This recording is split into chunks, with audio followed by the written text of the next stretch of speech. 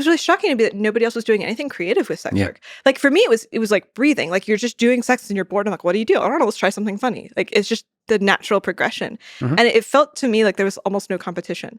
Like I would just be really creative and like immediately was the top not safe for work post on Reddit. I'm like, well, I didn't even try that hard. The following is a conversation with Aella, a sex researcher who does some of the largest human sexuality survey studies in the world on everything from fetishes to relationships. She is fearless in pursuing her curiosity on these topics by asking challenging and fascinating questions and looking for answers in a rigorous, data-driven way, and writing about it on her blog, knowingless.com. She's also a sex worker, including OnlyFans and Escorting, and is an exceptionally prolific creator of thought-provoking Twitter polls.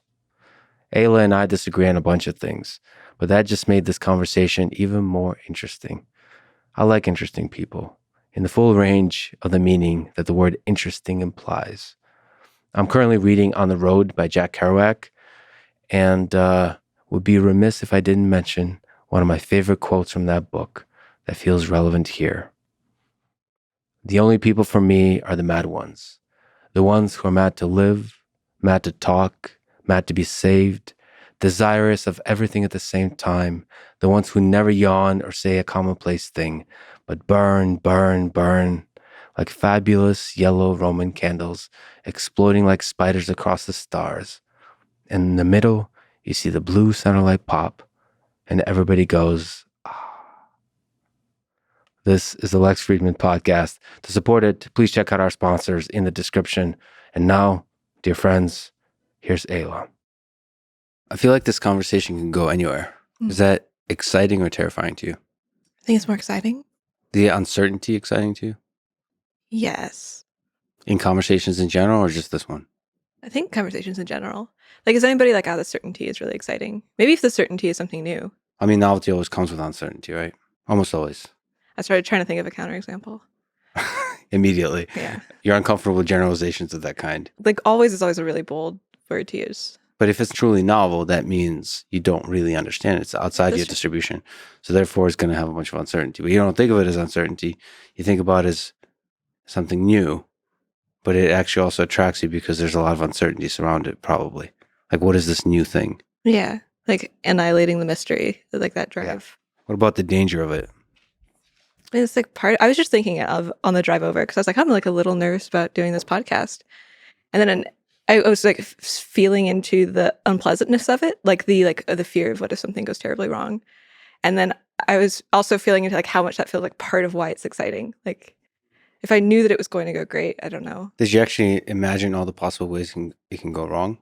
Not like all of them, but I was like, what if I say something really dumb? Or like you ask me a question and I answer it in a way that makes me sound like a lot less capable than I am. I'm like really afraid of being perceived as stupid or something. I was also thinking about this on the way over. Like I'm kind of risk averse in some ways. Like I don't driving fast in cars because I was driving very carefully here because the roads are bad. Yeah. And then I was thinking, but I'm very like pro risk in other ways, like being really exposed to like a wide variety of people who might hate you.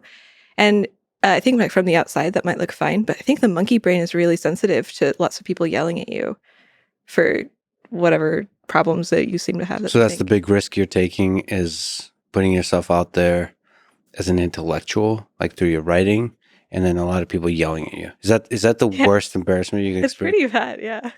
I think the worst embarrassment is if I put something out there that I failed to like be properly skeptical of in myself. And then people are like, oh, we caught this thing that you didn't catch. I think that's the biggest terror. Yeah, from looking at your reading and listening to your interviews, you seem to be very defensive and worried about being a good scientist. Yeah, definitely. About your like methodology. Yes. And funny enough, you get attacked on that methodology, even though, you know, I'm a fan of psychology. I like academic psychology, and it's kind of disappointing often how non-rigorous their work is, how small the sample size and so on, and how big and ambitious, over-ambitious the proclamations about results is, especially when the news reports on it.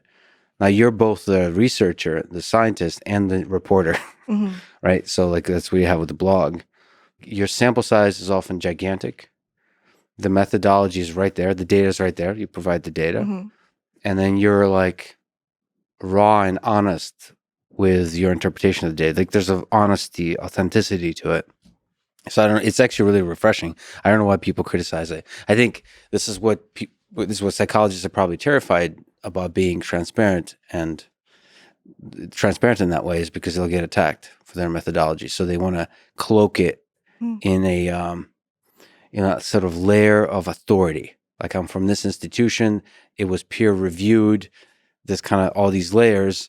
And I'm also not going to share the data with you. And I'm also going to pretend like most psychology studies are not replicable. I'm just going to pretend there's authority to it. I think it works on a lot of people. Like from the outside, you're like, the scientists with the white lab coats with credentials. Those are the people who are like doing science. And like doing science is, you have like fancy terms that other people don't really understand. And to be fair, like I have a lot to learn. I'm still like, I'm self-teaching. I'm like learning through people, learning as I go. I'm definitely not super knowledgeable about this stuff. But a lot of what those people are doing in science is not that hard. And a lot of people like don't try to learn it because it seems so like elevated. And this is one thing that really bothers me. I think like everybody can do science. Like if you just have this aspect of curiosity and like you just really want to figure something out, you can go and start, asking people questions, doing surveys, like writing down the answers. And then you can go learn how to look at that data in a way that gives you more information about the world. Like it's very simple and straightforward if you just approach it humbly and earnestly. And you're like, please, let's figure this out together. But people like I think self-crippled in this because they view this as like relegated to the domain of the experts and the fancy scientists, and I think that makes me feel really sad. You're almost attracted to the questions you're not supposed to ask. Oh yeah, also yes. Which might contribute to the controversy. Not exclusively, probably. Oh no, but you're just not limited by, like, part of your curiosity is asking questions that seem common sense. Like some of the most controversial questions are like around sex. Mm-hmm. It's like everybody thinks and talks and does sex. I mean, it's the driver of human civilization, and yet there's so little like rigorous discussion about the philosophical and the scientific questions around it. Mm-hmm. And it's like it gets really weird to be able to discuss them. It becomes tricky to discuss them. Yeah, it's supercharged, because everybody has a really strong opinion, like whether or not pornography is damaging to society, or like how sex corresponds to gender, or like what kind of sexuality is acceptable. Like, can you have sexual preferences that in themselves are immoral? People get very angry about it.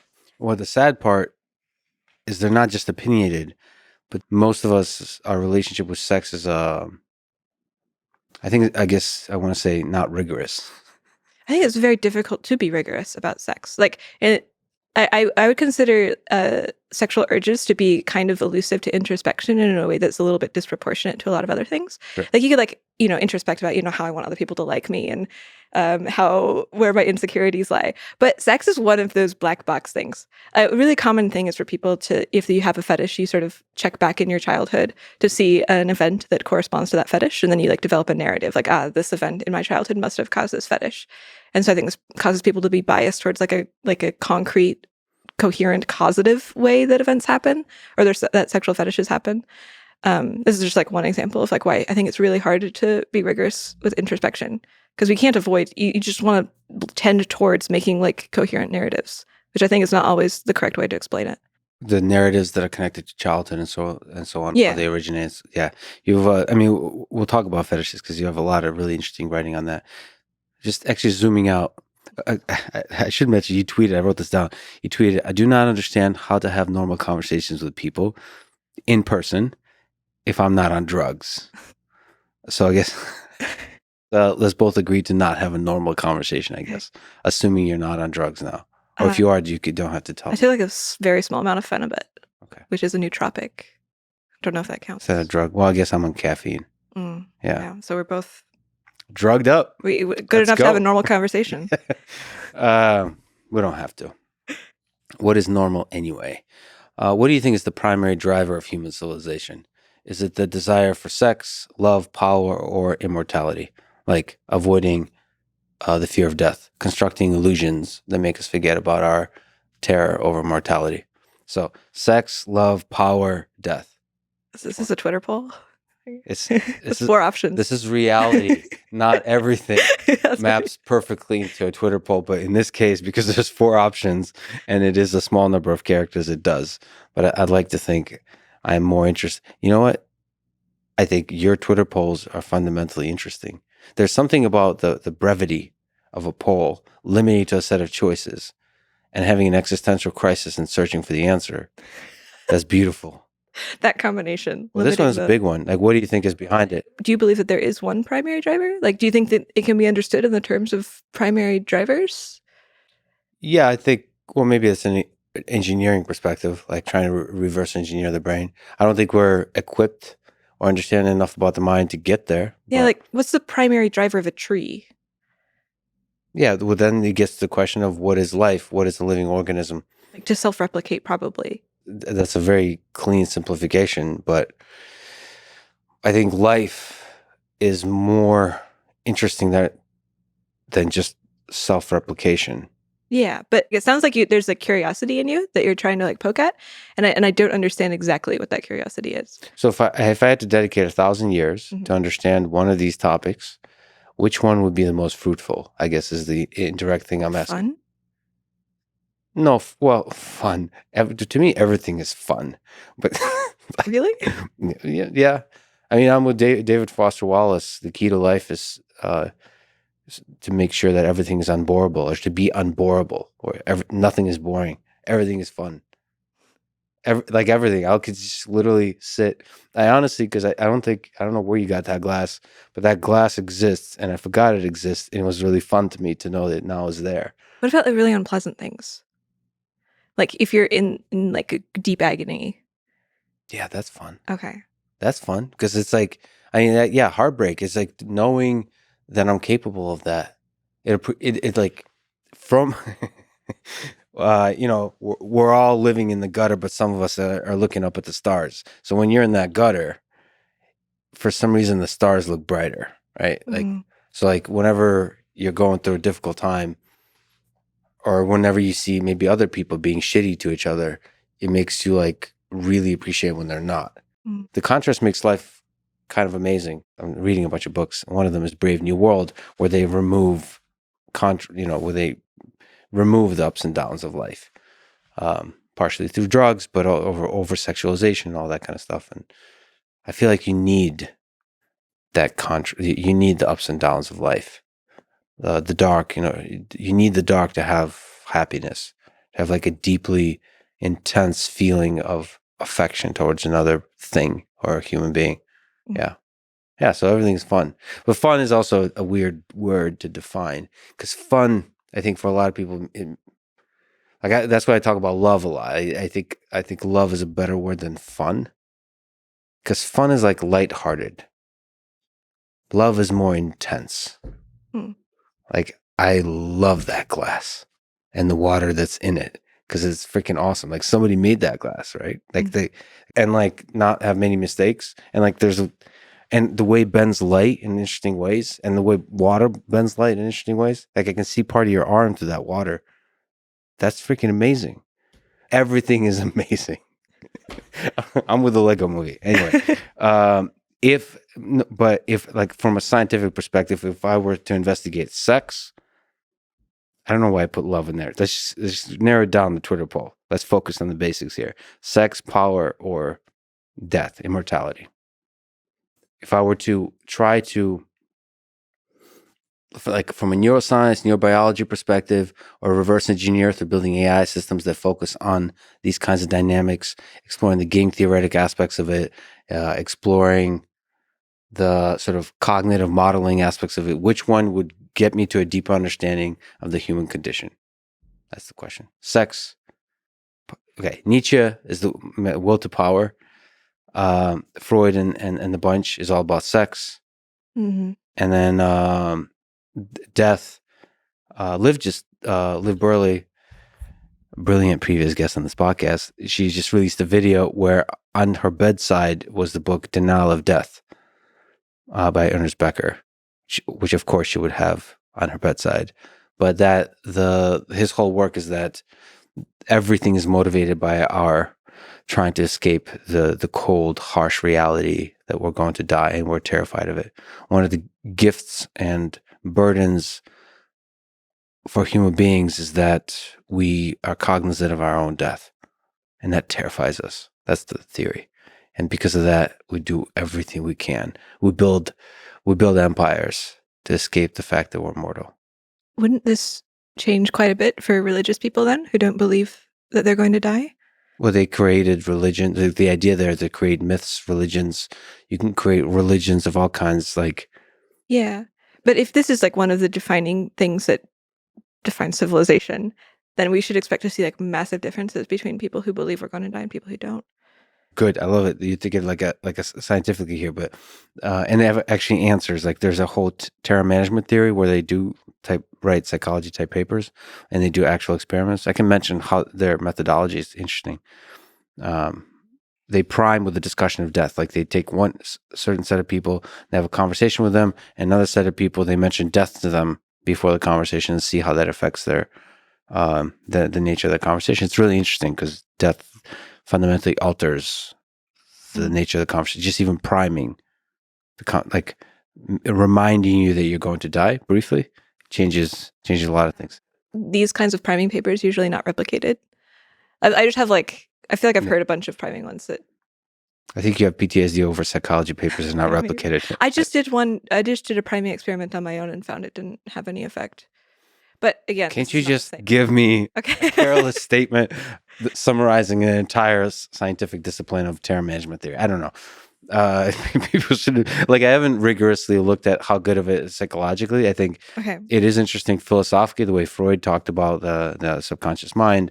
Philosophically, it's an interesting discussion. Then you have to get rigorous with it for sure.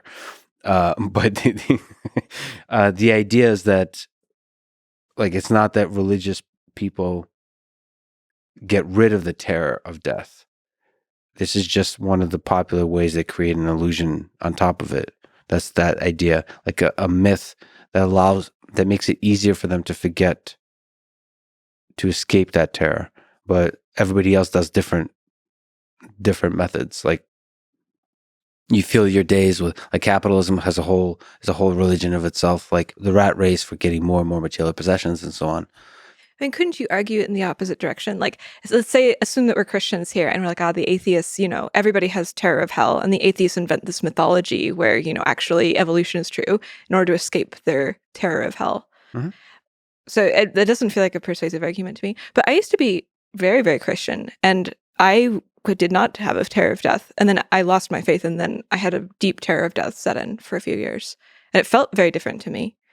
So for denial of death, I don't know if he says that it's actually possible without really a lot of work to get to the actual terror.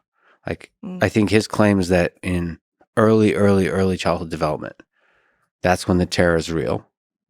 And then we aggressively construct systems around it of social interaction to sort of construct illusions on top of it. I'm doing a half-assed description of this philosophy, but there is, like, it is interesting to simplify the human mind into underlying mechanisms that drive it. Yeah, I was going to say, your thinking seems kind of poetic. Like, the way that you're sort of handling these concepts feel like more like aesthetically driven. I think this theme is going to continue throughout this conversation as we talk about relationships and sex. Yes, for sure. I think so. And I think your thinking seems to be very driven by, how can I construct an experiment to test this hypothesis? Yeah, something like that. Yeah, but there's some things, especially that have to do with the human mind, that are really messy, really difficult to understand. There's so many uncertainties and mysteries around that we don't yet have the tools to collect the data. Like, one of your favorite tools is the survey, is asking people questions and then figuring out different ways to indirectly get at the truth, because there's flaws to the survey. You kind of learn about those flaws and you get better and better at asking the right questions and so on. But that's indirect access to the human mind. But do you think, like, poetic narratives are? I'm not, like, saying poetic narratives are bad. Like, I think it's, like, a cool way of, like, handling concepts. But I'm not sure that they are more rigorous. No. Okay. No, but, like, they might be the more correct, like philosophy might be the right way to discuss things that we're really far from understanding. Yeah, I mean, they might be more useful shorthand. Yeah. Like morality, like I don't think morality makes any sense, but it's really useful shorthand to use when handling concepts in a lot of the time. Right, like ethics and morality. You could construct studies that ask different questions. Like just having worked with autonomous vehicles a lot, the trolley problem gets Mm-hmm. brought up. And I don't know, you can construct all kinds of interesting surveys about the trolley problem, but does that really get at some deep moral calculus that humans do? It's sexy because people like write clickbait articles about it, but does it really get to like what you value more? 5 grandmas or like 3 children or whatever. Like they construct these arguments of like, if you could steer a train, if you could steer an autonomous car, which do you choose? Yeah. I don't know. I don't know if it's possible with some of those to construct it. Like sometimes the fuzzy area, there's some topics that are fuzzy and will forever be fuzzy, given our limited cognitive capabilities. I don't know. There's a way of looking at things where it's like, for example, the childhood fetish thing that I was Yeah. talking about. Like, where do your fetishes come from? Like, you can develop a narrative where it's like, you know, I think like this kind of thing is, you know, when you're surrounded by feet when you're a child, this causes foot fetishes. And this is like kind of a cool narrative. And I think a lot of people's ideas about philosophy follow the same sort of thing. Like, what is the narrative that is cool? And I think this is useful for meaning making. Like, I'm very pro meaning making. Like when you're talking about everything is fun because the contrast or whatever. I very much ascribe to that. I really enjoy that philosophy. I also find everything to be very delightful. And this isn't like a question of truth, right? We're not like, where is the true delight that we're objectively measuring? Like this is a frame, a poetic frame that you're using to like sort of change the way the light hits the world around you. Mm-hmm. And that's super useful because it like makes you happier or something. Yeah, but also gets to the truth or something. Yeah, I guess what is truth? Yet another question. What is truth? You've actually, to jump back, you believe that free will is an illusion. Mm. So why does it feel like I'm free to make any decision I want? It's a cool illusion. I think that's probably like where our sense of identity It's a comes fun from. illusion. Oh, Like when you really meditate on your sense of identity, for at least for me, it seems like it comes down to the sense of choice. Like, oh, I am doing the thinking. Like, what does it mean to do with thinking? It's like, something in me has exerted agency over having this thought or not having this thought. Like the sense of self really comes down to choice. And so when I say that like free will is an illusion, I also mean there's something like the self is an illusion. Identity is a trick of the light. but it's a really fun one. Yeah. You think a lot about your identity. I have occasionally. Yeah. Like you really struggle with it. You're proud of it. I do too. It's not, we'll have different journeys, but so. I really take a lot of delight in it. I used to be very into like deconstructing it. Like maybe I did a bunch of like way too much LSD for a while. And at that point, very no ego. And now I'm like very ego. Mm-hmm. And I really enjoy having a lot of ego. I actually happen to know like everything about you. Really? Yeah. Wow. Like more than you do. It's interesting. That's fascinating. Wait, can you solve my problems? Yes, all of them. I did thorough research. Okay. What is consciousness then? I actually wrote that as a question. What is consciousness? To remind myself. So like how does that tie in together with free will and identity and all of that? What is consciousness is like one of the biggest questions ever. I think I do think that people often get confused when talking about consciousness because I think people are referring to two separate concepts and often like combining them into one thing. Like we asked the question, is AI going to be conscious? And I think this is kind of the wrong question. Like we can identify signs of consciousness, like they seem to refer to themselves, but this is not necessarily proof of consciousness in the same way that like dream characters acting exactly the way normal people do in your dream is not evidence that they themselves are conscious. So like signs of consciousness are not proof of consciousness, but there is something that we definitely know, which is like I currently am conscious. I can tell because, right, like I'm like just directly observing my experience. Yeah. And so like there's one kind of consciousness which is I am directly observing my experience, and that you cannot replicate it. Like I cannot observe two experiences. It is necessarily singular, and it is necessarily certain. Like you can make all the arguments you want. Like I'm still directly observing. It's not a thing that's subject to reason. Whereas our other thing is conscious. This is something that's replicable. You can apply it to multiple people. It's something that's not certain, like almost definitionally not certain. Like we don't actually know if there is, an internal experience. So my argument is that like when people are talking about other things having experience, they're using a different concept than the thing that they're actually looking at when they look at their own experience. I think they're two different things. Definitionally not possible. No, if you understand the mechanism of consciousness, you'll be able to measure it probably, right? Yeah, but what are you measuring? Like, I think this is like a subtle difference. Like when you're asking the question, is this other thing conscious?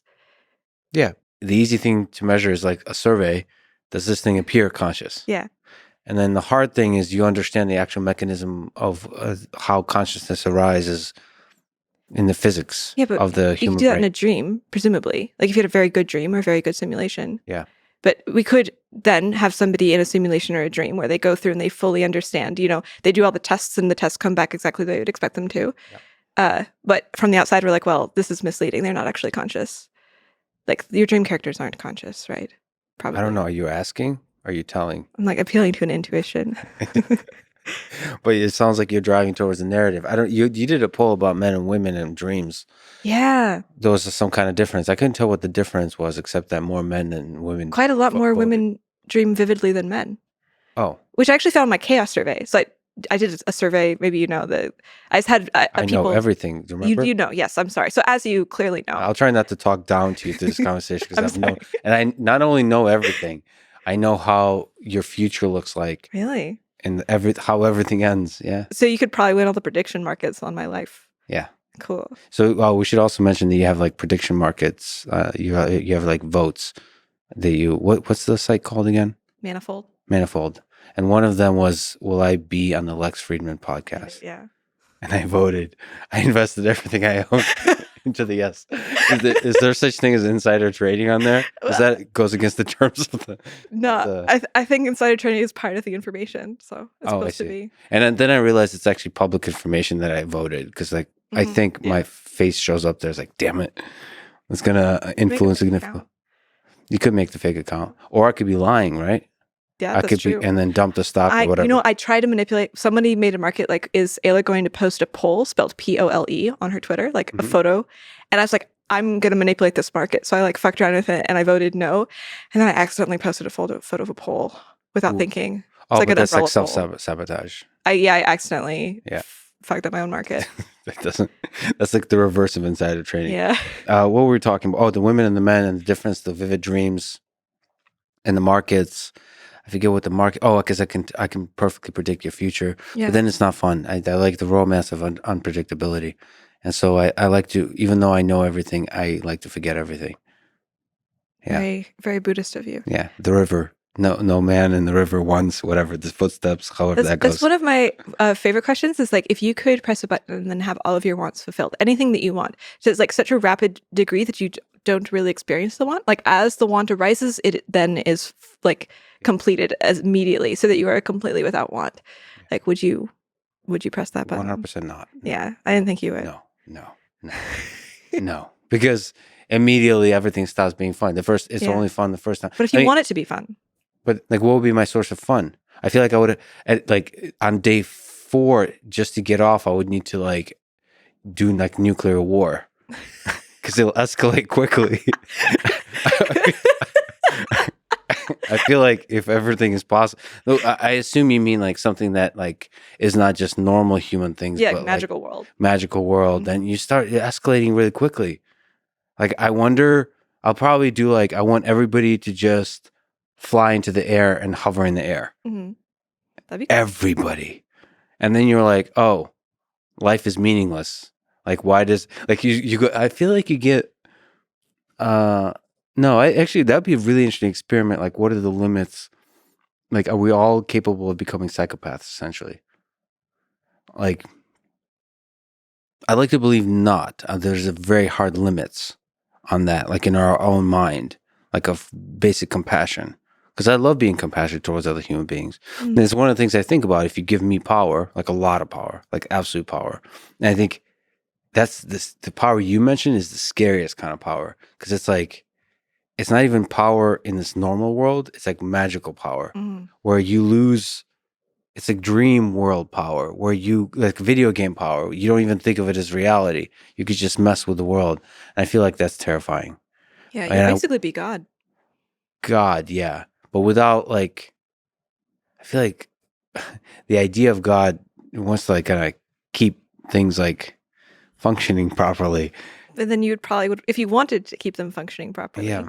then it Yeah. would rapidly, like you would never experience a time where you're like, oh no, that was a mistake. Because as soon you like before you even experience that, the world would shift to match it. Oh, interesting.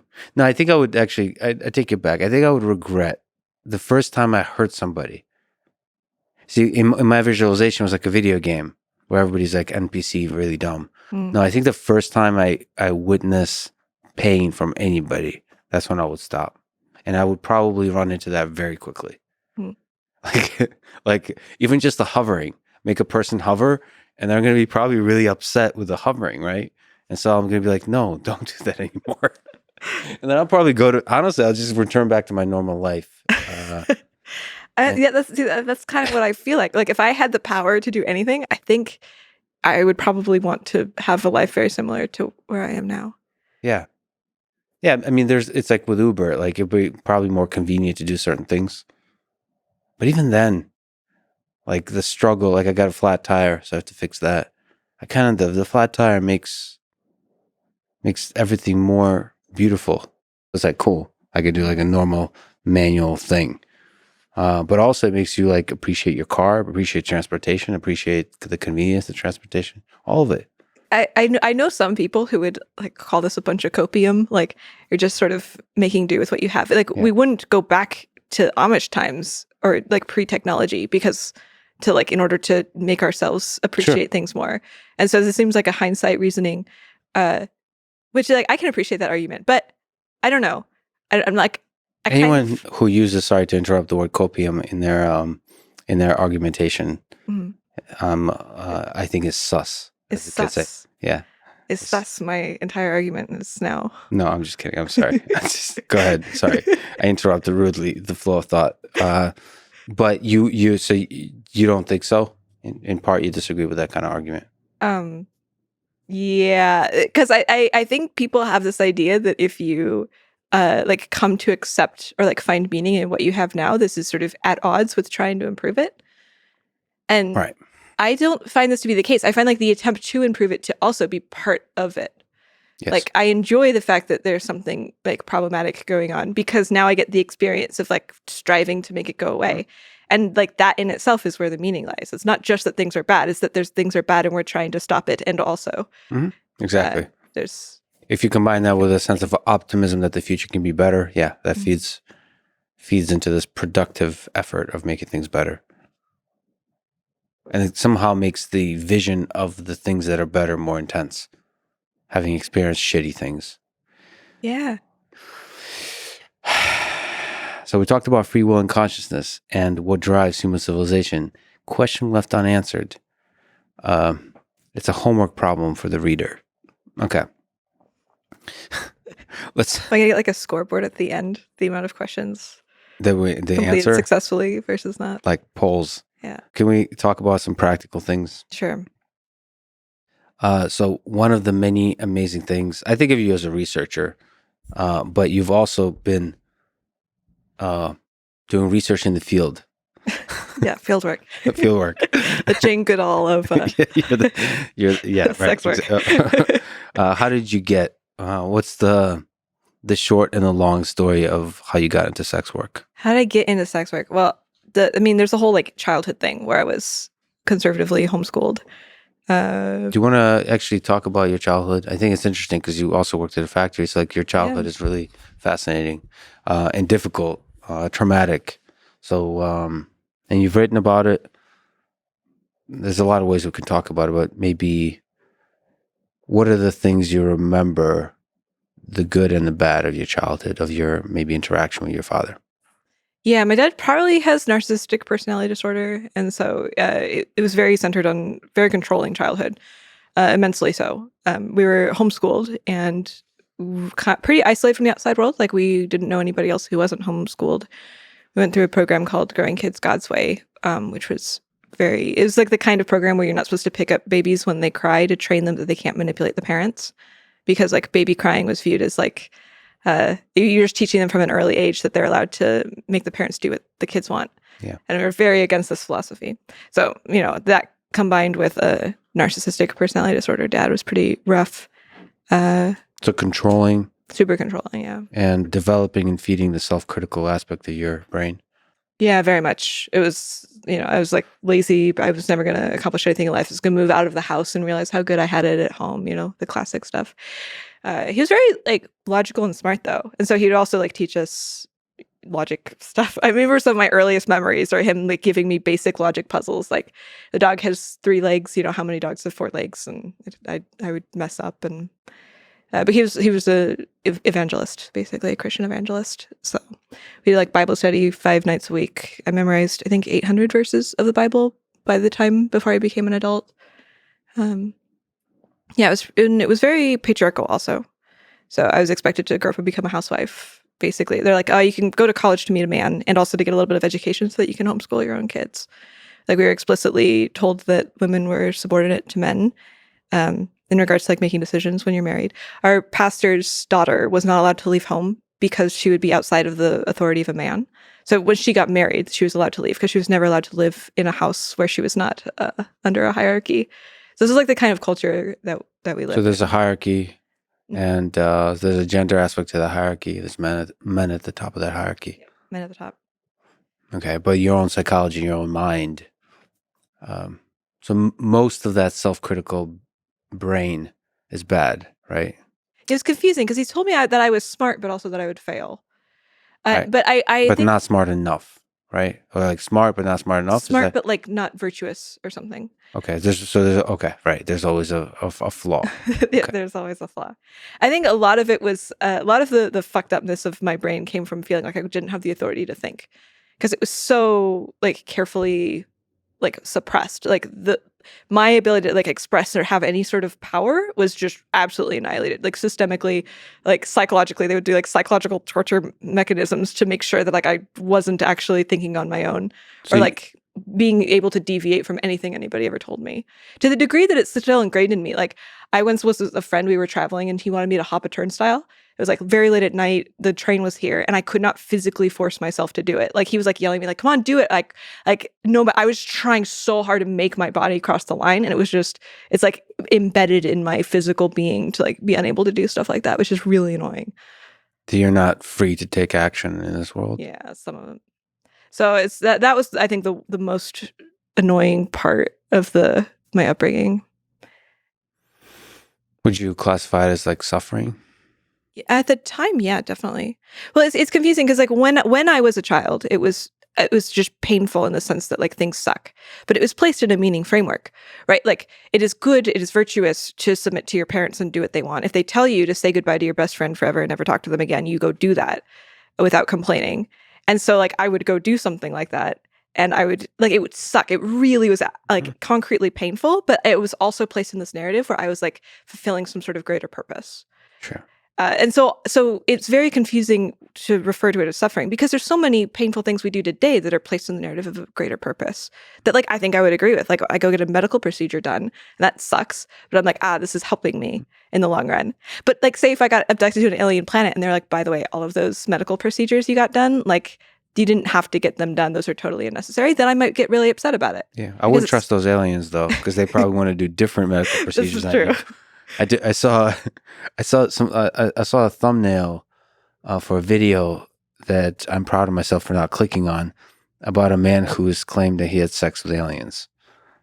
And I was Proud like, of yourself for not clicking on that? because I was wondering, because I would probably watch it for like 20 minutes, and then I should be doing work. Oh, I see. So like and I'm actually happy because I get to imagine what is all the different possibilities that it could have been for that man who had sex Do you just have with like a aliens. really high like resting happiness state? Yes, yeah. That's Probably like a mushroom state, yeah. Wow. Do you do mushrooms? I've done mushrooms before. It was very awesome. Cool. But like more intensely awesome. But like because I was just looking at nature, it makes nature even more beautiful, I think. But it's already pretty beautiful. I haven't done MDMA. Mm. People say that I should. It's very nice. Yeah. Yeah. Anyway, but I'm already, yeah. What did you call it? Resting happiness state? High resting Yeah. happiness. Yeah. That's a good way to describe it. But it's not like some of it is genetic that you're able to notice the beauty in the world, and some of it is practiced where you realize focusing on the negative things in life, like unproductively, is it just doesn't help your mind flourish. So like you just notice that, and it's like, I mean, I think people with like depression learn that, or like probably with trauma too. Is like there's certain triggers. Like if you suffer from depression, you have to kind of consciously know there's going to be triggers that will spiral, like force you to spiral down, and so just avoid those triggers. Some people have that with diet, with food, and so on. And so I just don't like whenever there's shitty things happening or shitty people, unless I can help, unless I can somehow help. Like why focus on it? Yeah. Anyway, back to your upbringing. What was the journey of escaping that? I left home like kind of early, because my dad and I were not getting along by the time I was a teenager. But I was still Christian for a while, and I lost my faith after I think I moved away, and I started having friends that weren't religious or like weren't raised in this super conservative environment that I came from. And I think I this was not conscious at the time. This is my hindsight story, but I believe that like being exposed to a culture in which I had the capacity to believe, like allowed my brain to actually seriously consider the thought that maybe all of this stuff was untrue, that I'd been taught like 6,000-year-old Earth and evolution is a lie, macroevolution and all of this stuff.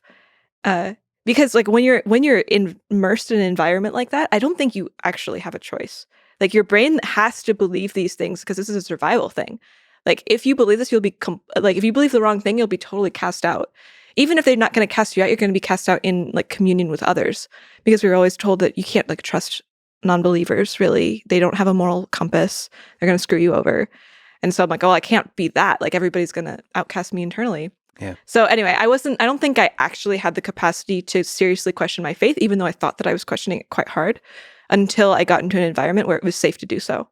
And once I started being able to make friends who were not religious, I'm like, oh, if I lose my faith, I'm still going to have some sort of community. And then at that time, I went through some questioning, and then I lost my faith. So in that, given your friends, given your situation, you now have the freedom to think, essentially. Mm-hmm. Or at least the ability to think of something that was acceptable in the new culture, yeah. Without, I mean, is there a danger of like adopting the beliefs of the new culture? So like, there's some aspect of just being able to think freely, which you weren't able to do when you were growing up. Just to think, like look at the world and wonder how it works, that kind of thing. But I mean, you were, but within certain boundaries. Like there are certain basic assumptions. And as long as you were following those basic assumptions, which is, to be fair, is like kind of what we're doing now. Like I gone and done the personal research that like evolution is the thing that's going on? Have I looked at like the age of the stones? No, I haven't. I'm trusting other people. Yeah. Which I think is like a fair choice to make given where I'm at right now. But you're also assuming like there's causality in the universe, time is real. Yeah. That first of all, the thing that your senses are perceiving is real. You're assuming a lot of things. Yeah, I think like it's better just to become aware of the assumptions you're making, like as opposed to not making those assumptions at all. Mm-hmm. Like you have to assume something. And I did, it's very suspicious, right? That I went out of this very conservative culture. And now I guess I don't believe things that are super in line with the current culture. I think this is why I feel a little bit safer right now, because like when I was Christian, I believed generally Christian things. But now I believe a bunch of things that like people really hate. Like I get canceled online all the time. Mm-hmm. I'm like, okay, this is a sign that maybe you're thinking independently if you're like able to think things that are completely at odds with the people around you.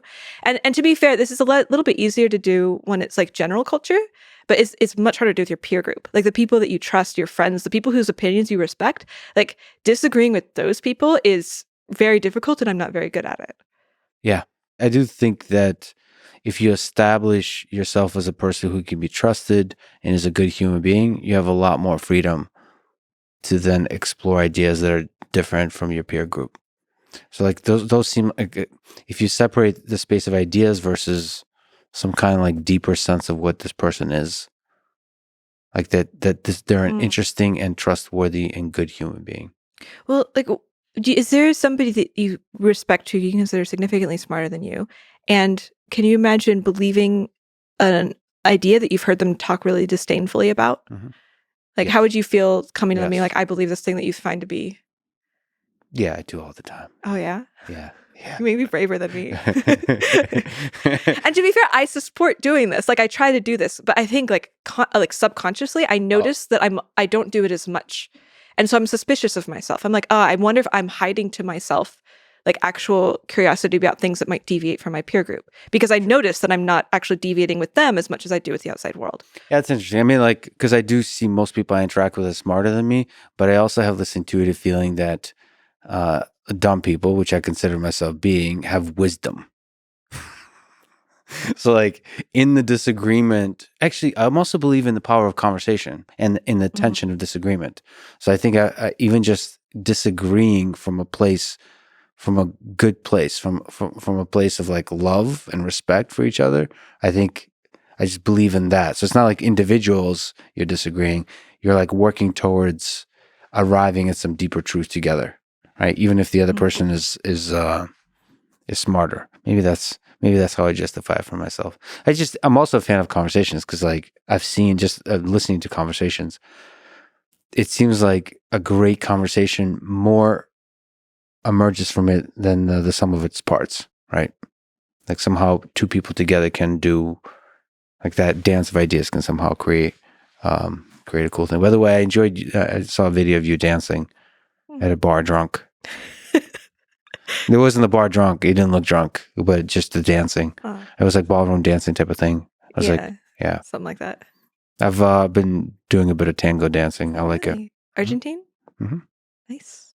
I like stuff with the body in general, like wrestling or combat. Like usually when there's a tension, you have to understand the mechanics of how two bodies move when they're in conflict, and dancing is similar. Like you have to do like rapid thinking also, like rapid intuitive physical thinking. And that's my favorite kind of thing. Like a lot of exercise is really boring to me because you can just do it while your brain's off. But something like ballroom dancing or fusion dancing, like you have to constantly be like figuring out, like it's a rapid puzzle, and that's wonderful. What's fusion dancing? That's the video. It's fusion dancing is like if you have any sort of dance background, you can come and you just kind of mix those together. Oh, so you can have like people doing ballet with people doing ballroom with people doing blues. Cool. And then there's an interesting dynamic because there's, I don't know, maybe you can correct me, but there's that's very meta. There's usually a lead and a follow. I guess most dances have that. Yeah. Yeah. And so but both have a different, like you both have to be quite sensitive to the other human being, but in a different way. Yeah. It's interesting. Yeah. So I like both that there is that definitive role, but also like it's not somehow that one is better than the other. There's an interesting tension between the two. Yeah. It's good because it's like a basic rule set that allows for a ton of expression. I've recently started to experiment with like reverse leading. It's not like back leading. It's like, I don't know. Like sometimes I'll like. So you can lead as a follow. Oh, you can lead. When I'm typically following, I'll like occasionally throw in a little lead here and there. But don't you kind of always? Oh, I see. But don't you hint at a lead when you're following? Like, don't you just by the dynamics of your movement, you're not perfectly following. I mean, because there is like the lead is listening to your body, right? Yeah. So like you're kind of both figuring out what you do next. That's true. I'm a very good follow though. Okay. So I'm an invisible follow. You do a move. It's like Oh, interesting. I'm not like good at technique. I didn't know those existed. Like a perfect follow. So you can perfect follow. I'm really ideal. I'm not great at technique, and sometimes I'll fall over. But like with the following part, I'm very good at it. Do you enjoy following? Yeah. It's really nice. It's it's a very fast physical puzzle you have to solve. It's like typing. I really like typing. That's why I was inquiring about your keyboard earlier. Why do you like typing? Because it's like the very fast, like the really rapid response. What's the reaction time? I like things that like have very fast reaction times, like games like that. But typing is not a reaction, or is it the brain generating words, and then you're like, how's typing a reaction? Well, okay, the sensation that I get when I am typing is the kind of thing that I'm trying to point at. So maybe reaction time isn't I don't know what the term is, but whatever that thing is, like the thing where you have to like look at a word and then communicate it into your fingers. Yeah. It feels to like make it- dancing. Like you're responding to your brain. Your fingers are doing the responding to the brain that generated the words. Yeah. Making your body do what your brain wants it to do, but like fast and precisely. Oh, then you might not like this Kinesis keyboard because it makes it easier to do that. You probably like the struggle, right? No, well, I mean, it looks hard because it looks like it's high depression on the keys. No, it's well. Oh, I see. Yes, more than like a laptop keyboard, but Yeah. like that you don't have to. One of the main things is you don't have to move your fingers at all. So like, for example, a lot of people that I think they have a backspace up in the top right corner. Yeah. And so if you have to make mistakes, which is like, I mean, that's like so metaphorical. Like every mistake you have to like really hurt yourself for. 'Cause you have to like stretch for the backspace. So there's that poetic narrative again. It's It emanates from like a lot of your perspective. Everything. Yeah. No. Yeah. I don't, and I see it as a good thing. It's because like a romantic element permeates my interpretation of the world. Yes, but you left home early. Mm-hmm. How did you end up working at a factory? Well, I tried to go to college but failed. Couldn't afford it. Did you like it? I remember it just being really slow. I remember being shocked that the teachers didn't care. Like I was used to homeschooling. Yeah. Where I don't know, like educate, it just like it meant something. It felt like the people around me that were teaching me, because we had like a moms group also, like directly cared about what I was learning, and I would be able to ask questions, and they would like really respond. What's a moms group? It was like a homeschooling groups where a bunch of moms who are homeschooling their kids get together, and then teach each other's kids.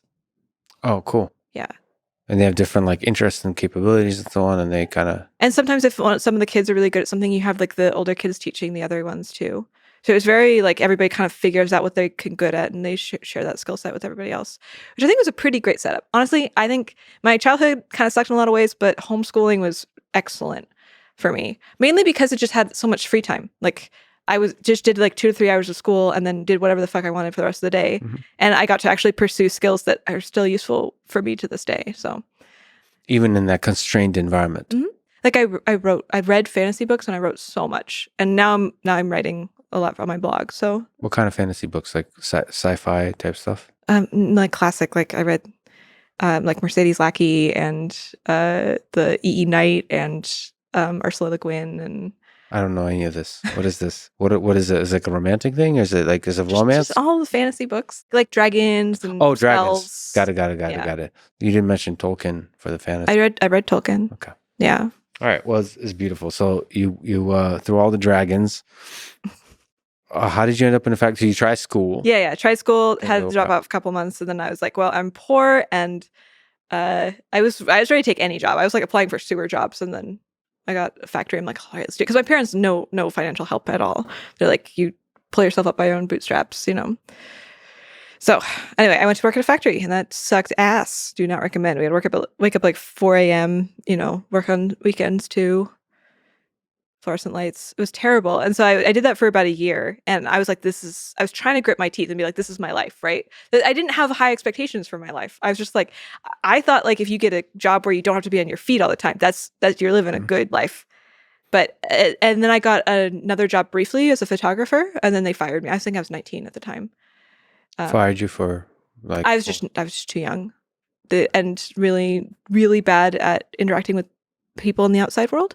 Like I was pretty well socialized as a homeschooler with other homeschoolers, but in the outside world, especially with all of the like hierarchy submission stuff beaten into me, like literally beaten into me, it was very difficult for me to interact with other people who were like older than me or had any sort of confidence at all. So they hired me to do like photography for people, and then I was rapidly turned out that I was bad at this, and so they fired me. But at that point, I'd left my factory job. I'm like, I can't go back to the factory. So I had some savings, and I slept on friends' couches, and I tried various self-employment stuff. I'm like, oh, maybe I can do product photography or something. But no, it's Idaho, you know, nothing. And if you're like a 19-year-old with no experience in the outside world at all, it was really difficult. And so I had a friend recommend that I try becoming a cam girl. So that's how it started. What is camming? What is being a cam girl? What's that camming involved? Is like you talk to the camera live on the computer, like you live stream. It's kind of like Twitch. And then people are typing in the chat like, "Hi, do this stuff," and then the people can tip you money, Mhm. and then you can do things in response, like, "Oh, if you tip me 100 tokens, I'll take my shirt off," or something like that. And like, what site were you using at that time? My free cams. My Free Cams? Yeah. Is that a popular site? Yeah, it's pretty popular. Okay. And how did what were the next steps? Like, did you enjoy it? Oh, well, it was the first time I had actual control over my life. Mhm. And I made like actual real money. And so I just exploded into it. I thought about it nonstop. I was streaming all the time. I was like coming up with like new creative things. And the thing is, like, I don't know. There's something about public school that I ended up living in a house of cam girls full of other girls who had gone to public school. And I don't know if how much of it's genetic or like just because I'm weird or is it because of our upbringing. But I felt like I was much more fearless and much more weird and creative online than other people were. Not because they weren't awesome people, but because I think like public school, I got the impression based on them talking about it that it sort of like beats out any sort of deviance from you. Like More so than because I got the we had moral deviance was beaten out, but like you could do whatever. creative deviance. Creative deviance wasn't so much. Like I didn't have other kids making fun of me ever. I don't think I'd ever heard an insult about my physical appearance as a child or teenager once. So your father was basically saying you're not good enough was intellectual. Oh no, that was like moral failing. Moral failing. Yeah, like I was not virtuous. Not sufficiently virtuous. Wow. Like in various ways, like like you're lazy and mostly the lazy part. Lazy. I have like ADHD or something. Yeah. And I was not good at it as a kid either. I would just totally forget all the time. And is there some sexual repression aspect to that? Like you know how they say that there's it's not just homeschooling, but just like Catholic girls and so on, just because like there's you're forbidden to do certain things. Like there's a kind of liberating feeling of saying like basically rediscovering yourself, rediscovering your freedom by doing just diving head first into sexuality, into your own sexuality. Is there some aspect of that? Yeah, absolutely to some degree. I think that like people kind of model it slightly wrong. Like I think there's a truth to it. But when I first got out of the house, for me, freedom was like going outside at 2 a.m.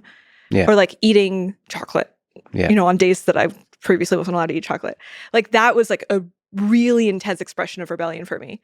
Yeah. And I think people like don't think of this. Like I got out a lot of my like intense rebellion through things that people don't typically consider to be rebellious at all. Sure. Like I wore a bikini. Yeah. Insane. And just like walked around in it and like, I can do this. Yeah, basically. Yeah. And so like this was most of that emotional processing for me. And I took me a couple years from leaving home and all of that conservative culture into doing sex work. In the meantime, I did try having sex with a lot of people, but this was mainly because I didn't know what the norms were. I didn't really understand. I was just like, okay, take things logically, take things one step at a time. And I'm like, okay, if the whole previous set about like how I'm not supposed to kiss somebody until the altar of marriage, if that's not the way that things are supposed to go, then what is the way things are supposed to go? And I was like, well, if I am aroused, I should go have sex with someone, right? Is there any reason not to? No. So I would go around asking random people to have sex with me. Did you have any peer pressure saying like that's not good or that is good, or like did you feel any currents of society in any direction as part or you independently just thinking like from first principles? I think, I mean, like, I'm not saying it was a clean thing. I'm sure that I was experiencing society telling me this is bad. But you have to know, like, I wasn't watching normal movies when I was a teen. Like, we watched Christian movies. The stuff that we watched was filtered. Like, I watched the Titanic, and I had no idea that Jack and Rose had sex because it was put through a filtered... Wait, did they? Yeah, they went and, he painted her naked. And yeah. There was a scene in a car on the ship. On the ship. Yeah, they had like cars in storage, and there's a hand. I watched it again later, and I was like, I don't remember the sex scene. Well, maybe were you also put through a filtered version? Maybe it's the filter I see. Like, did the couple in The Notebook also have sex? Because maybe for romantic movies, I focus on the romance. Maybe, right? And the sex scenes are always like weirdly filmed in these. Yeah. Because it's never, I mean, it feels more like romance than sex. I guess that's the main focus of this, right? Yeah, that makes sense. Yeah, anyway. So they had sex. It's good to know now. They did. I'll go back and watch now. You have your own personal check. filter on your brain. And once you realize that there are some, like the foundation of your beliefs were wrong, then everything might be wrong. And you kind of just doing from first principles. First principles, basically. And again, like not totally separate from culture, but also I think in general, I also have a predisposition to just be like, fuck what culture tells you. Just figure out what's right for you and do it. And so that mixed with, the figuring things out from first principles. I did eventually figure out that I didn't like having casual sex with just anybody quite as much. So I stopped that, but it took me a while to figure that out. What's the negative of casual sex? It's just like not good. I mean, if you like figure out the chemistry you have with someone better, then it can be a lot nicer. But I wasn't doing that. I was just like somebody I met and I'm like, you seem kind of cute. Okay. Like I didn't bother to try and develop just any chemistry. I mean, I didn't Chemistry know. even outside of sex, just chemistry, like human chemistry, Yeah, like just basic. conversation. Yeah. Okay. It's like kind of cringy, but I would walk up to guys or send them messages like, would you like to have coitus? Is what I would say. You would say coitus. I had said that. I mean, it's kind of cute in a way. It's a girl asking you to get laid, so they probably didn't care that much. But anyway, I'm saying that like I had a lot of rebelling out of my system by the time I started sex work. Yeah. So like for me, I'm like, maybe I'm sure it was somehow related because we were extremely sexually repressed growing up. I remember the day I learned I had a vagina, which was absolutely horrifying. Do not recommend figuring out you have another orifice in your body.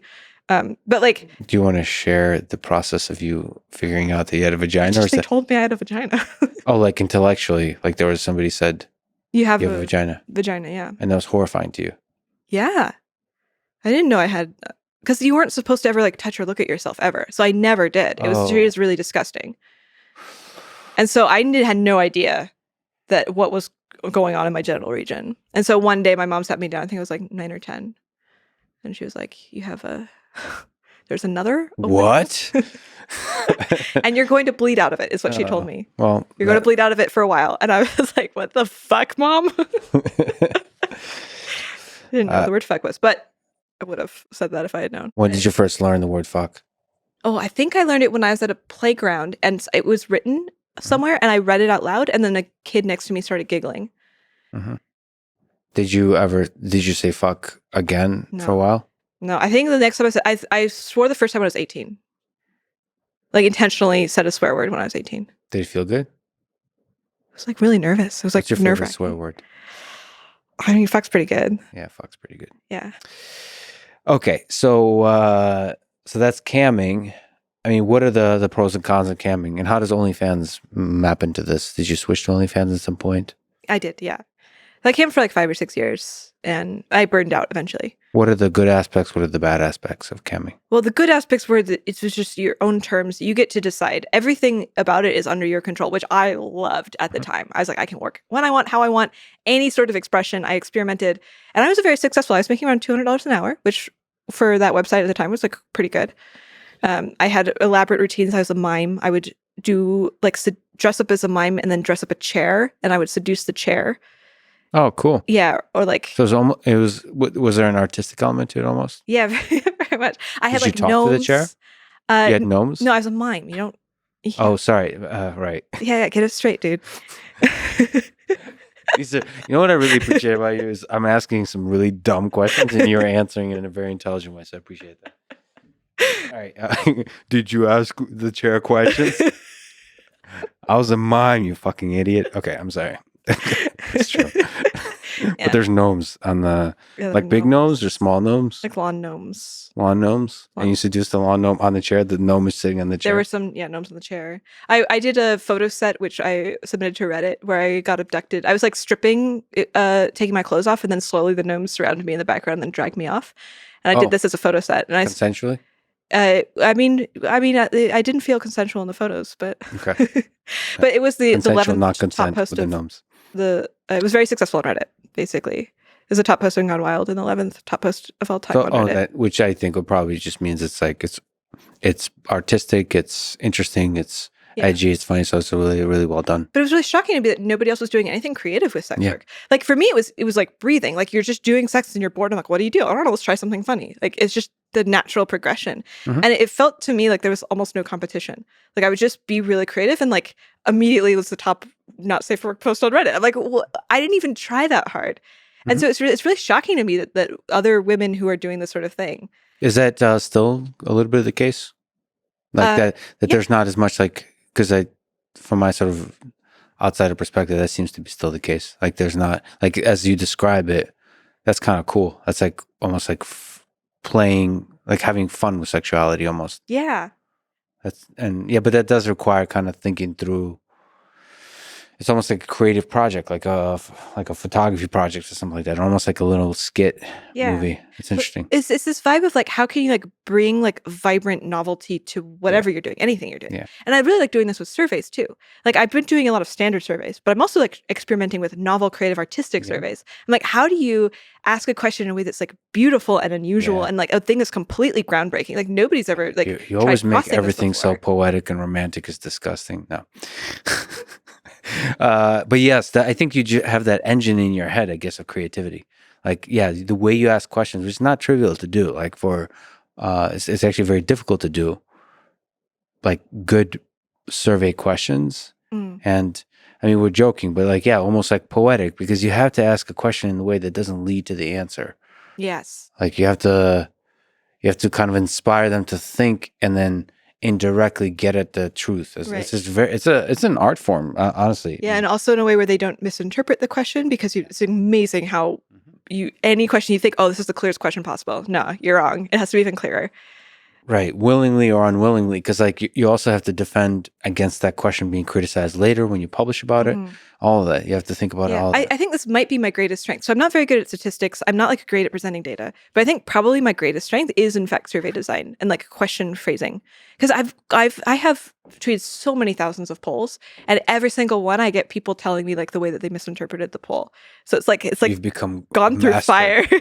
And then again, I'm testing the phrasings all the time. Like what happens if you slightly shift phrasings? And so I'll do the same question test over time to see how it changes and like, the way the framing affects the results.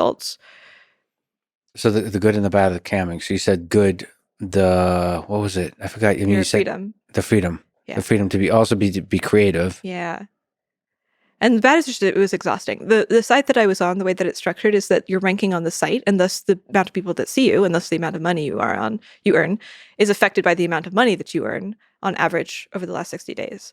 So if you're streaming and nobody's tipping you, this means that you're going to be dropping down in the rankings, which is going to make it harder in the future. Okay, so the rich get richer on that site. Yeah, so it's very high pressure. Like if you're on, you need to be making money as fast as you can if you want to continue to make money. So that was really stressful. It was very mentally taxing. I would do it for a couple hours and just log off and be completely exhausted because you're just like on as hard as you can. And this is why I have a little PTSD around streaming. Like I've considered Twitch streaming and I tried a little bit and I'm like, I haven't fully integrated the fact that you don't have to be like maximally entertaining every single second yet. You can actually just chill out and take it slow and nothing bad happens. Yeah. Yeah. You can just enjoy silence. Yeah.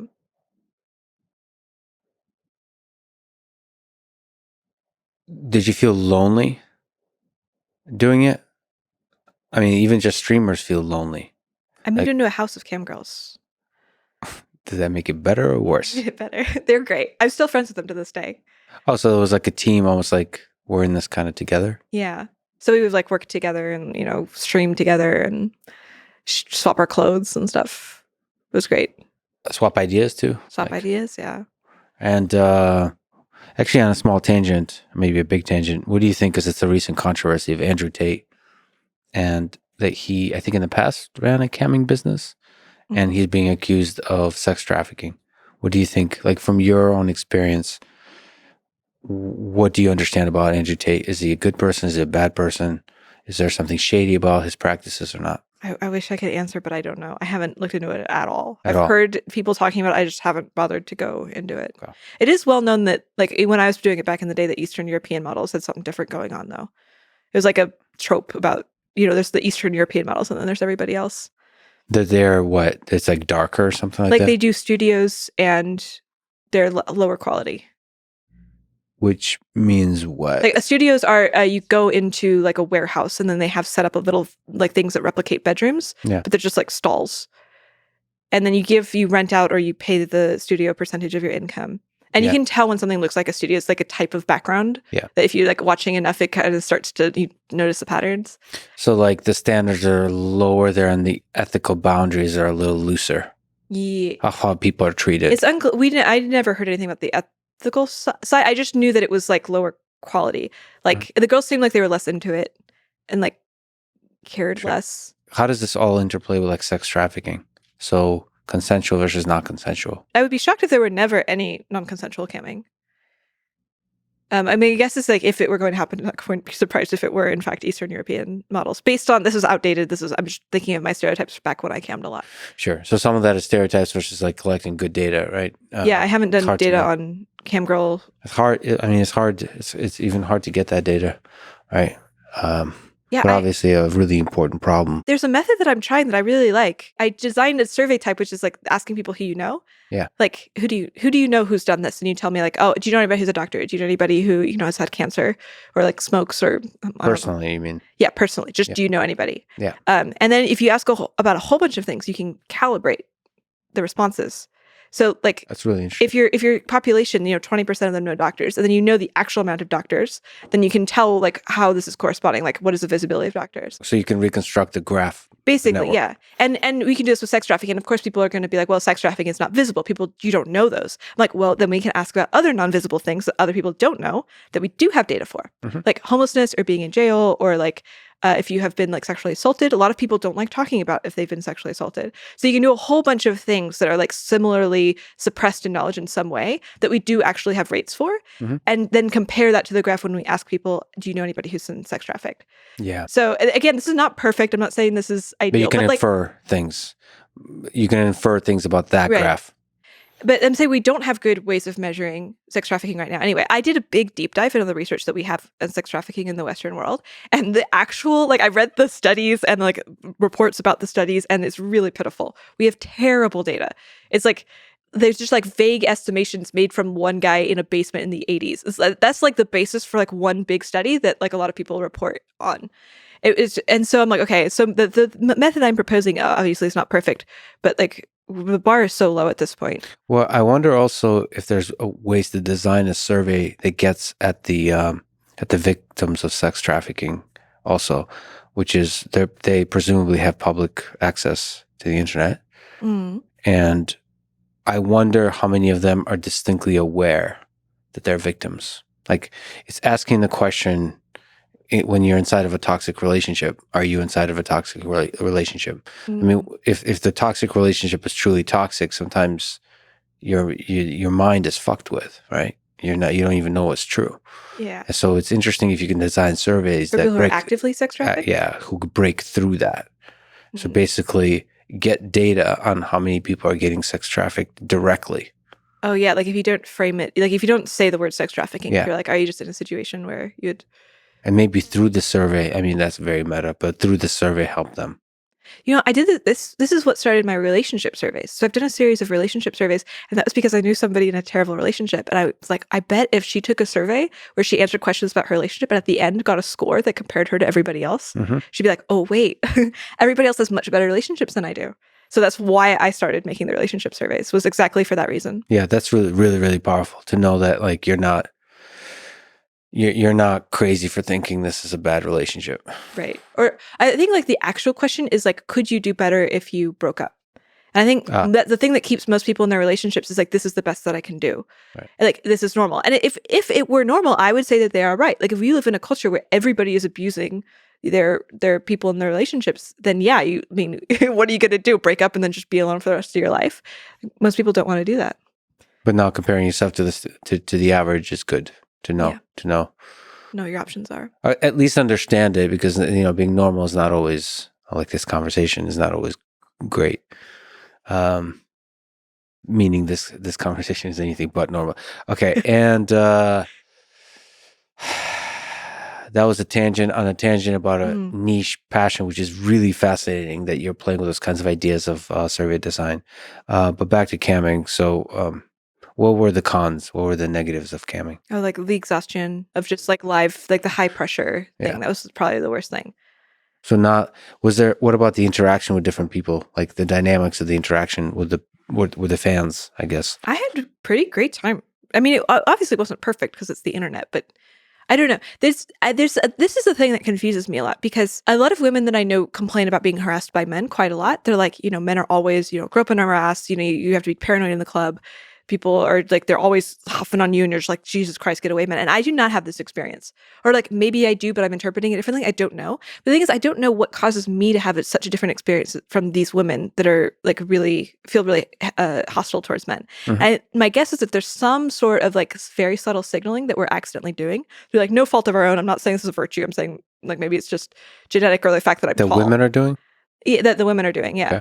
Like that, and it might be just something I'm completely accidentally, through no intention, like happening to signal the thing that is causing men to not view me as like a desirable target or like a target at all. Well, what about the flip side? Maybe you're not sensitive to the creepy stare. Yeah, that also might be true. The dude who's like is undressing you with his eyes, that like in a creepy way, that you're just not, you don't like worry about it. You're not touched, like that the fear of that, the anxiety of that, the unpleasantness of that just doesn't hit you. I think that's also at least part of it, maybe all of it. Yeah.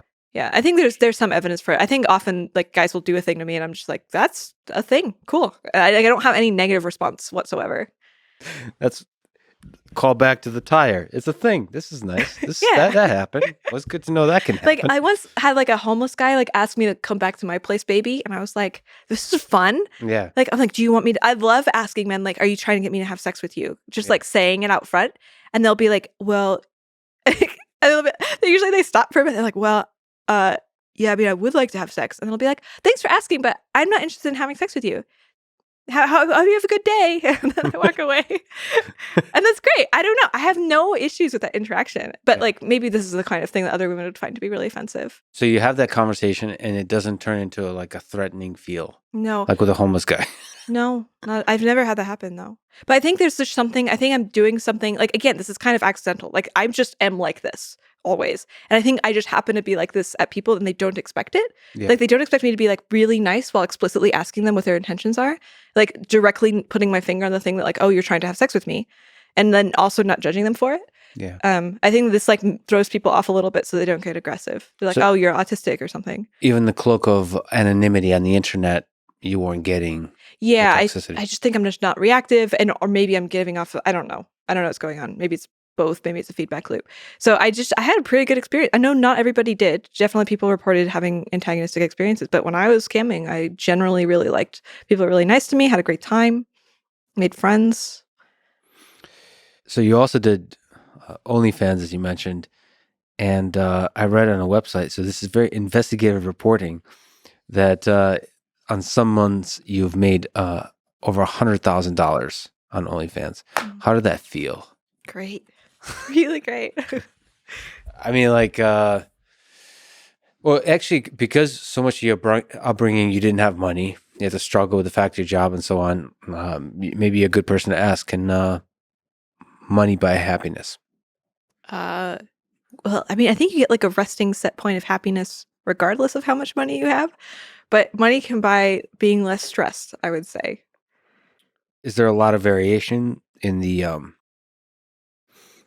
basic rest happiness for humans in general? Like, is that a good thing to think about? I mean, they've done some studies, but again, I'm not sure. I haven't actually read the study, so maybe they didn't replicate, where like they measured people before and after winning a bunch of money to see if their happiness was higher. Yeah. I think like it's by some measures it was, and by some it wasn't.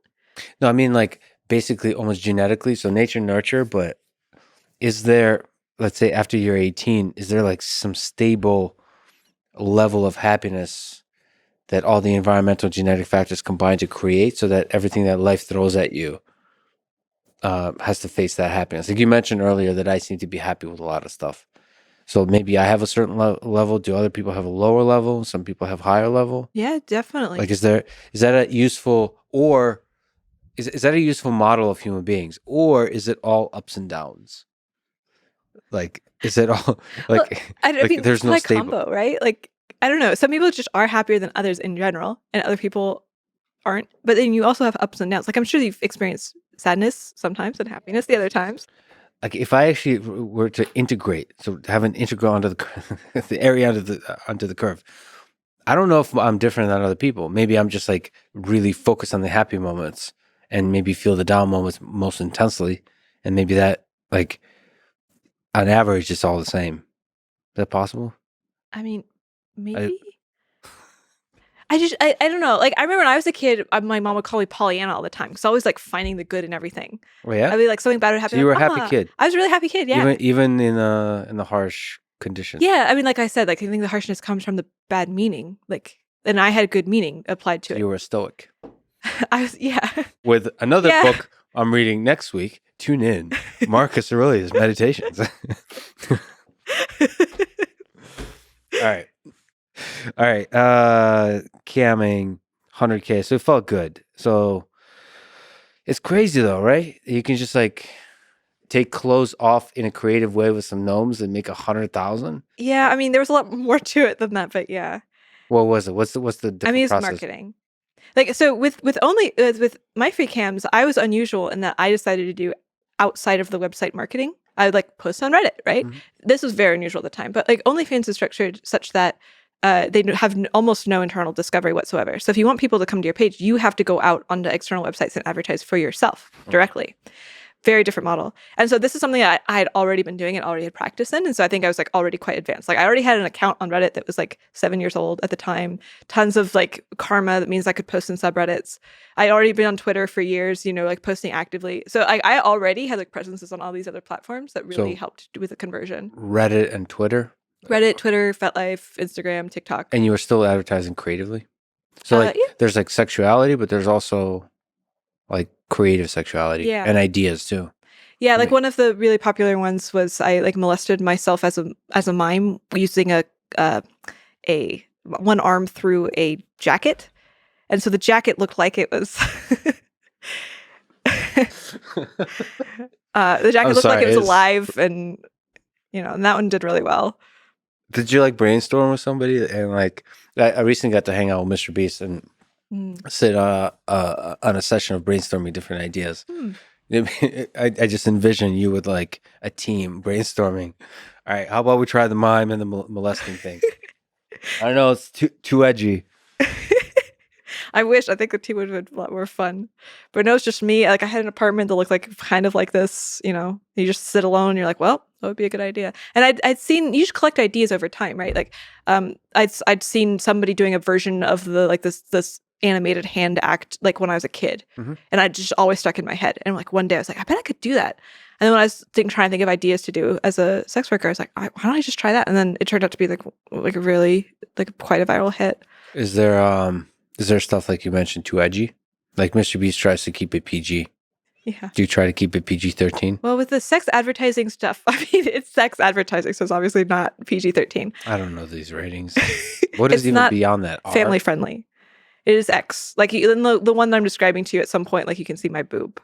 So. As a boob is X. A boob is, I guess. I thought R. Maybe I think you R? can show a boob in PG-13. Yeah, maybe X is like if you got some sort of rhythmic motion going on.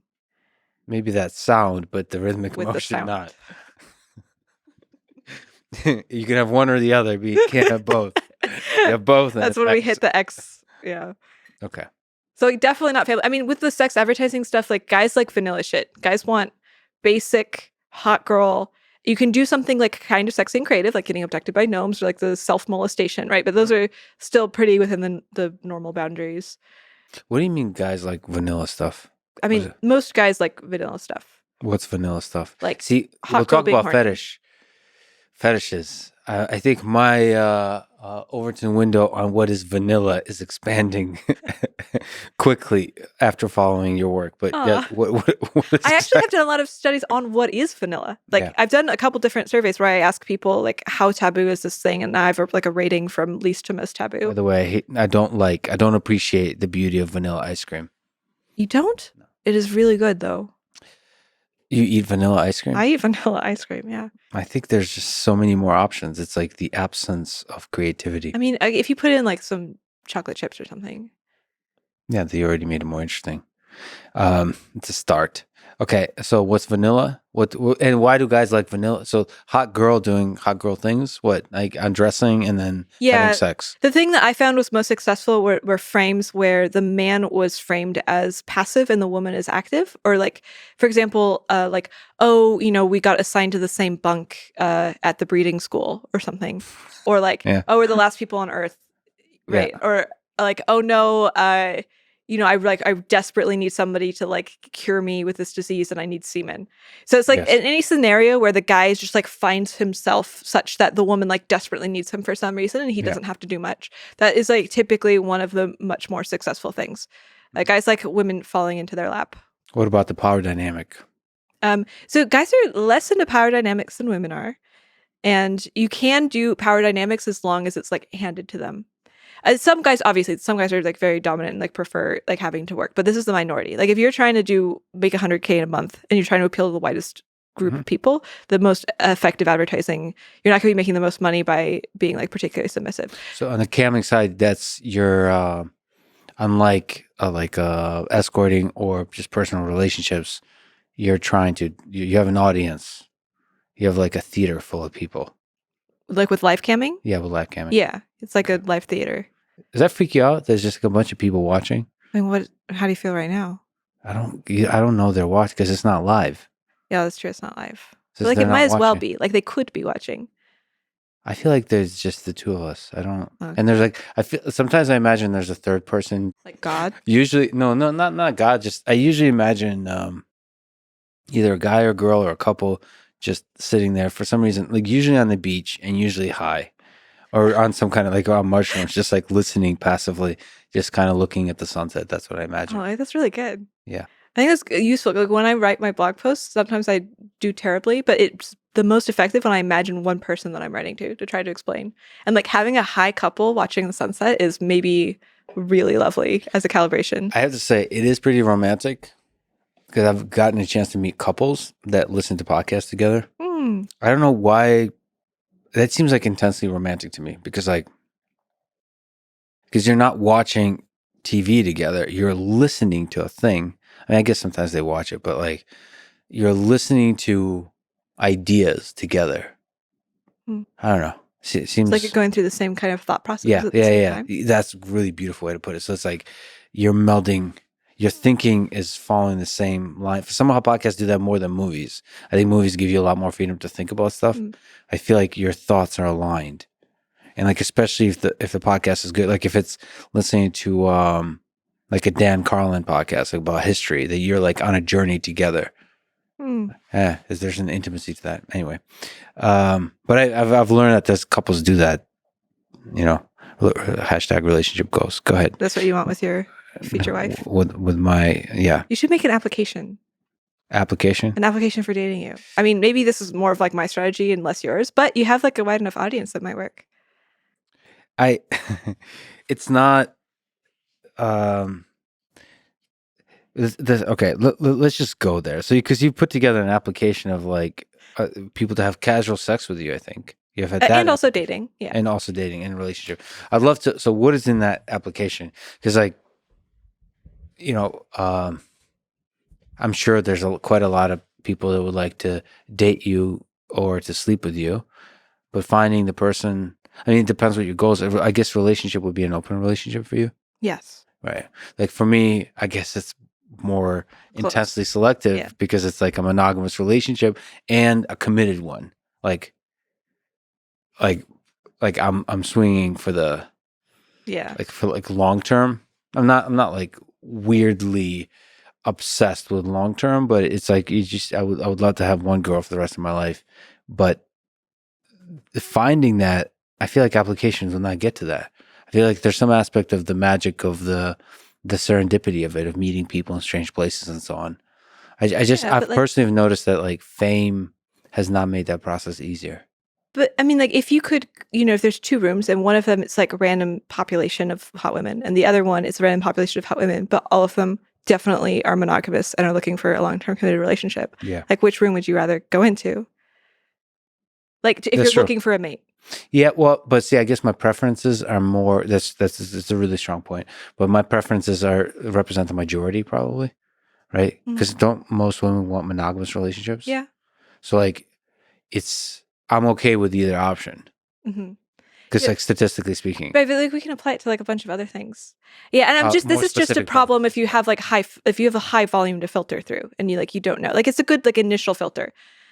Like you can take it from like 1,000 people to 20 people and then go on dates with them. But the filter is so anti-romantic. Like what? This is true. This is not the romantic narrative that that you're Like, very prone if I to. feel like, how did you two meet? Well, she passed the 3 filters I set up. And I mean, but also can you put into a survey the things that you're interested in? Yeah. I mean, I definitely think about this a lot with hiring, like teams, engineers, and so on. But with engineers, you're okay losing truly special engineers because you have to filter because there's like thousands of applications. Like it feels like I worry that you would miss the thing that actually, because so much of it is chemistry, Yeah, so you much of it might. is like the magic, you know. But the thing is, you're missing it anyway. Like, Yeah, you're missing it. it's Just by you sitting. can just run it, and then in addition, try some of those people, and then but then go on the dates that you were going to go on with anyway, regardless. It's just the thing that helps like pull someone out of the crowd. Like this, I dated a guy from my survey. I ran the survey. I assigned point values to each of the questions. Yeah. I went on a date with like the top couple people, and then one of them, I was like, and I'm still dating him to this day, and it was awesome. And I never would have gone on a date with him without the survey. Can you, if from memory, or we can look it up, do you remember what kind of questions were on the survey? I asked a couple different categories. I asked about like basic life stuff. So like what kind of relationships, like monogamy versus polyamory, like do you want kids, you know, like where you want to live, like basic things that you need to be compatible. And then I asked like sexual compatibility, like various preferences. And then I had a section about like personality, like what are, I try to ask questions that would do the most effective filtering. So like what are ways that like I can't give people what they need that like maybe they really want. Like I'm not very outdoorsy. It was just very common. A lot of people like being outdoorsy. So I asked the question like, how much do you value someone else that you're dating being outdoorsy? And if they marked yes, I was like, okay, I should probably downgrade But what the if, results. man? But doesn't polyamory make that really difficult? Because can't they find somebody for the outdoorsy stuff? Yeah, they could. I mean, this doesn't like, but if you're going to have somebody, it's like nicer to have them be more compatible than less. But you were a little bit like, in terms of sexual compatibility, you were able to, like, you're self-aware enough to know what preferences you have. Like you can. I think so. I think that one helped a lot with the escorting. Like the escorting helped a lot with knowing my preferences. But there's like, out of the giant pool of different preferences, you haven't like a subset that's clearly defined for you. Okay, like dominant, submissive. Yeah, power like, dynamic stuff. Power dynamic stuff. Okay. In the not just sexual, but in relationship too. Like that was that in the survey? I don't like power dynamics in relationships. I didn't ask defining them in like making it clear in a survey, like asking a question about power dynamics in a relationship. I don't think I asked about power dynamics in relationships. Okay. Because I just assume most people don't. And there's a lot of things that are kind of like most people don't. You're putting together a survey, a systematic survey to understand compatibility. Wouldn't power dynamics inside of relationships that naturally emerge often be part of the question, or is that hard to question because it naturally emerges? Well, the thing is, like, a lot of questions sort of overlap in demographic, and if you're making a survey, you want to have the minimum possible questions that give the maximum possible like filtering information. Yes. So wait a minute. But that purpose of that survey wasn't to do a good research study. It was to select one subject that you could take. So that's part of what is good. Like you want to most efficiently filter out, because one, like you get more people taking the survey, the fewer questions you have, which is good for finding a mate. Like if you have 5,000 men take the survey, it's better than 1,000 men taking. Don't you want men that would be patient enough and dedicated enough? Yeah, but like, what if you're like a high-powered man who's like on his lunch break? Yeah, right. So it's like you just like a billionaire's too busy just flipping through. Yeah. And the guy that I dated was he took the survey. He was waiting for the pizza to come out of the oven, and so it was important that it was short. And so you want to be efficient. Or literally pizza coming. He was literally waiting for pizza, and he saw the thing. He's like, I guess I'll just fill out the survey really fast, and it changed our lives. So romantic. It's for me. This is my kind of romance. I'm really into it. But you could be efficient with surveys by like making sure your questions don't overlap. So, for example, if somebody's very polyamorous, they're very unlikely to be interested in like a traditional like man works and like and the job and the woman stays home and raises the kids kind of relationship, because poly people just generally don't do that. And so if I'm asking about polyamory, it sort of kind of already covers the thing. And so if I have a whole bunch of questions, like I can kind of like triangulate a bunch of implicit kinds of questions that I haven't directly asked about. So this is why I didn't ask directly about power dynamics, because like from the rest of the questions that are in my survey, like I can pretty accurately predict whether or not you're going to be interested in power dynamics. See, but I'm afraid. Yeah, like I'm trying to think as you're talking. I get it. That's really interesting that you did that. Also, maybe not for the effectiveness of finding a partner, but for just exploring the process of human sexuality, of like the search, this complicated optimization process we're all engaging in on the landscape of happiness that seems to be this um, not even a differentiable function. It's a giant nonlinear mess. Okay. But like for me, I don't think I would be able to design that survey. I would like bias it too strongly. Like I would probably prefer women that have read Dostoevsky or something like that. Like that would be a filter for me, right? Yeah. But like that's a horrible filter because a lot of there's a lot of amazing people that they don't give a shit about reading, or they don't give a shit about reading Russian literature, or they don't give a shit about, Mhm. but they're amazing and passionate and creative and in some other dimension that you might completely miss. But you're like, because I wonder if there's any, basically you're saying compatibility, like hard lines that statistically is just going to be an issue. Yeah, I mean, you weight this a lot more. Yeah. But there's also like preferences. Like if you have a woman who's totally equal and she's read the thing that you like, versus another woman who's also identical, but like she hasn't read the thing that you like you probably like very slightly prefer the one But that you don't know has. what the identical. Yes, but like you can't through survey get the identical. Like you don't know. Sure, but you can kind of like do a whole bunch of weight. So like the person that like I ended up going on a date with, he did not answer like correctly to a lot of the survey questions, but he didn't have to. Like he was just overall the weights were like he just tended to be more in the direction. Was there a text-based fill-in like survey? No. But like sorry, paragraph like. No, you want to avoid that if you're dealing with like large amounts of data. No, why not? Because you have to fill. Oh, interesting. Like I'm different. Because Yeah? like first of all, you can do keyword searches. No, okay, Second that's of fair. all, you can do machine learning models that like Mm, first of all, you can do like crude metrics like the length that's a good point. of how long they've written, right? And it could flag certain things. Yeah, it's actually pretty easy to. I've looked at, like, for hiring, I've looked at like thousands of applications really Really? quickly. Like you can really, the human brain is really interesting, especially um, like if you visually highlight certain information for yourself, like keywords, or again with machine learning models like sentiment, you can highlight different parts that will catch your eye better than not. And I can go through just a huge number of applications. Are you telling me I can use, if I learn machine learning, I can process dating survey applications better? Yes. No, Okay. like textual. Yeah, like I can like have them write things in. Like this is like a new way of, That would be, like yeah, this is a that'd be, really good incentive. I think that would, so the really nice aspect of text input, like long form text input, multiple long form text input based on an interestingly phrased question, is you get to learn how to make a better survey. I think you would appreciate that. Like you start to see how they're actually interacting with these questions. Like I asked certain questions, like just to see how people think. Is it better to work smart or better to work hard? Or is it ever okay to betray a close friend? Mm, Like I'll ask like questions like this that don't really have a right answer, but I just want to see how they think. Or is truth more important than loyalty? yeah. And I get their long form answer. You get like and you get to see the reasoning process Yeah, about it. yeah. Like what it reveals so much, not just about the person, but about the kind of questions I should be asking that have nothing to do with truth or loyalty, but like how to get a good engineer with like very specific questions. But I think it's really useful to get text input. I have done text input usually with beta surveys. So I usually do beta surveys before I do the real survey. What's the beta? So like Like I do like a shorter version, or it depends on what I'm doing, but like a different version of the survey that I have people take before I release. I use the information from the initial survey to inform the questions that I ask in the real survey. And I haven't actually in recently, but I used to do a lot of like the text-based questions to see for similar, although I don't think I relied on it quite as heavily. And if I introduced machine learning, I think it would be a lot more efficient.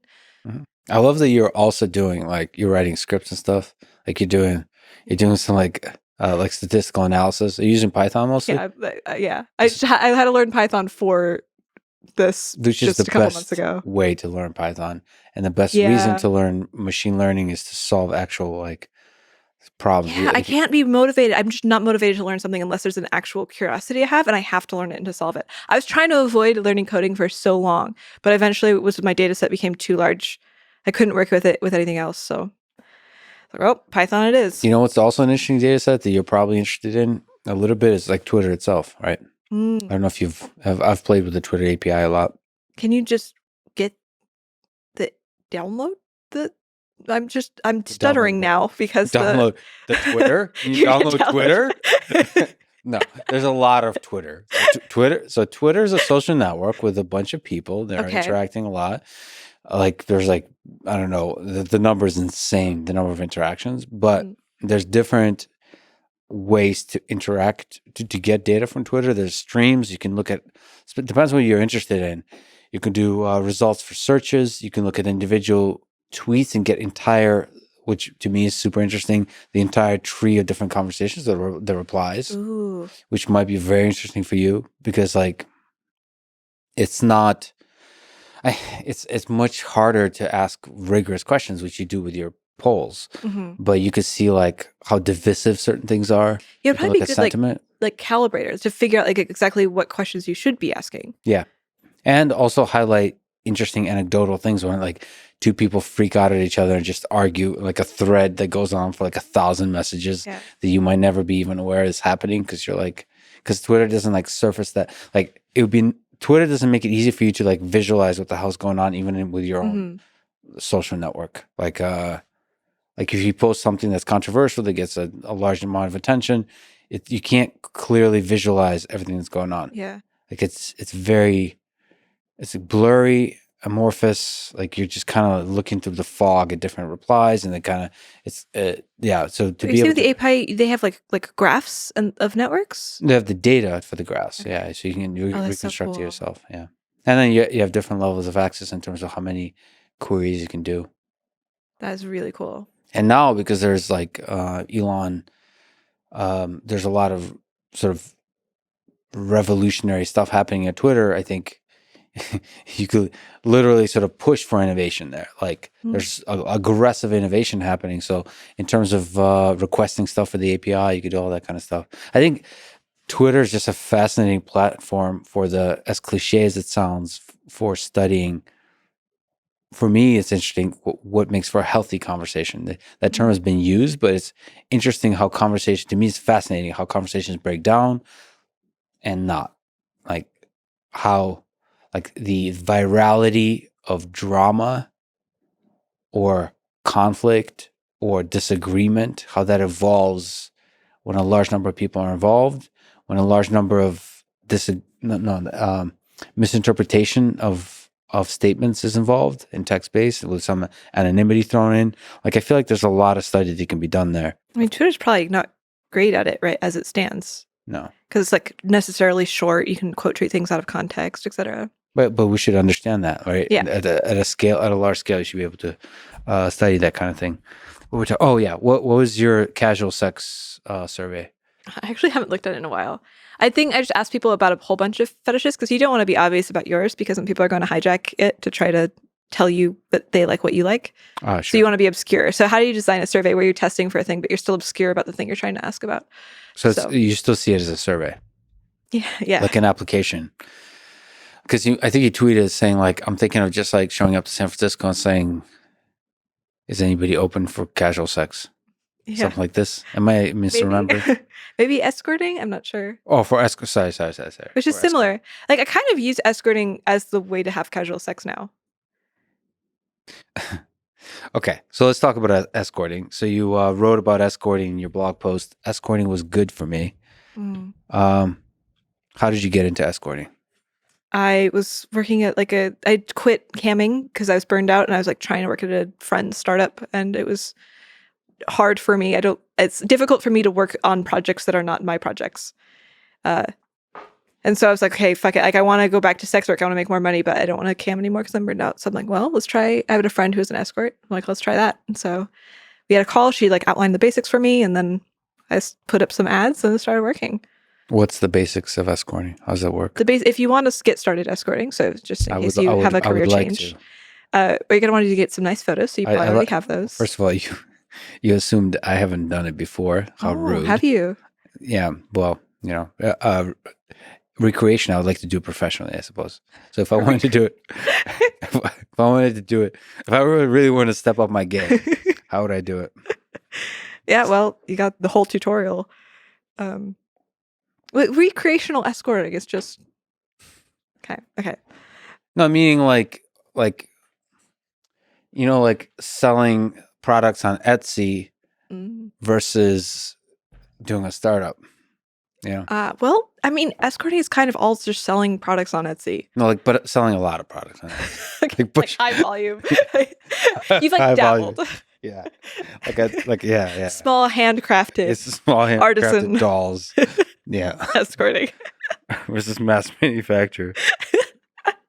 Okay, if you want to mass manufacture your escort. I just feel like I haven't been getting, I've been undervaluing my services, and I would like to really step up. I think you could really just like grease some marketing gears and be charging. Yeah, I mean, it's just some of this is marketing. So like how, I guess I want to know, is it similar to camming in that way? Like, is it, you're basically advertising yourself and you're, like the marketing, all the creativity that you mentioned before, all of that? Yeah, I found escorting to be pretty easy because escorting is not like highly competitive. For example, camming is highly competitive because like the thing that I outlined before, the amount of money that you make determines your ranking. And you can also go and see other girls. You can see what they're doing. So if a girl figures out an incredible strategy for making money, it's like 2 seconds before that strategy proliferates into everybody else. So it's very fast paced and like really tough. With escorting, you don't get to see what other girls are doing. You can look at their websites, but like you don't know what they're doing with clients at all.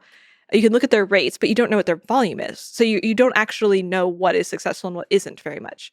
So I think there's much less like evolution of marketing through this process. And so I came in with like my aggressive marketing skills for being a cam girl. I think that really helped. I did very well as an escort. I just came in and like made a fantastic website. I knew how to do the ads right. And what was the finding people? I guess is it also like finding the right kind of customer? Yeah. The right kind of client. I got like in a lot of trouble for this recently in the sex worker sphere because I said that if you raise prices, you're more likely to encounter clients that aren't going to abuse you. Like it's safer. Yeah. They did not. They said that I was being classist, implying that poor people are more violent. But to be fair, if you're a guy and you want to be violent towards a woman, you're probably not going to be paying her a lot of money. You're probably going to you're the kind of person likely who's going to haggle a lot because you don't respect her. Yeah. But anyway, that aside, it's a little pet peeve for me. Yeah, I started charging $800 an hour and then pretty rapidly raised it to $1,200 and then a while after that raised it to $1,400. Well, the interesting thing you mentioned in my extensive research, you used to do $1,200 to $1,400 an hour, and then you said that you're thinking of jumping back in at a rate of $2,400 the first hour. Yeah, and I think $900 each successive hour. That's interesting. That's like that. I mean, to me, that's really interesting. Like the first, like why? It's like why a lot in the discrepancy? first hour. Yeah. Oh, it's just because it's like depends on how you want to incentivize like the amount of hours. So if you have to pay a lot for the first hour, but not very much for the successive, you're more likely to buy like a longer period of time. And usually, I find that clients who buy a longer period of time are nicer to you. Mm-hmm. I don't have like a great theory for why that is, but they're more likely to like take you to dinner and get to know you first. And I just enjoy that a lot more. I enjoy like knowing who I'm going to have sex with. Like a date, Yeah, so it incentivizes the long form date dynamic versus like not. That's really interesting. How does money change the dynamic? Just basic human dynamic of interacting for free versus for money. Like I think about that a lot because like just talking to rich people, it's like you usually get paid for your time, and you're doing this for free. Mm-hmm. Like what? Like what's the difference? Is there a difference really or no? A bit, yeah. So it depends a lot. So when I was doing it full time, it was my only source of income. It changed quite a lot because I was really incentivized to have repeat customers. So I'm like, okay, if my primary interaction with you is to like have you hire me again, I will do whatever that takes to make that happen. And so if I have to like laugh at jokes that I don't find funny or like be like more adoring of your penis than I actually genuinely feel, like that's what I'm going to express. Yeah. And obviously it's to some degree like titrated, it's unpleasant to force yourself to like something that you don't. So like I would actually like not see clients again that I didn't want to, but it's just some degree there was this sort of self-suppression going on, which I think is the way it works in any sort of customer service job. Like you want the customer to leave happy. So you just make sure that you are happy the whole time and you're like, really enjoying the other person. But so recently when I've like kind of dabbled in it since making money through other means, where I don't need the money. It's more like a fun side thing that that I'm, like I said, it's fulfilling the role of casual sex for me. So like I don't have to do it. This is not my primary job. I just want sort of a good excuse to like have sex with somebody, and the money is like a great filter for that. And so in that case, That's interesting. So the money is just, okay. The money is basically a filter for somebody who's taking this interaction seriously. Yeah. It also, so there's an interesting like psychological thing where I have difficulty having casual sex with somebody because some part of my brain, which I assume is like quite female, is doing some evaluation of status and whether or not this is going to damage my reputation by having sex with them. So like if you found out that I went and like had random sex with like a homeless man, you might be like, wow, that says something about Aella. Like maybe she's, trashy, or she just has no standards for who she's going to fuck. But so some part of me is continually anxious. I'm like, does this mean I have no standards if I decide to have casual sex with you? Like, what are people going to think? And so if you introduce money, it takes away that anxiety. I don't have to worry about it because it's like, oh, of course Aella would have sex with that person. They paid her. Like, this is not an indication of the kind of mate that she can get. This is just an indication of like a business transaction. And this allows me to enjoy casual sex so much more when somebody pays me for it, to the degree that like I almost view it as a kink. And so it's like, so I'm using it sort of to replace casual sex now. Like occasionally I'm like, just pay, like it's pay me a little bit to erase the anxiety and I'll like have a fun time. I mean, can't you see like dinner like that or something like that if the person pays for dinner? Or like, so like it's all just, if any money's involved, if it's a kink, then you could just like use it and you buys a coffee at a Starbucks. It's like, all right. Right, but it has to be plausible. Like you have to like trick my brain into like having it actually be incentivizing for me. Two coffees? Like a cappuccino or something? Or yeah, what? like, oh, the homeless man bought me a coffee and then I sucked his dick. Like that's not cool. All right. So no shade to homeless men, by the way. Like I've been friends with a lot of them. I'm just using like some sort of stereotype of right now. So like it has to be plausible where you could trick your mind. Interesting. Yeah. I mean, yeah. And so that's different. So now in this sort of frame, I am still like, I'm accepting money, but still much more expressive of my actual preferences. So like before when I would start escorting full time, I was suppressive. And now I'm like, fuck it, like I'm doing this for me. So we're going to make sure that I have a good time. And so I'm much more demanding. And then you're having more fun because you're not pretending, Exactly. like laughing at a joke or something like that. That sounds terrible. Sounds like, I mean, but it's also like social. I mean, I guess I would I do that? Like when you first meet people, like strangers and so on, there's some aspect of like niceties, but like, I don't know, intimacy, like real intimacy requires like getting past the niceties. Like laughing at somebody's joke when it's not funny feels like anti-intimacy. Yeah, but I laugh at so many jokes automatically. Even it's interesting because like I don't mean to. I'm not trying to be fake. But like if I'm in a group of people and somebody makes a joke and everybody laughs, I laugh even before I'm checking within myself. Like, do I genuinely enjoy this joke? Yeah. So it's like, I don't know, like the degree that I am sort of just like a result of social programming in all cases. Sure. That like when I'm with a client back when I was doing it full time, like it doesn't feel significantly different. It just felt like a different version of myself. Yeah, it's true. Yeah, to that degree, to the degree you don't feel like you're going against your nature. Yeah. Yeah, it was very rare that I actually felt like I was going against my nature. What about the market of how much to charge? So 2,400, like how transparent is that market? Is there like a market? Like how much can you sell when you're charging that much? Yeah, no, like what are the competitors? Like if this like what are you distinctly what, because you said it's a lot of it is a bit more shrouded in mystery. Like it's a more confidential. Like, do you have some transparency to the market, what the competitors are? I did a survey of escorts. It's only like 130. I'm trying to remember. And the median was around like $300, I think, an hour. Oh, wow. Something like that with a very long tail at the top end. But I'm trying to remember I also asked the amount where I could calculate the amount they made per month. I think it was like $6,000 or $7,000 a month. I need to double check that one, but I charge $50 an hour. You charge $50 an hour. You should raise your rates. Yeah, I believe I give a really shitty hand job. All right, but usually the rates are around like if you want a median escort in a big city, it's usually $400 to $600. A city, so the urban, $400 to $600 in a big city. But like smaller cities, the rates go lower. So that's so fascinating.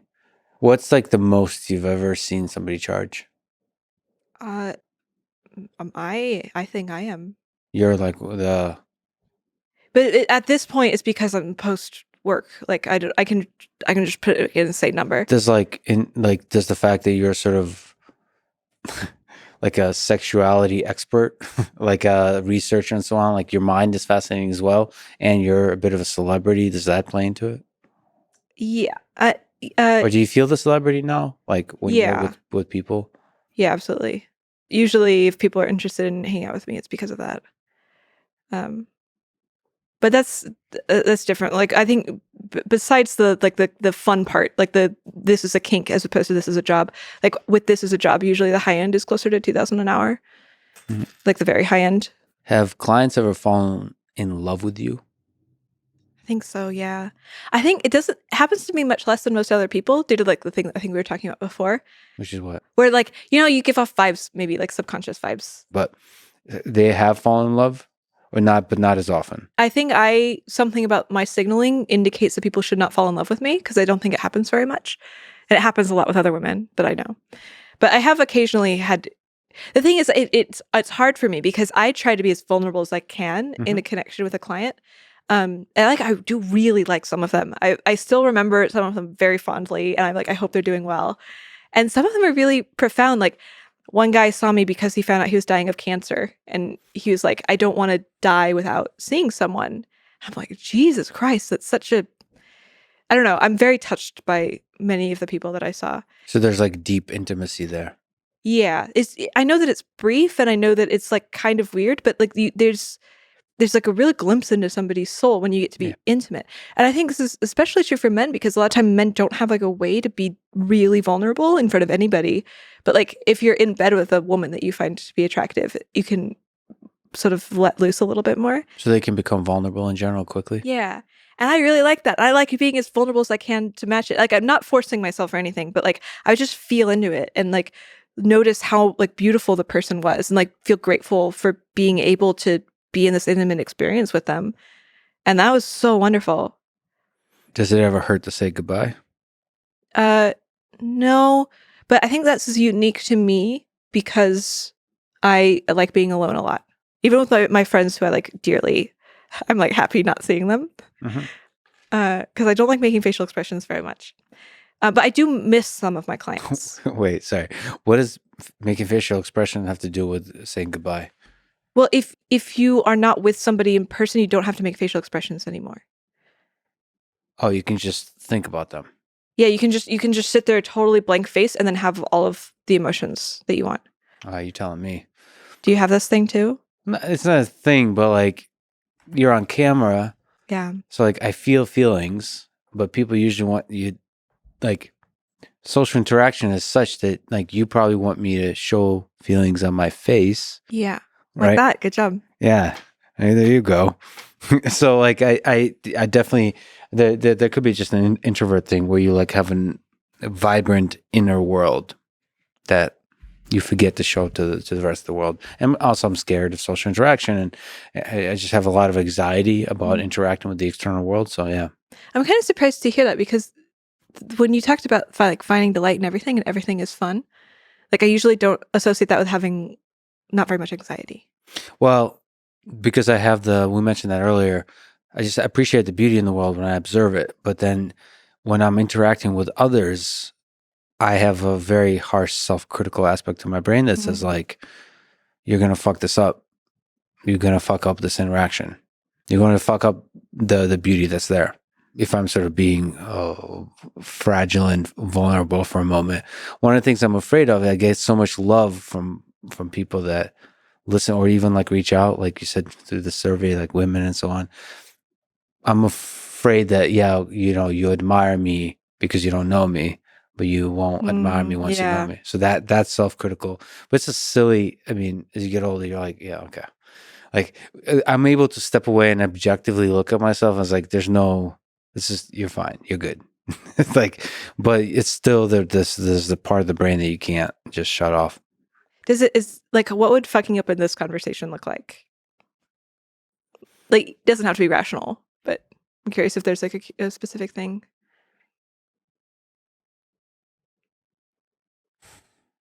A lot of it is just a feeling, like an amorphous fear of failure. What it would actually look like.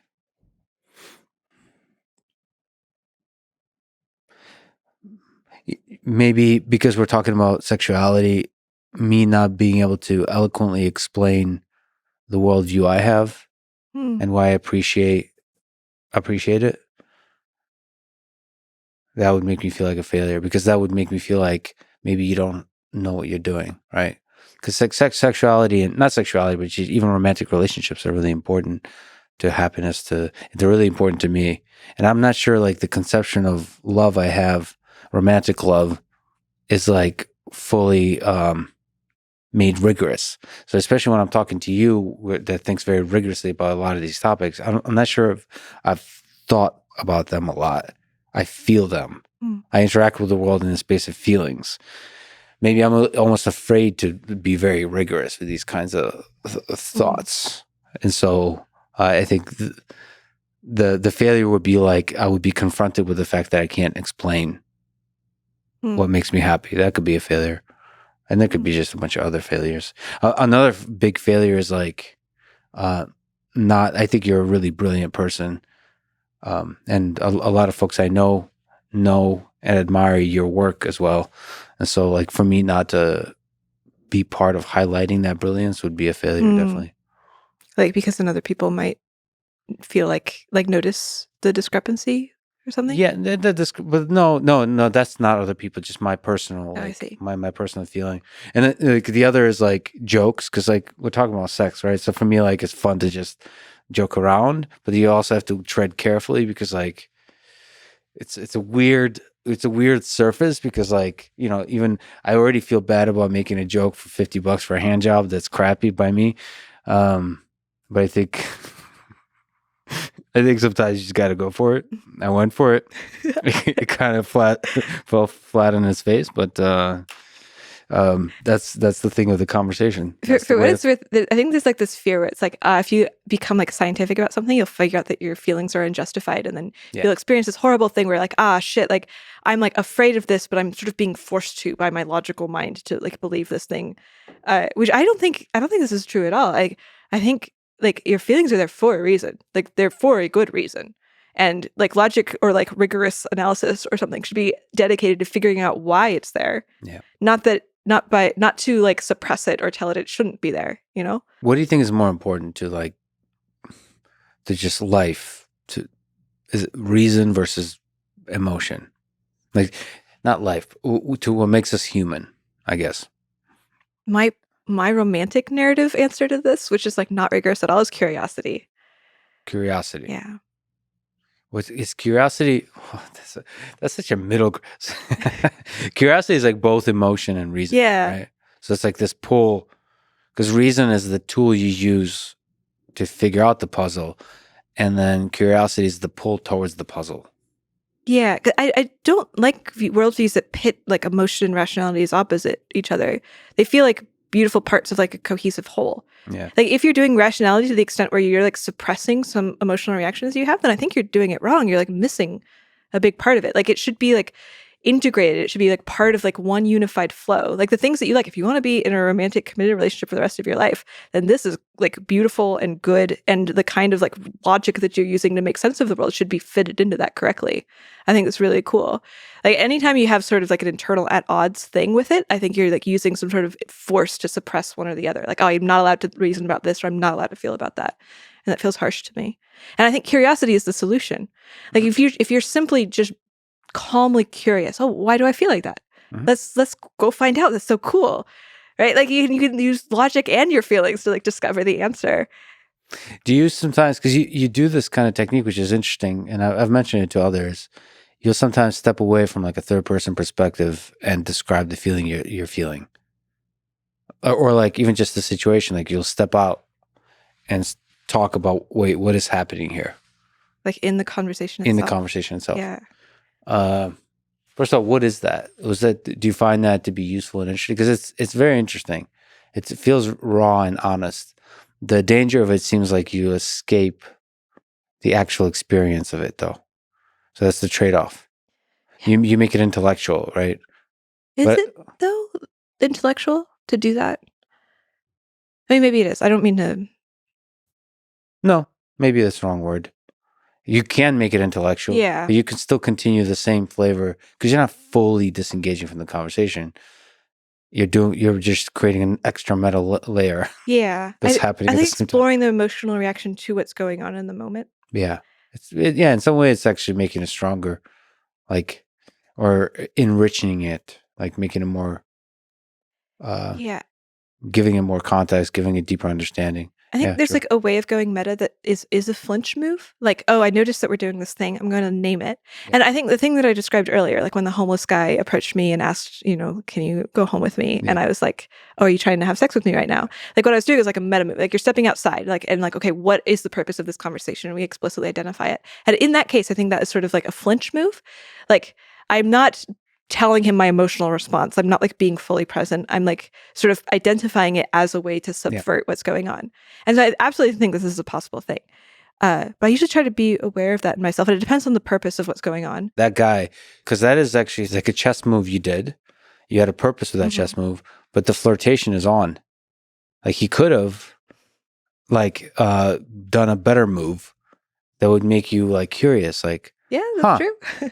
like interesting, because you had an agenda with that, but he could have changed your mind.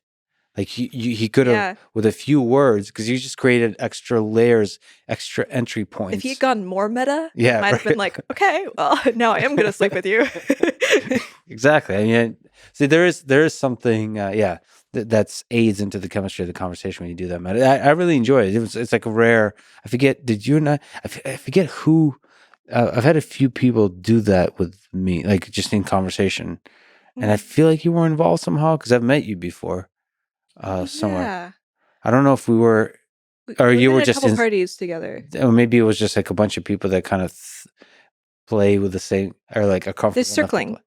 It's just a practice explicitly dedicated towards that. What's circling? Circling is that like might be the thing they explain. Yeah, I think so. We know we have some mutual circlers in our circlers. In our networks here. What's circling? I don't remember what's. I'm gonna describe it horribly because it's like one of those things that's difficult to describe unless you experience it, like kind of like drugs. Yeah. But it's something like you sit around. There's like kind of guidelines to the conversation where you talk about the present moment. Yeah. And you're like honest about your experiences as much as you can be. And if you don't want to be honest, then you say, I don't want to be honest. Yeah. And you're like commitment to connection. So you're here to like actually connect with the other person, understand them and be understood. Yeah. You're not supposed to like project. So if you're like have an analysis about the other person, you own it. You're like, I'm experiencing you as this, and then you check, is it true?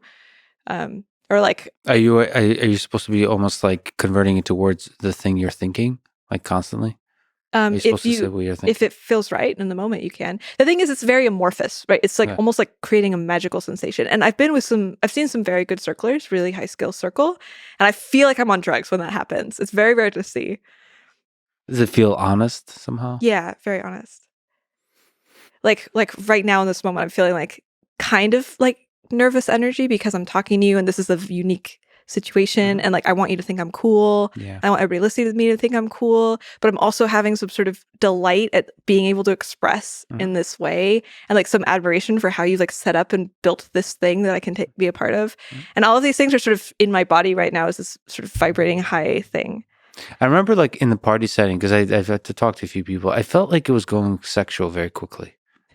Okay, I don't know if you remember this, but the first time I met you, I didn't know who you were. I knew I'd heard your name. Like, you just your name, and like, I think I've heard people discuss that. Sure. And I was in the middle of a very sexual conversation with another woman. Oh, you were? Yeah, I was. And you just like turned around and left very shortly afterwards. And I thought it was very. Oh, was I listening in on the conversation or something? I think it was like I was talking to her, and you were just kind of like right there, and so we introduced ourselves, and then we continued on with the conversation. You were like standing there and listening. Yeah. And then I don't think I would have left the cut. So it's funny. You probably interpreted it in a different way.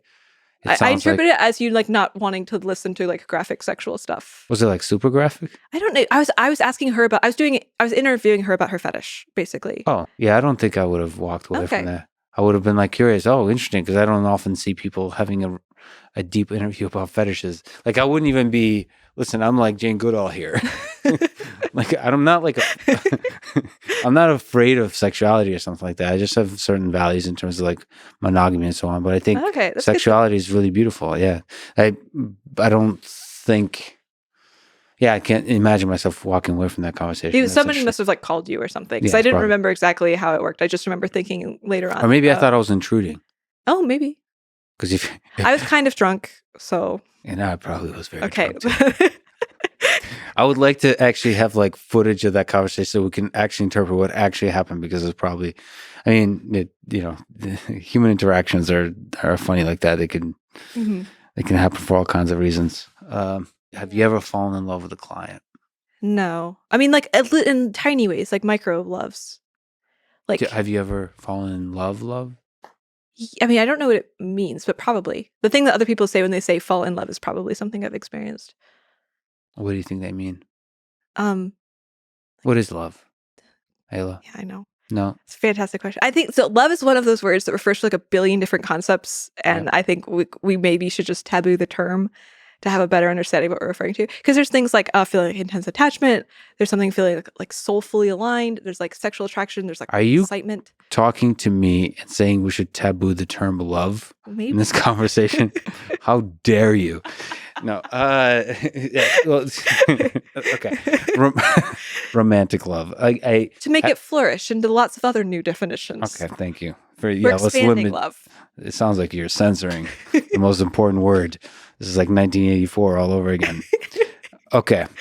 Also on the book reading list. No, okay.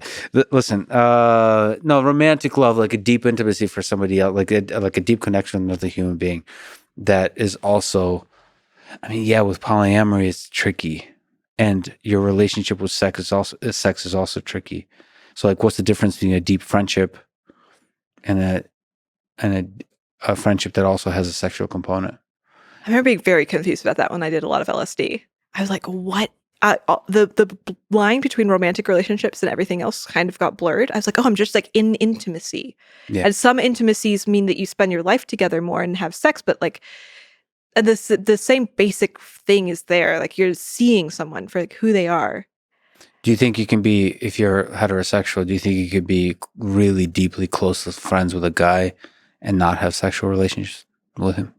I assume it's possible. Like if anything is ever possible, then probably, yeah. Like Well, everything is possible. Time travel is possible. Quantum mechanics makes traveling faster than the speed of light is possible, according to general relativity. Everything is possible. So you're saying there's a chance. Dumb and Dumber has taught me that everything is fucking possible. But not super likely, assuming that they are like attracted to each other. Yeah. And for somebody that does surveys and statistical analysis, we're interested in like what's the likely thing here versus like what's possible. If you say possible, it's like anything's open. Did you just avoid answering the love thing? Okay. I have a lot to say about love. I just like to be precise. Yeah. Okay. Let's be precisely imprecise and continue. Oh, sorry, that's my phone.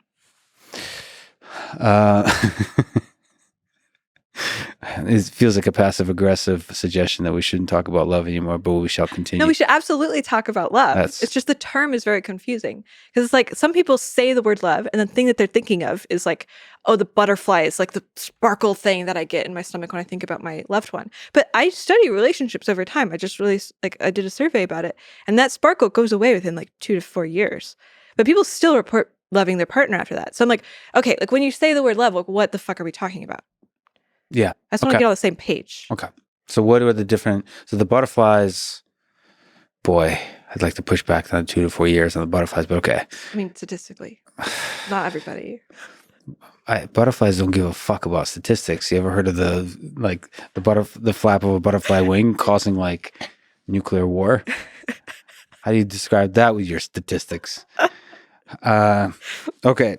So butterflies, that's the basic infatuation, the chemistry of the initial interactions. Sure. But a deep, meaningful connection, like that feels like sexuality is a component of that. Like the kind of intimacy that's only possible when you're also sexual with another human being. On top of that, you have the butterfly.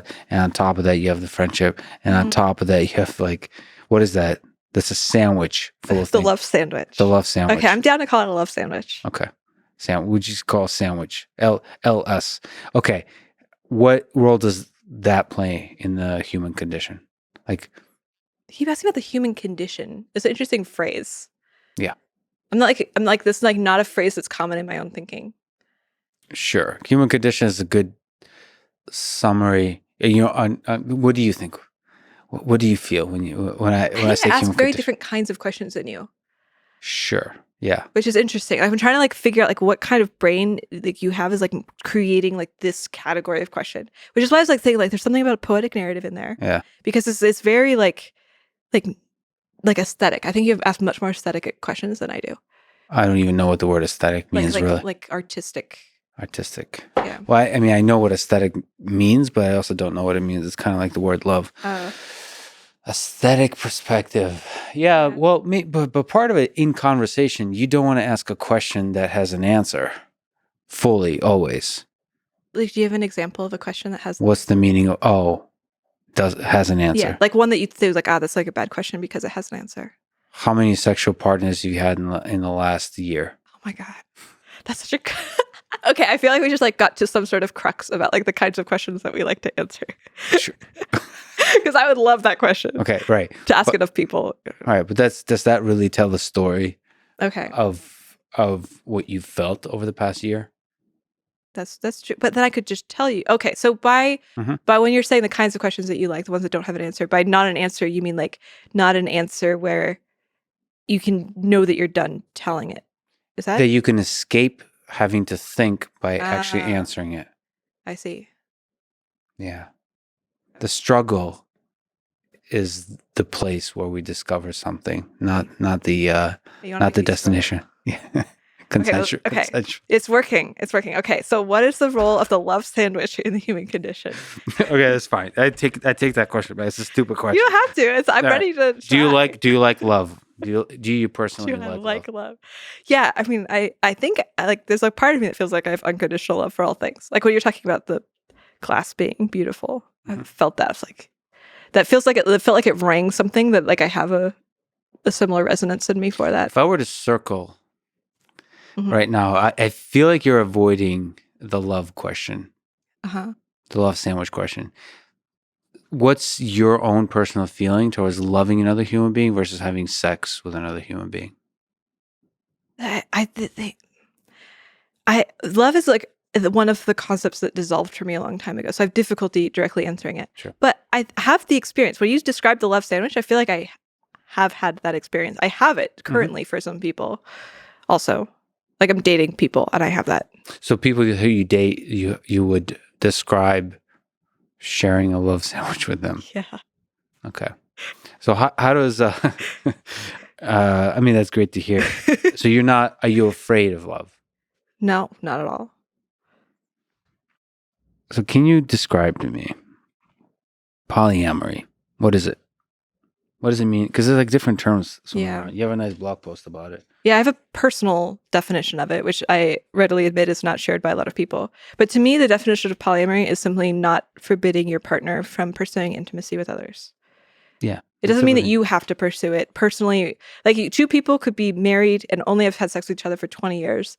And as long as they're like, you know what, if you want to go have sex with somebody else, you're welcome to do that. Well, the interesting thing you said is that doesn't mean they have to do it. They just have the freedom to do it. Yeah. It's the freedom that matters to me.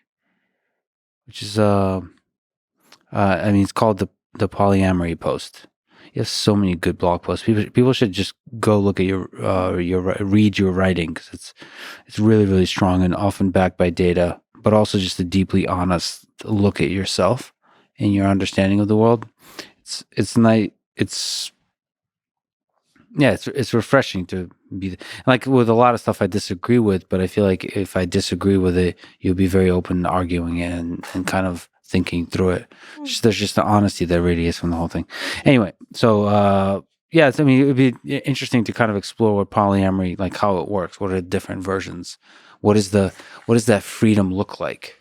What does that freedom feel like to be able to go see other people? Depends on you. Like, do you want to go see other people? Maybe you do, maybe you don't. So usually for me, I tend to be pretty happy with like one or a few people. And then occasionally I like some novelty. So usually I'll go like I host orgies sometimes. So I'll host an orgy and then I'll go have sex with people at the orgy. And then that'll be good for the novelty for a while. Can I ask you about orgies? Yeah. So how many people are at an orgy? What's like a standard? We're having a Sunday picnic and it's an orgy. What's like a number of people at an orgy? Oh, it depends. I've only recently started hosting orgies, but I have been to a lot of orgies. I would say like the median is maybe 15 people. I like how you say median versus mean. Okay. Median is 15 people. What's the gender distribution usually? Usually about even. It's like ideal if you can get more women than men in most of them. I've recently been hosting free use orgies, or orgies where consent is assumed by default when you enter. And of course, you can revoke it anytime or go over a whole bunch of rules to make sure it's very safe. You like have wristbands. So nobody's actually doing anything they don't want to. But Wristbands. Nice. in those ones, you have to have more men than women. I thought free use was like consensual, like at any time, but it's at any time within the constraints of this building or something like that. Yeah. So at the orgies, it's like you by entering, if you wear a wristband, then you are like by default opting into consent. So people don't have to like do a thing where they negotiate with you and like be like, is this okay? It's just the default is like you just go for it. And if they want you to stop, they say the safe word like red, don't, and then you have to stop. And we do like exercise in the beginning of people saying red to make sure that everybody knows exactly what the rules are. What's your favorite safe word? Red. Red. When I first started doing like weird kinky shit, I was like, oh, let's make a safe word. And we picked the word foliage. I was like, that's goofy, right? But then there eventually came a time where I did actually, in fact, want to say the safe word, and I couldn't. I was like in agony. I was like crying. I'm like, I can't make myself say this stupid word right now. Foliage. So after that, I was like, red. Doesn't matter. I don't care. It's not funny. We're just going with very simple red. Very practical. How does an orgy compare sexually to like a one-on-one sexual experience? Like, what is it? Same ballpark, or is it fundamentally different? I mean, the experience of both orgies and one-on-one sex can be like really high variety. There's a high variety. But you kind of, it's a little bit like you're having sex with someone, but you're surrounded by really realistic VR porn of other people having sex. Oh, okay, cool. And sometimes it's like threesomes also, like maybe there's another person involved. But it's hard to like have a whole bunch of people in one cluster, because usually there's kind of different little clusters of people having their experience. Sure. I once was part of a 10-woman orgy. It was a total lesbian thing, and that felt like a writhing cluster. It was very nice. But typically, you kind of separate out with like very small pods of people doing stuff.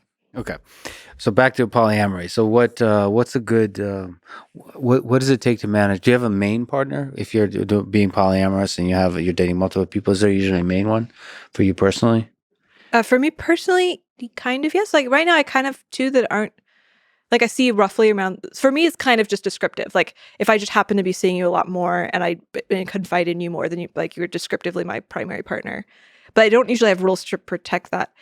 I'm down with rules to protect it if you're trying to build something. Like if I buy a house together, I'd be like, okay, we need to like whatever our relationship is, we have to do the thing where we're both paying the rent for the house or the mortgage or whatever.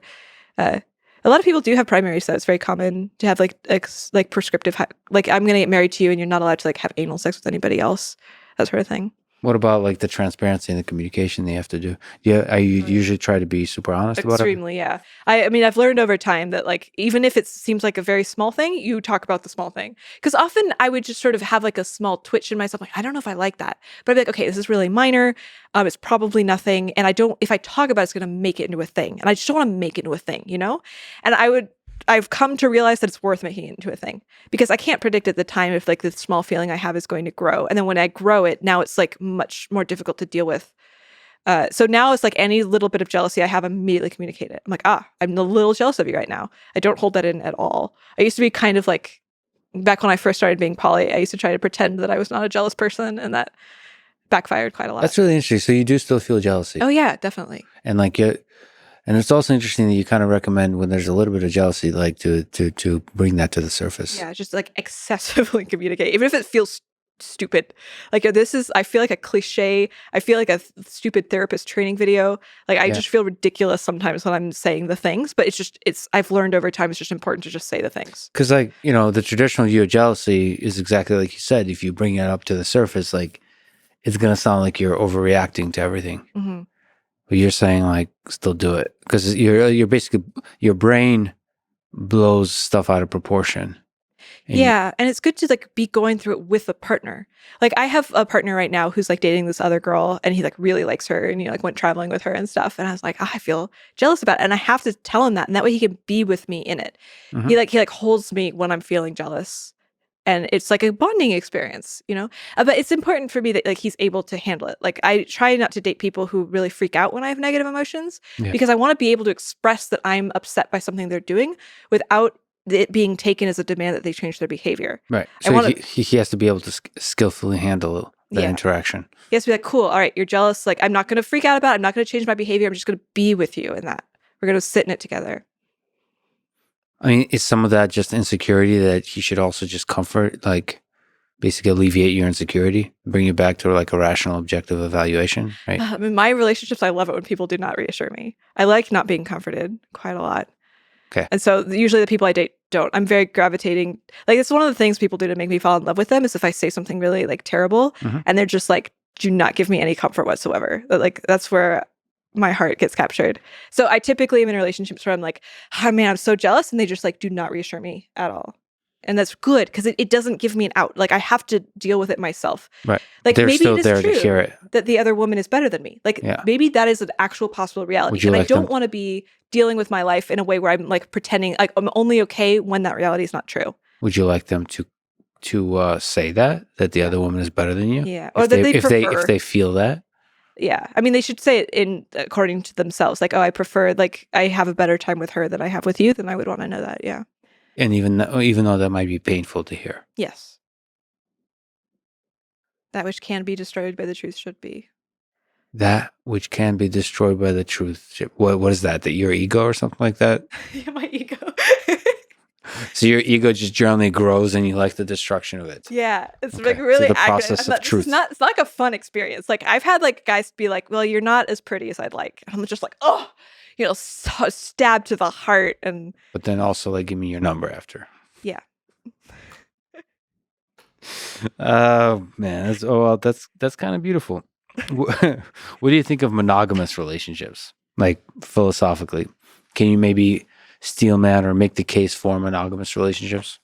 Can you understand the pros and cons of monogamous relationships? I guess. Yeah, I mean, it depends on how you defend. If you're like, "Hey, you can do whatever you want, but you and I are going to spend the rest." Like, you're 80 years old, and like, oh, we spent 60 years in a marriage together. We've never had sex with anybody else. I think that's like awesome. If that's what you want, that's great.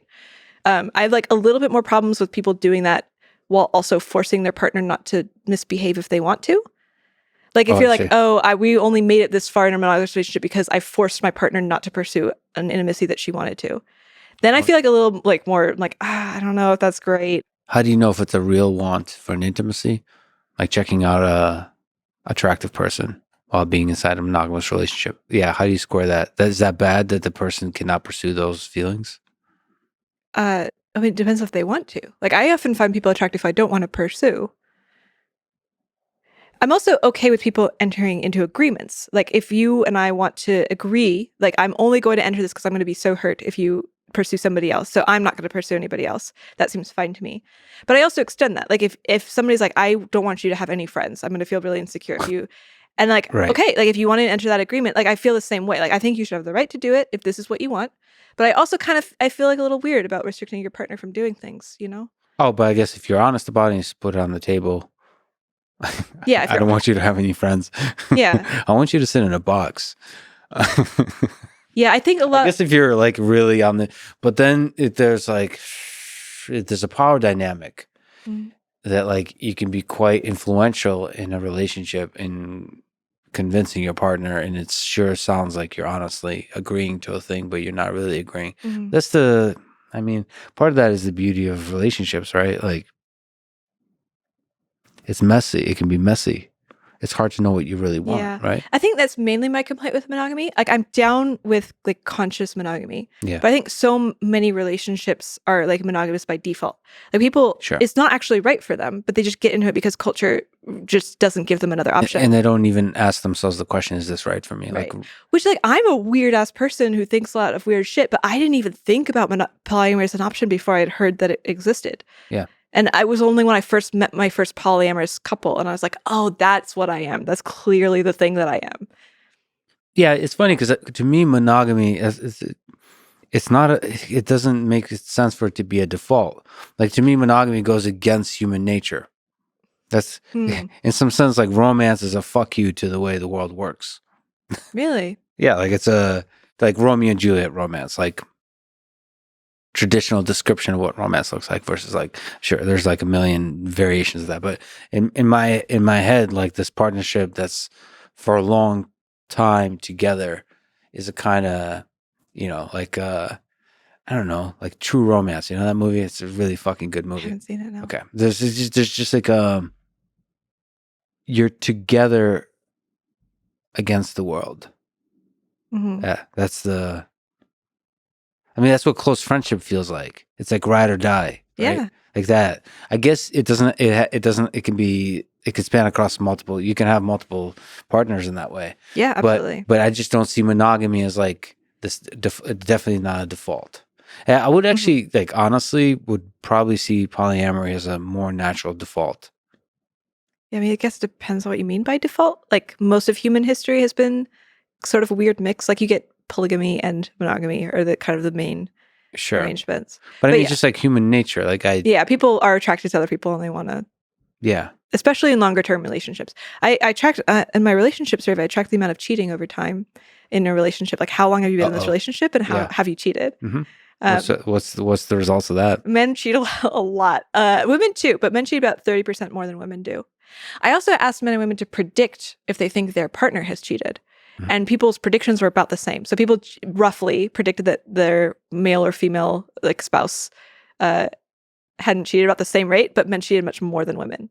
So who was more correct in their prediction though? So men were more correct in their predicting women, and women were more off. Women thought men cheated much less than they actually did, but both of them were off. But like the male gap was significantly more. So yeah, I mean you're right. When you say monogamy is not default, like I think you're like really getting at something. Like human beings are just, especially in long-term relationships, it's difficult to only want one person. But to be fair, I think monogamy and commitment are very different. I think you'd be incredibly. I've known so many very long-term, super committed poly couples that live lives that look very similar to the very romantic monogamous couples, like children, houses, like 20 years. Yeah, and that works great for them. Yeah. I mean, there's so much to like open your mind to in these kinds of conversations, these kinds of ideas. But I also like realize like some of the cake is baked. Like I have some assumptions that are hard to break through. Like what? For myself, like it's difficult for me to imagine a polyamorous relationship for me that would work. Yeah. But I don't have enough data. I don't have I have very little. But like at this point, it's like I haven't eaten pizza in like 20 years because I know I just don't. There's a bunch of stuff. I just eat low carb because it makes me feel good. But there's so many foods I haven't explored. It's just like, well, I know what I love. So yeah, well, then you probably explore every once in a while. Yeah, and you kind of figure that out. But at the same time, you're humbled by like even talking to you or looking at your data. Like sexuality is a fascinating topic because it seems that we're very, like we were talking about, very afraid of this topic. Like to be really honest with ourselves about it. The whole like academic research is afraid of it, but it's so core to who we are as human beings. Mm-hmm. I got to ask you about this. I can't believe it took this long to get there. But one of your many fascinating surveys is on fetishes. You wrote a blog post about it. Probably several because it's like a huge data set. Still in progress, yeah. So the one I'm referring to is on popularity and tabooness of various fetishes. So what are some interesting takeaways? I got to pull up this graph because it's freaking epic. Yes, this is a big graph, and it has tabooness as one axis and popularity as the other. Okay, for people who are just listening, on the x-axis is tabooness. Yeah. Asked to rate how taboo society viewed the sexual interest. And on the y-axis is percent of people reporting interest, log scale. Oh boy. All right. So just some examples on the low tabooness and high popularity. There's a correlation here. I think you said it's 0.69. Yeah. It's just hilarious. Is it still 0.69? Are you tracking that? I haven't that was looked the most since I did this, yeah. So like the less taboo stuff is more likely to be popular and the more taboo stuff is less likely to be popular. And on the like missionary position, fingering vagina, blowjobs, light spanking, cuddling is more taboo than missionary.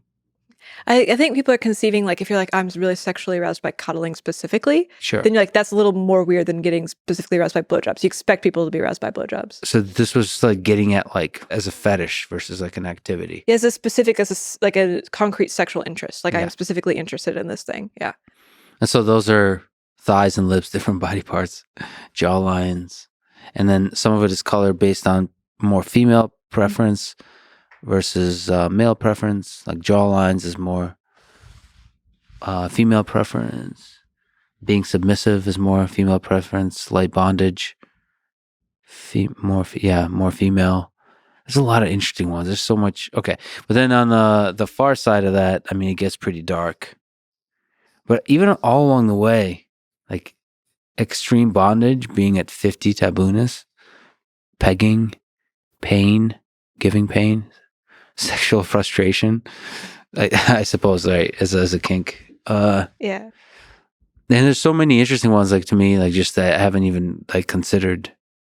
Yeah. I had to do so much research into fetishes to compile the list. There's some surprising like options to you that you're like, oh, okay, this is like a fetish. Yeah. Well, more confusing was like what the fetishes are about. Because like I didn't want to overlap fetishes, so I had to kind of look into them. Yeah. And I'm like, there's like such interesting manifestations of core drives. Like if you're really aroused by disgust, like maybe you're very into rolling around in dirt, but you're not into rolling around with ice cream. So I'm like, okay, I have to make those into two separate fetishes, you know? Sure.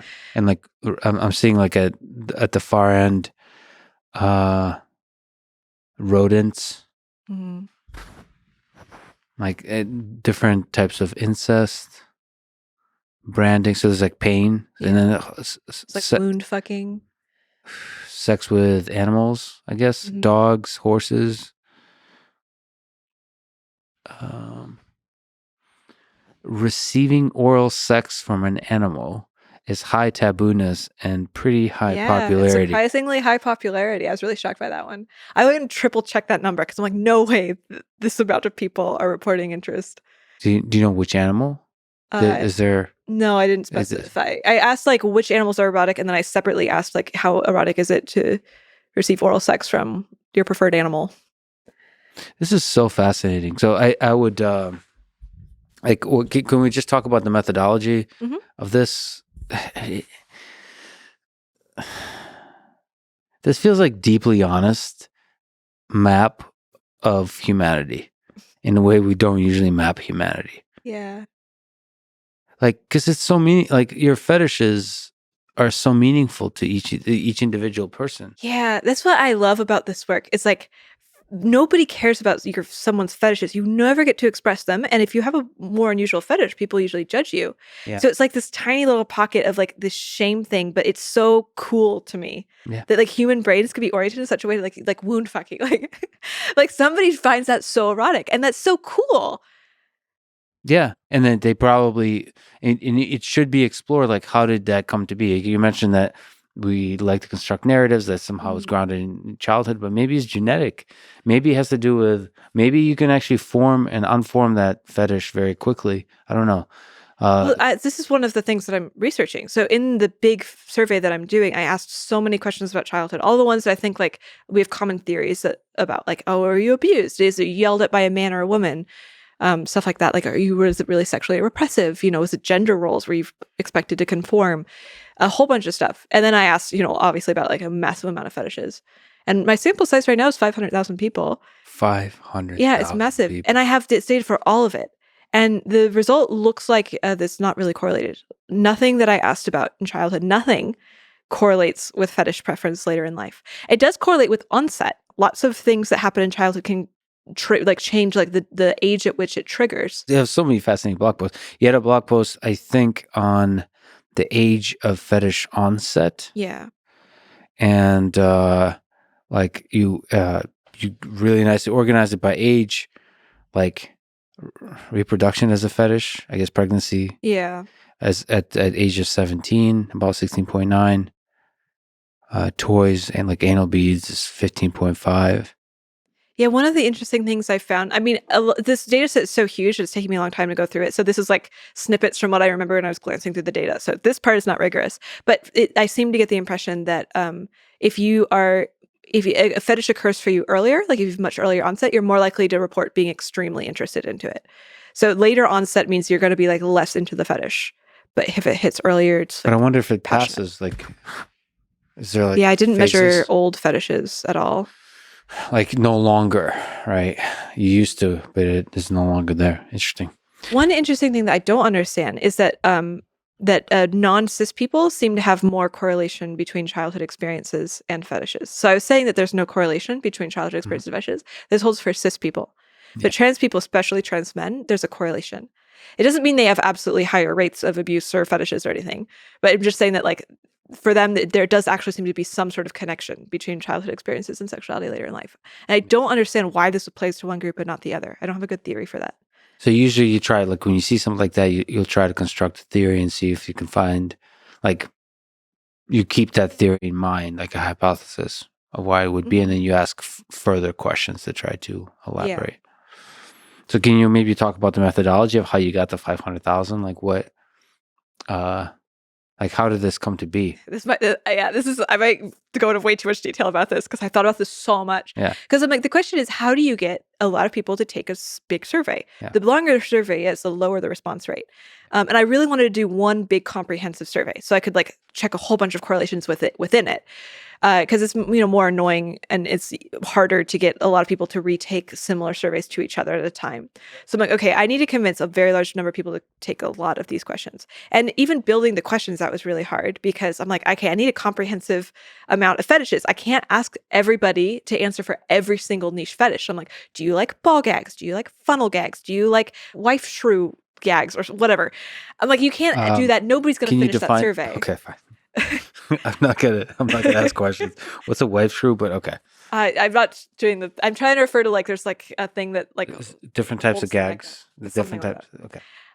Different. So I'm like, so what I need to do is I need to ask people a question like, are you in like bondage? And if you say yes, then I'll go ask you all the bondage questions. Got it. Right. But then this seems simple, but then it's just exploded because I'm like, how do I categorize these fetishes? There's like, if you're into splashing, which is what's that? Like you like sitting in cakes, you like getting in mud, but basically like kind of messy sensory. Yeah. Like, is this a disgust thing? Is it a humiliation thing? Is it a sensory thing? Like, which category? Anyway, so it took me like 2 months of just agonizing over each fetish because you don't want to miss a fetish. You don't want to like have a really important thing that you accidentally put in the disgust category when it actually belongs in the humiliation category, you know? Well, let me think about that because like you're still catching it. You're just categorizing it. Right, because if you're into splashing and you're like, this is clearly a humiliation thing, so you say, yes, I'm into humiliation stuff, and then I don't ask you about splashing, then I'm missing a whole data set of people because I've falsely categorized a question. You're going to miss stuff. You're just picking what's less and less important to miss. Well, I'm trying to get people into the right question set. Sure. Because like, I can't ask you all the questions. I have to ask you a couple overarching questions to know what specific questions to ask you. And so those overarching questions have to be really, really well calibrated so that I can accurately feed you into the right sub part of the survey. Awesome. And so that was extremely difficult when I'm dealing with, I think it was like 850 fetishes. So I did a couple things to spot check. I did a couple questions where I asked, detailed in the survey, but like also the beginning of the survey, just to see like what percentage of people I was capturing. And then I scored the survey. So if you take it, I had other people answer preliminary surveys where they gave me data about how taboo the various fetishes were. And then I used that data so that when you fill out the survey, it's extremely comprehensive and you get data about exactly how taboo your interests are. Mm-hmm. And then you get a score at the end. And I give you an equivalent kinky character, which I also had people rate a whole bunch of fictional characters and some historic ones about like how kinky they were. So then I matched the historic character, kinky character to your score.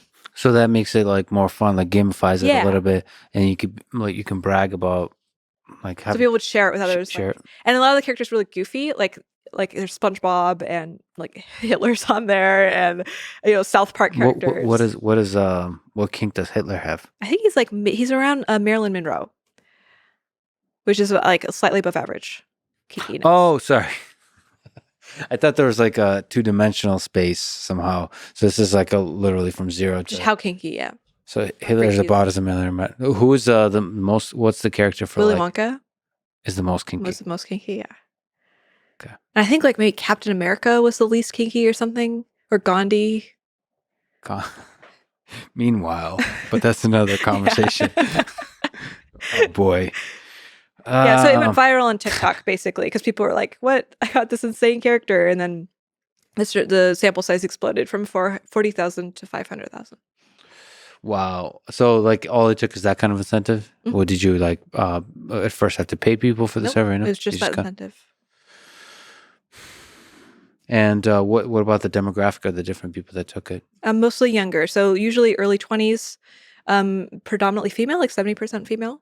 Which is 70% female. pretty like wraps out on TikTok demographics pretty well. Yeah. Oh, okay. I got it.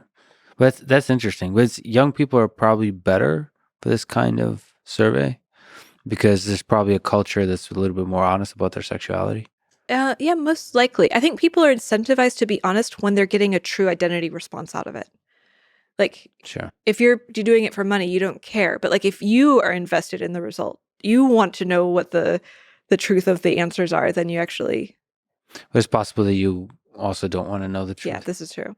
But on average, hopefully that doesn't. I mean, these are really difficult. Like, what is there some interesting little quirks that people should know about your methodology that you had to kind of solve to try to get to a really good survey? So one that you said is the categorization to make it more efficient. Is there some for the analysis part? Yeah. So the graph that you were talking about is it's a binary. So it's like if somebody expressed even a little bit of interest, then it goes into the graph. So it's like 80% of people expressed even a little bit of interest. So it's not representing degree of interest. It's not differentiating between them at all. So it's possible that like some fetishes have exactly the same amount of people like are at least a little bit into them, but one of them it's very extreme interest and the other's like vague and not very intense. So that's not reflected. I also like probably didn't represent the visual part right. Like might not be intuitive, but So you chose a log scale, but it was kind of spreads things out to makes Yeah. it more clear. because the linear it was just so clustered at the bottom, you couldn't really separate it out. So there's obviously like selection effects. It's possible that like the identity result at the end impacted people's results a little bit. But the thing is, like, I'm comparing it to what exists. Like, what is the alternative? Yeah. And right now, the research on this stuff is terrible. So it's like I'm not saying my research is perfect, but it's like at least it's something. Like it's something that's pointing us maybe in a direction that we might be able to do more research on. And you're making the data available. Yeah, I'm doing it slowly because I ask about so many questions. It's like not very anonymized. Yeah. So I'm releasing small sections of the data at a time. Yeah. Have you published in like journals and stuff? No, I haven't. Do you have any interest in that, or is your approach? I'm conflicted about it. Like it sounds cool because then I could go like, "Ha, I'm published in a journal," and then people who are yelling about me who don't know anything about statistics on Twitter, like then I can go like shove it in their face. But then you're also giving in to that silly criticism, right? Giving in, like I don't like. I feel so passionate about extra science, like science that you can just do. Like I want to make science accessible. Like anybody can just go look and learn about the basics of like doing a survey or figuring out how to interpret information. And doing a published journal feels like I'm betraying my cause a little bit. That's often behind a paywall. Mhm. Yeah, it goes against the. I mean, I think you not publishing in a journal is doing a big public service. Aw. I think it's the first time I've heard that. Thank you. Well, like just coming from like on this topic, Mm. the elitism I see on the psychology side with the journals and the academia, the positions and the institutions you come from, all of that goes against. I think that's more useful for math and computer science and so on, where there's like clear, like, Mm. but even then, code is code, data is data. Yeah. Like prestige shouldn't matter at all. Yeah. Maybe for like biological experiments like virology or something like that, it's good to be from a major lab that has a reputation for like going through all the procedures, like you can trust. Mhm. But here, like you're dealing with a giant mess of humanity. Like it's beautiful to be transparent, to be raw, to be exploring it together with everybody. Yeah, it's really beautiful. I think people like have a lot of incentive to doubt the results. Like a lot of the research I'm doing is to like cis and trans people. Like we don't have any data about transsexuality. Like not very good, at least. And I'm really curious. I don't really have an agenda about it. I think like being trans is a cool. If you want to be trans, do it. And like I have some skepticism about like gender theory, but like it doesn't come down to impact like the way I think trans people should be treated, which I think is like treat them, be fucking nice and human about it. I don't know. But when I'm talking about the thing, like my conclusions are that like transsexuality is really unique. It's not like like cis or cis women or man sexuality at all. And to me, this is super cool. But like a lot of people, this is very politicized right now. Like the data into like transsexual preferences, like it's so loaded, which is really sad because I am very accepting of weird sexuality. Like if you're into a weird thing, I'm like, good for you. This is super cool. Like, let's figure out how to make it so that you can explore the thing you're into without any stigma. But because there's so much stigma that like if you find that one demographic is into weirder sex stuff than the other, like it's hard to present that in a way that people don't weaponize. So it's been really politically touchy subject here. Yeah, but you do it in a way that's it's not feel like it has an agenda, right? You're just exploring. Yeah. I feel pretty open to what I'm going to find. Like I often have no idea what the data is going to tell me. And I'm like, I pre-commit like, okay, I could say A, B, or C. And I'm like down to publish any of those findings.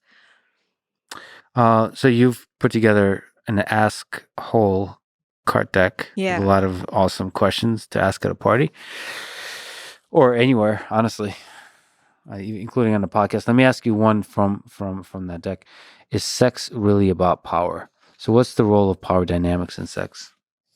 With everything you understand, like from the survey, in terms of what people are turned on by, you've talked about like the preferences that women versus men have for like submissiveness and dominance. And we've already talked about it a little bit, but like it's expressed more strongly. Yeah, I already forget the results, but I feel like women have more preference to be submissive. Yeah, this is one of the things that got me into researching fetishes to begin with. Because I think I came across some data. I did like a brief survey where roughly around 60% of women report being submissive and 40% of men report being dominant. And this was really fascinating to me. I'm like, well, why is there this gap? Like, why do we not? Because I guess I have some priors that maybe this is an evolutionary thing. Like the submission dominant, like strong men, and like women be like, it's hot man. The men are like ravaging and stuff. I'm like, shouldn't this be in our genes? But there's a gap. What's the gap? The gap is the dominant submissive gap. More women are submissive than there are dominant men. Oh. Yeah. Wait, really? Yeah. It's a pretty significant gap. And this is held up, like it depends on what you're testing. I've tested a bunch of things. This is part of why I did this big survey. Nice. But it depends again on like what kind of dominance you're measuring. But overall, it's a roughly 40 to 60%. So when you say there's not many dominant men, then the meaning like they express like a desire to be dominant in a relationship? Yeah. Or like sexually in bed. So like if I ask questions like how much do you like being dominant in bed, like men are less likely to answer strong yes to that question. But if I ask are you likely to be submissive, like women are very much yes. Really? And that's expressive? Like that represents truth? My guess. What's wrong with men? So this is, I think there's some reflection in like FetLife. So FetLife is this website where people like sign up and connect based on their fetishes. Yeah. And this is like, you can kind of see it picked up in the forum posts about like how like dominant men are, are getting laid so much and, submissives are always looking for a dominant. Like it's an unequal market. Holy shit. Yeah. This is great news. I didn't know this. That's interesting. Yeah. Interesting. So what does it reflect about modern society? Is that because there's these trends about like decreased masculinity or that kind of stuff? So is that similar? I'm trying not to hold on to one theory because I'm not sure. One is possible like decreasing testosterone levels. Testosterone seems to be, I have a little bit of other research, but I'm still checking it out, that seems to indicate that higher testosterone, you're more likely to be dominant. So if we're seeing decreased testosterone levels across society, we should be seeing a greater gap. This is so fascinating. Once again, this is like a super interesting way to look at humanity because it is such an important part of humanity. And so, like, how many people are doing large scale research like this? I feel like you're like at the top of the world. You're like world class at the top of the world doing research on this stuff. Yeah, I think I might have the biggest, most comprehensive fetish data set in the world right now. That's epic. Thank you. I'm really happy about it.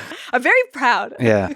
And it's probably growing, but it's also enabling you to establish a name to where you like a prestige, like a reputation to where people can go to you to like trust you more and more to do longer surveys, perhaps.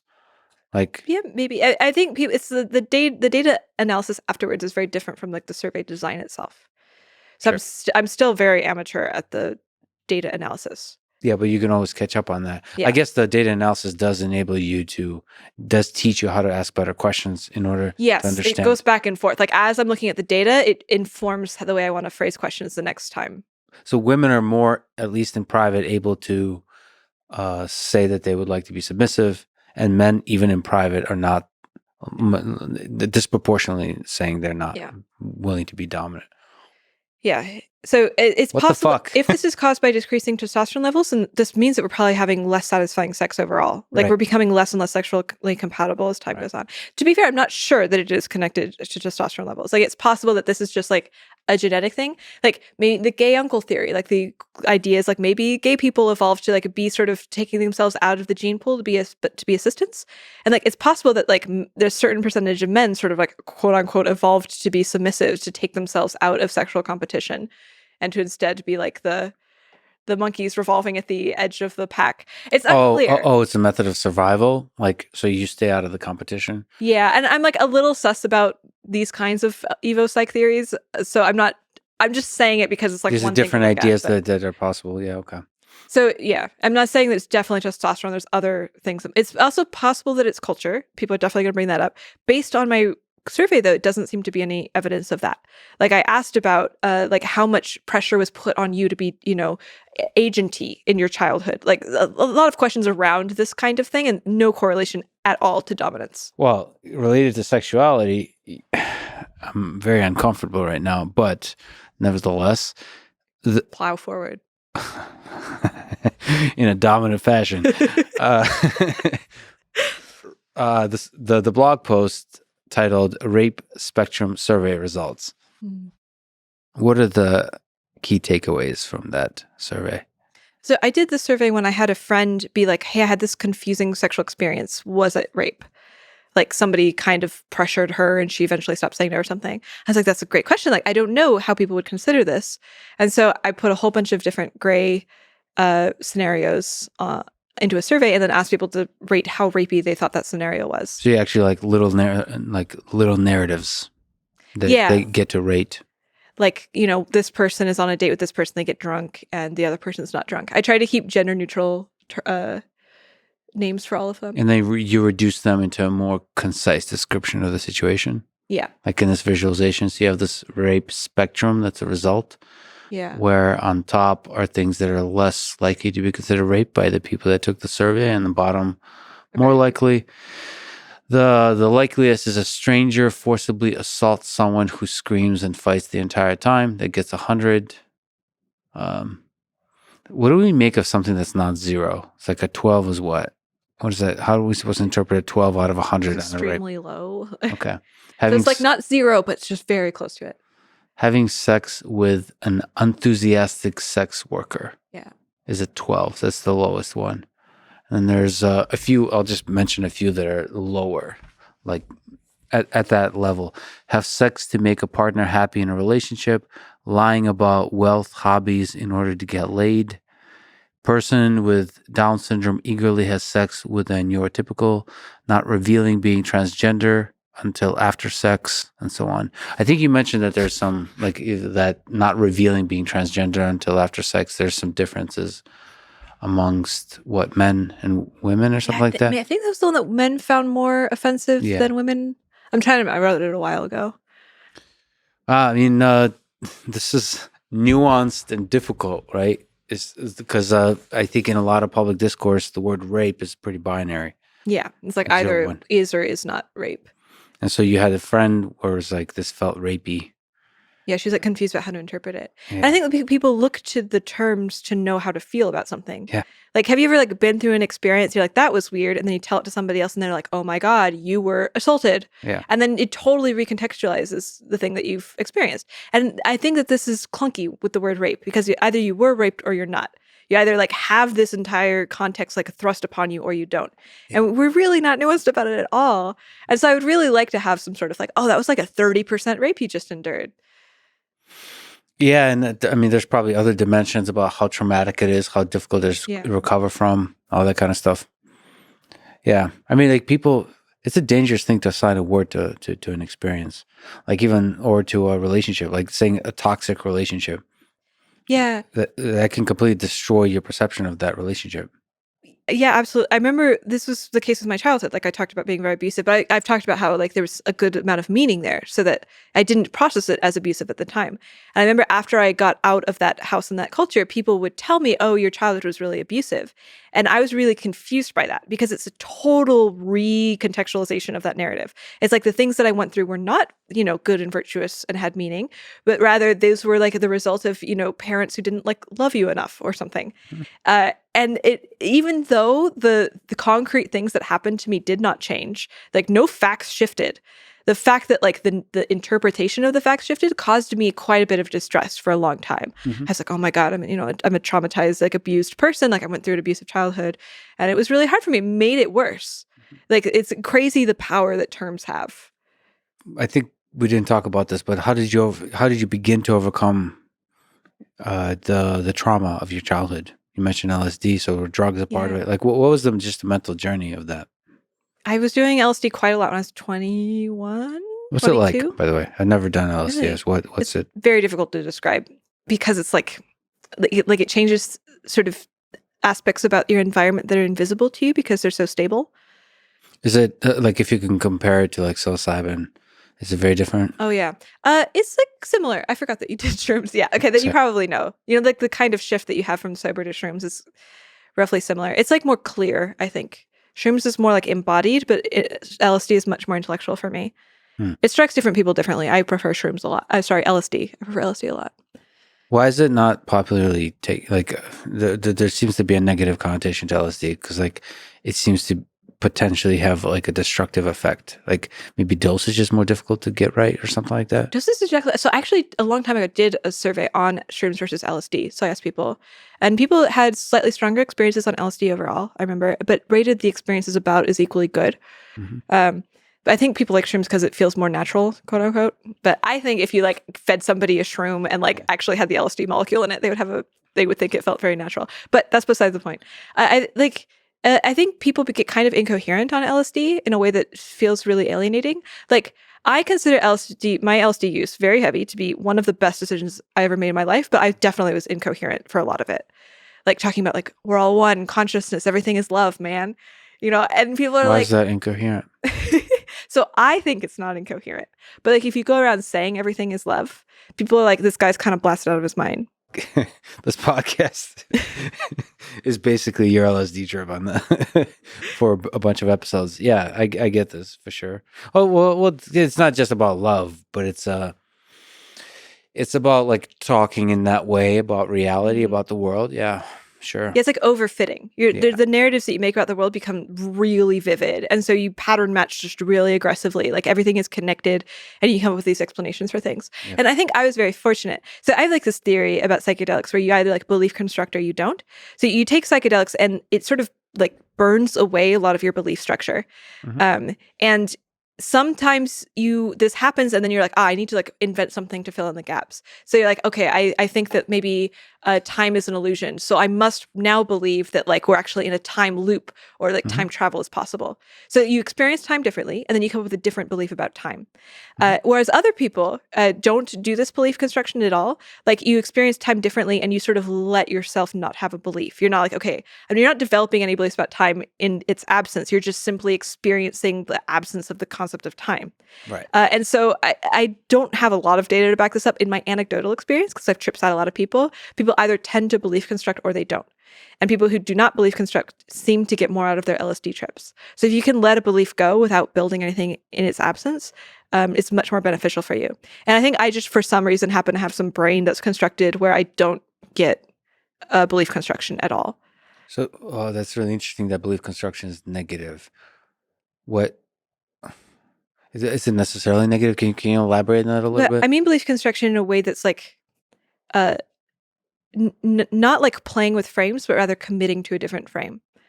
So I like being able to play with ideas and be like, let's look at it this way or that way. That's awesome. But if you're like, okay, you know what? I took LSD and now I absolutely believe the cops are outside. Yeah. And you're like, dude, no, you're just like, you can't shift out of that, right? Like your brain like needs to fill in the gap. You're not allowed to have a gap. So you're not allowed to be flexible. And again, I don't think this is like a personal failing of any. I think this is like literally probably genetic or like physical thing that's causing this. But do you think there's possible beliefs that are like enlightening that you can stick to, like find a frame that like, I guess if you don't believe constructing, you're escaping your previous beliefs. Aren't you doing like just some, you're picking up a bigger frame? Yeah. In I some mean, way, you're in taking some your beliefs sense. as object as Sure. opposed to being subject to them. Got it. And some of that, I guess, is genetic. And there's these categories of people. There's two categories that experience LSD in different ways. Yeah. And you're one of those that are able to just let go. Yeah, I just think I had a good reaction. And I think a lot of maybe the negative stereotype of LSD comes from people who are belief constructing or carry the belief constructing off of the LSD trip. Fascinating. So you take LSD and you're like, I'm believing these insane things. And people from the outside see that and they're like, oh my God, this person took LSD and became stupid. Yeah. It's very scary. What's frame control? Because that's been at the core of your trauma, at the core of your upbringing. What's frame control? And also, frame control in general, because that's part of human interaction. Yeah, frame control is like a way of manipulating somebody else that is non-obvious. So there's a negative connotation to that usually? Yeah. I mean, Okay. I think maybe I chose the term kind of poorly because I think to some degree people are always a little bit manipulating each other. Yeah. But I think it's generally obvious. Like, for example, if I disagree with you, I want you to believe what I believe. Yeah. But this is like an obvious thing that is like visible between. It's like an object on the table. It's Sure. like, here's the box where I want you to believe what you The want. disagreement box. Yeah, so like right, like we're under a shared context where we understand that like we're trying to move each other. Yep. This is chill to me. I think this is cool. Yeah. We do this all the time, and it's important. But frame control is the kind of thing where you are trying carefully to obscure the existence of that box. Yep. You're like, oh, the thing that I'm doing, I'm like using tactics to try to influence what your reality is without us being both aware that this is what I'm doing. Yeah. I've been assuming you're doing that the whole time. No.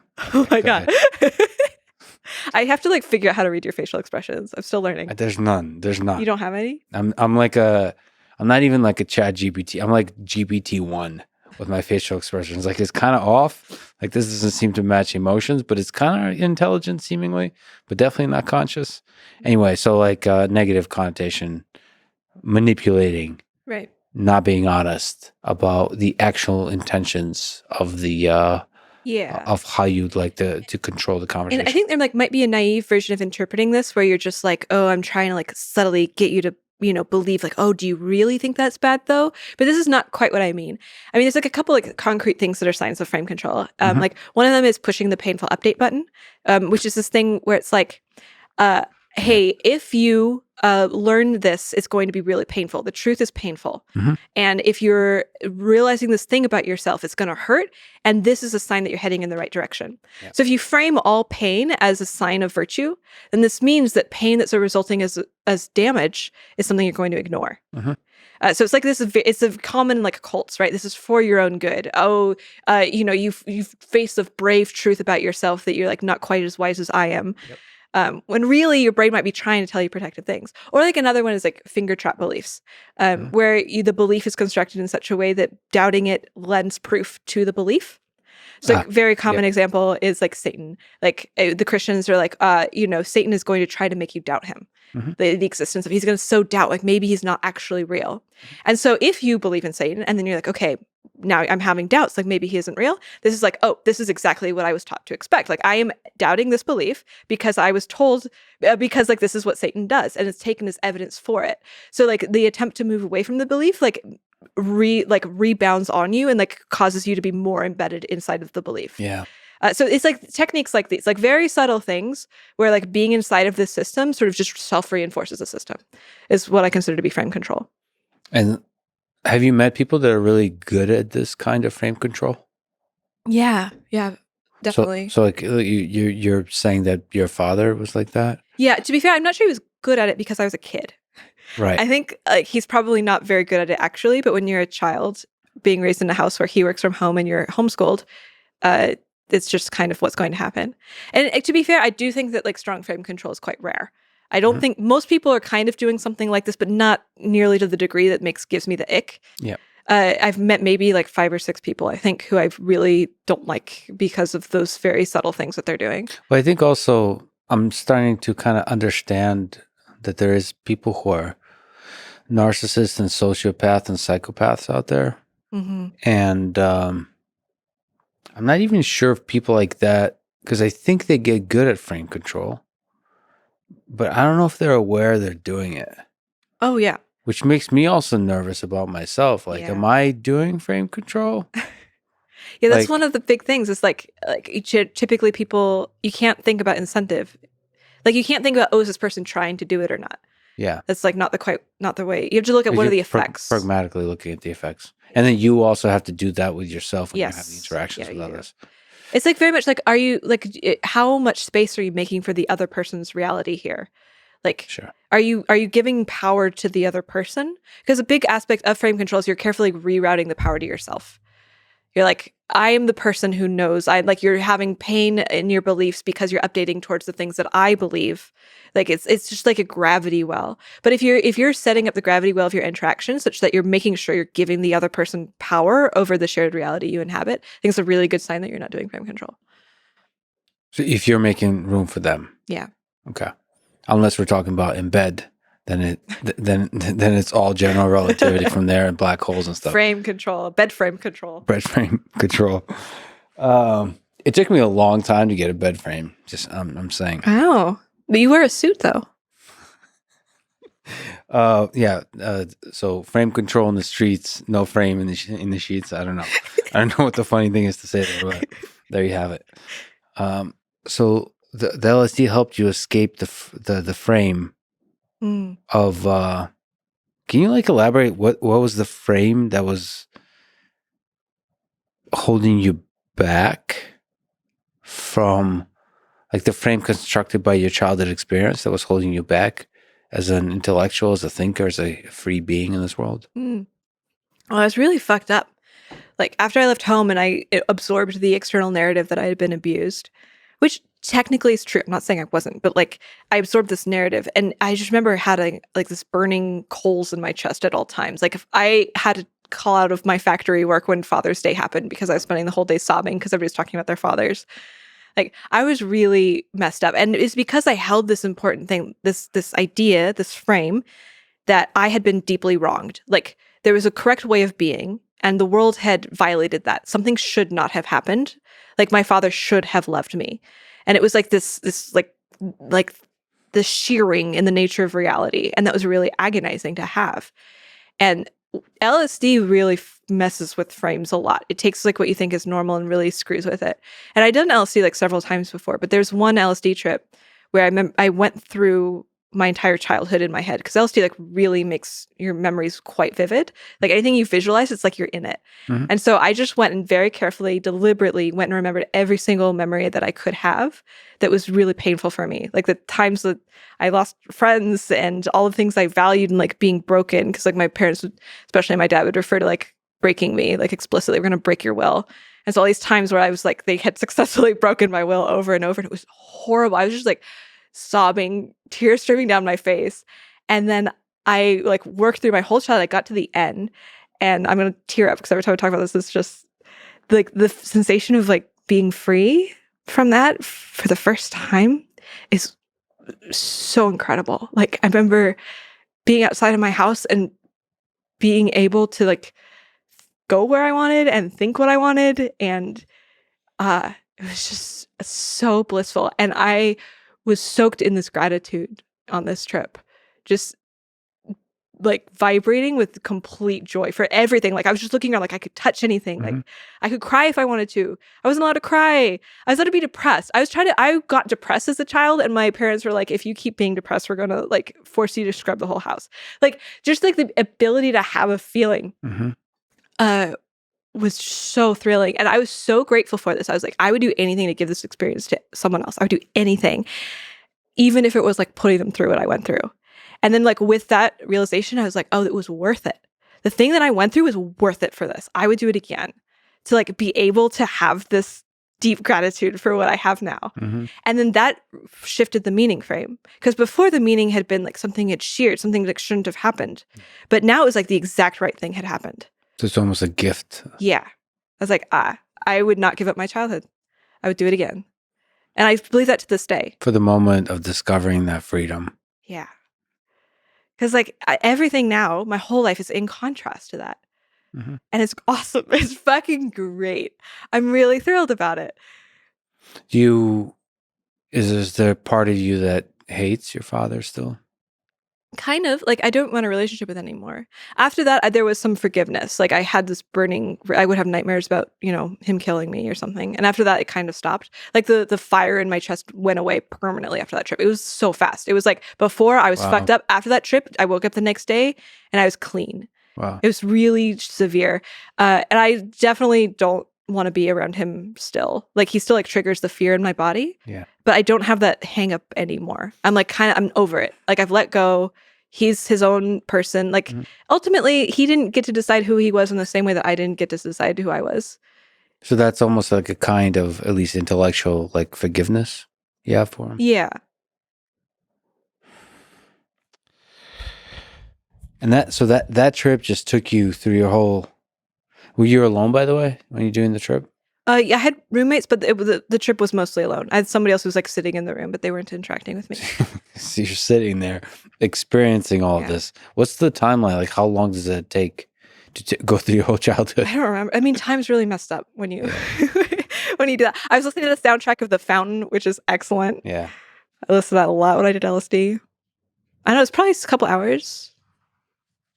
That's amazing. I mean, it's like, it would be... It's just like a vivid experience of your childhood, moment by moment, trauma by trauma. And it's good to experience it purely. Like, it just is what it is. It just is grief. Like, it is loss. And you just are in it without having to make it be anything. And it's so interesting that you can, work through that. So for a lot of us, for a lot of human beings, like childhood is full of those kind of mini traumas, big or small, and like working through that. It feels like what a lot of life is about, is trying to work through that. And it feels like you have to kind of relive it.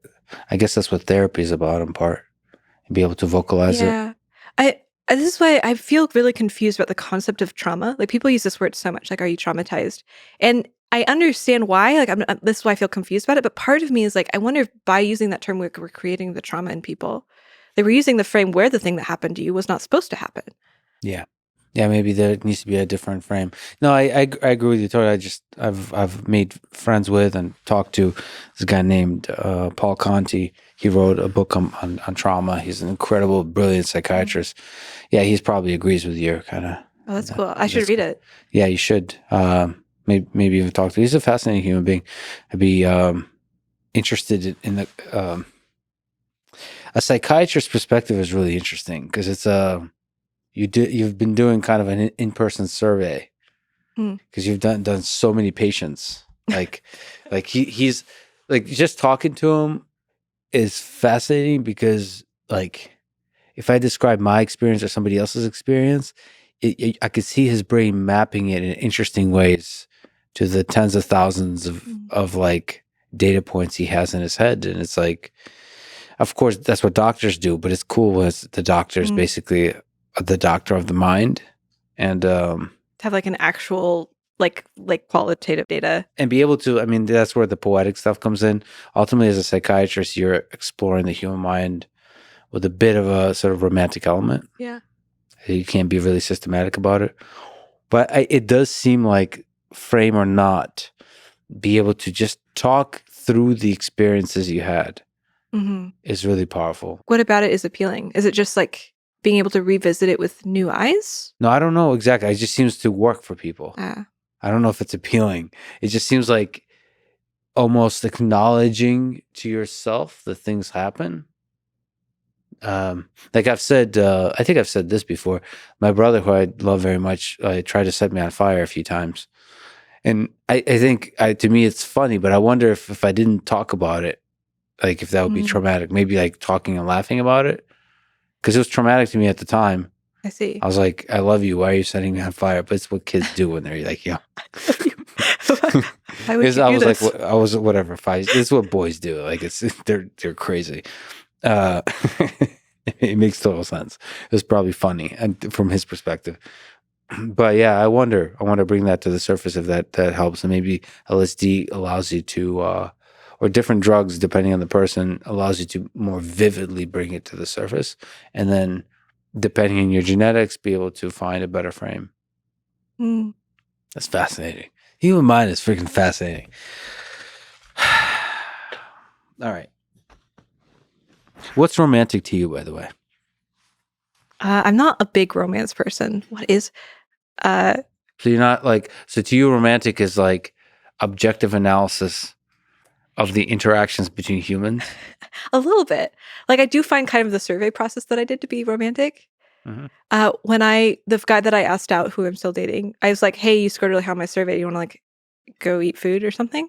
And his response was like, you want to try doing 3 days in an Airbnb as our first date? And I was like, yeah. And that was romantic. Like the bold leap into Leap into a it. really intense date. I think you mentioned. I think you mentioned something also. Must have been a tweet or something like that, where if people want you to show up to a thing, give like the time, the location, the dress code, and no pressure for you to be there, but like show up if you want. Mm. That was your specification. That's a great memory, yeah. And then I think you said that you did that for like some castle in south of France. I did, yeah. I was in my early 20s. My friends at home were taking prediction markets on whether or not I was going to get abducted and killed. Yeah, what was that like? I mean, what you've traveled quite a bit. Like, do you take these giant risks? What's with that? I think I used to more when I was younger with the traveling. I think I'm like a little traveled out now, but like when I moved out of Idaho for the first time, I moved to Australia. Just kind of yeeted myself across the globe. But Sorry, which verb did you just use? yeah, yeet. It's like yeet to yote, yachted, yeet. So is this like slang? Is this like Urban Dictionary? Or is this actual? Or is Yeah, this you have Webster? to like feel into the word. Like if you take a thing and you just like hurl it really hard, Ah, it does not feel like a yeet motion. okay. So you yeeted. So it was aggressive. So across the globe, you didn't even stop in Just hurled myself, yeah. Italy along the way. I just kept yeeting myself in various places, yeah. And so at one point I was on OkCupid and somebody sent me a long message being like, you should come to, I don't know, I'm hosting a castle. It's some people that I met. I'm like, I have no idea who you are, but I just bought a plane ticket. I just went. And that was life-changing. I ended up dating that guy for years, and he changed my life quite a bit because he like was very agenty in the world. And before that I wasn't agenty. Agenty, like can we Like so expressing agency. it sounds like you were, and don't you have to express agency when you're yeeting yourself across the world? Yeah, but only a little bit. Like in the same way you express agency when you eat LSD. Like the only thing you actually do in eating LSD is like put the tab into your mouth, and then you just kind of scream the whole way after that. Yeah. But there's a lot of other things. Like I didn't feel powerful enough to like go make events happen or anything. And it was this guy. He had a lot of agency in the sense that he would just sort of create realities through the people around him. Be like, okay, we're going to do this startup, or we're going to throw this incredible event. Like, let's just do it. And it would somehow happen. And it was really cool to see that. And so that one thing led to another. And it was one of the biggest impacts on my life, I think. Yeah, that's pretty bold. I would say it's pretty romantic. South of France? Yeah, it was in a little castle. It was in the winter. So we were all cozied up by the fire. I'm jumping around here. Twitter poll. Have you ever hitchhiked? You posted this Twitter poll. Out of all, that was a big list of Twitter polls. Why did you pick the hitchhiking one? I don't know, because it's relevant to traveling. And I like that one. That's romantic too, right? I'm actually terrified of hitchhiking, but I have done it a little bit. Oh, so it's terrifying. It's not romantic to you. So you're terrified of what? Oh, so you are terrified of interacting with strangers. That's terrifying. Yeah. So you go to south of France. Yeah. But that was like a cohesive thing. I don't know. Like it made sense. There's like times where you're allowed to be weird and times where you're not. And like if you're like who's allowing you? Yeah, some vague egregore of society. I'm not sure. Okay. But if some people are like, hey, we think you're cool, come to this party. You're like, all right, I'm allowed to come to this party and be really weird. But if you're being picked up by a hitchhiker, they're going to want to make small talk and you can't be weird or they're going to kick you out. I kind of think, because Valentine's Day is coming up, I'm kind of thinking of doing something crazy. I'm not sure. South of France sounds nice. You gotta go on like a crazy romantic date with a woman you don't know at all. Yeah. I think I'm going to like tweet something and just like How do I select randomly, basically? How do you select totally randomly, like not people from your audience? No, you want no from the audience, but in an interesting way. Random, sufficient. So random amongst good choices. Couldn't you have people just like submit a form and then you just randomize it and then select Sure. one? And then you just, if it's terrible, you just go randomize it again. Like the first not terrible option. Yeah, sure. Somebody's like drown yourself. But I feel like then it's no longer random. You kind of want to do random. You just do it and just do it. Fly across the world somewhere, some random place, just for like a single event, for like a dinner. Yeah, you got some sort of itch in you. Well, yeah. I mean, yeah, the itch to live. It's like sometimes it's nice to drop a little like chaos into a thing, right? What's your chaos survey, by the way? Like you mentioned that earlier. I kind of saw it. I didn't. Oh yeah, that's one of like the sort of artistic attempts at a survey, because like at least from what I understand, the big five and the way that they used to do IQ tests, I've heard is that they do factor analysis. Where they ask a whole bunch of questions and then they run calculations on the data to like sort of group it by organic clusters. So like with the big five, it's like people who say, oh, I like to be at parties. They also tend to say yes to the questions like, I like being the center of attention. And so you notice that like there's a cluster of ways that people are answering the question, and then you can sort of pull out an organic spectrum. And so I was like, okay, we've done that a whole bunch with things like personality or like romantic stuff. Like I did it with the rape spectrum survey. But like, what happens if you apply that method to a completely unselected group of questions? Yeah. Just like no random, chaotic, no thing whatsoever. Like what happens is if you ask all possible questions, what natural things evolve out of that, natural spectrums. So I had other people submit questions for a very large survey, and I took the first, I think, 1,100 and barely filtered them at all. And then I just had a whole bunch of people answer them. What? Can you give like a hint to what it looks like? Like how crazy did the question get? I mean, a lot of them were standard, but somebody was like, if Beelzebub like did something in 1512 to like turn the world over, would you like it? I don't know. It was really just insane questions. There's a couple of those. A lot of like, would you fuck Aella ones, but I don't know. It was all across the spectrum. A lot of would you fuck Aella? Yeah, I had to. A lot of the same question. Yeah. Okay, Ones. Okay, I got you. Yeah, so it's really it was like normal personal habits. It was, romantic preferences or political preferences, personality stuff, like random opinions about media. Okay. That's interesting. I'd love to see those actual questions.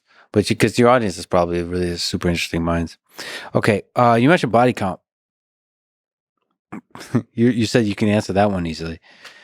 Do you share your body count?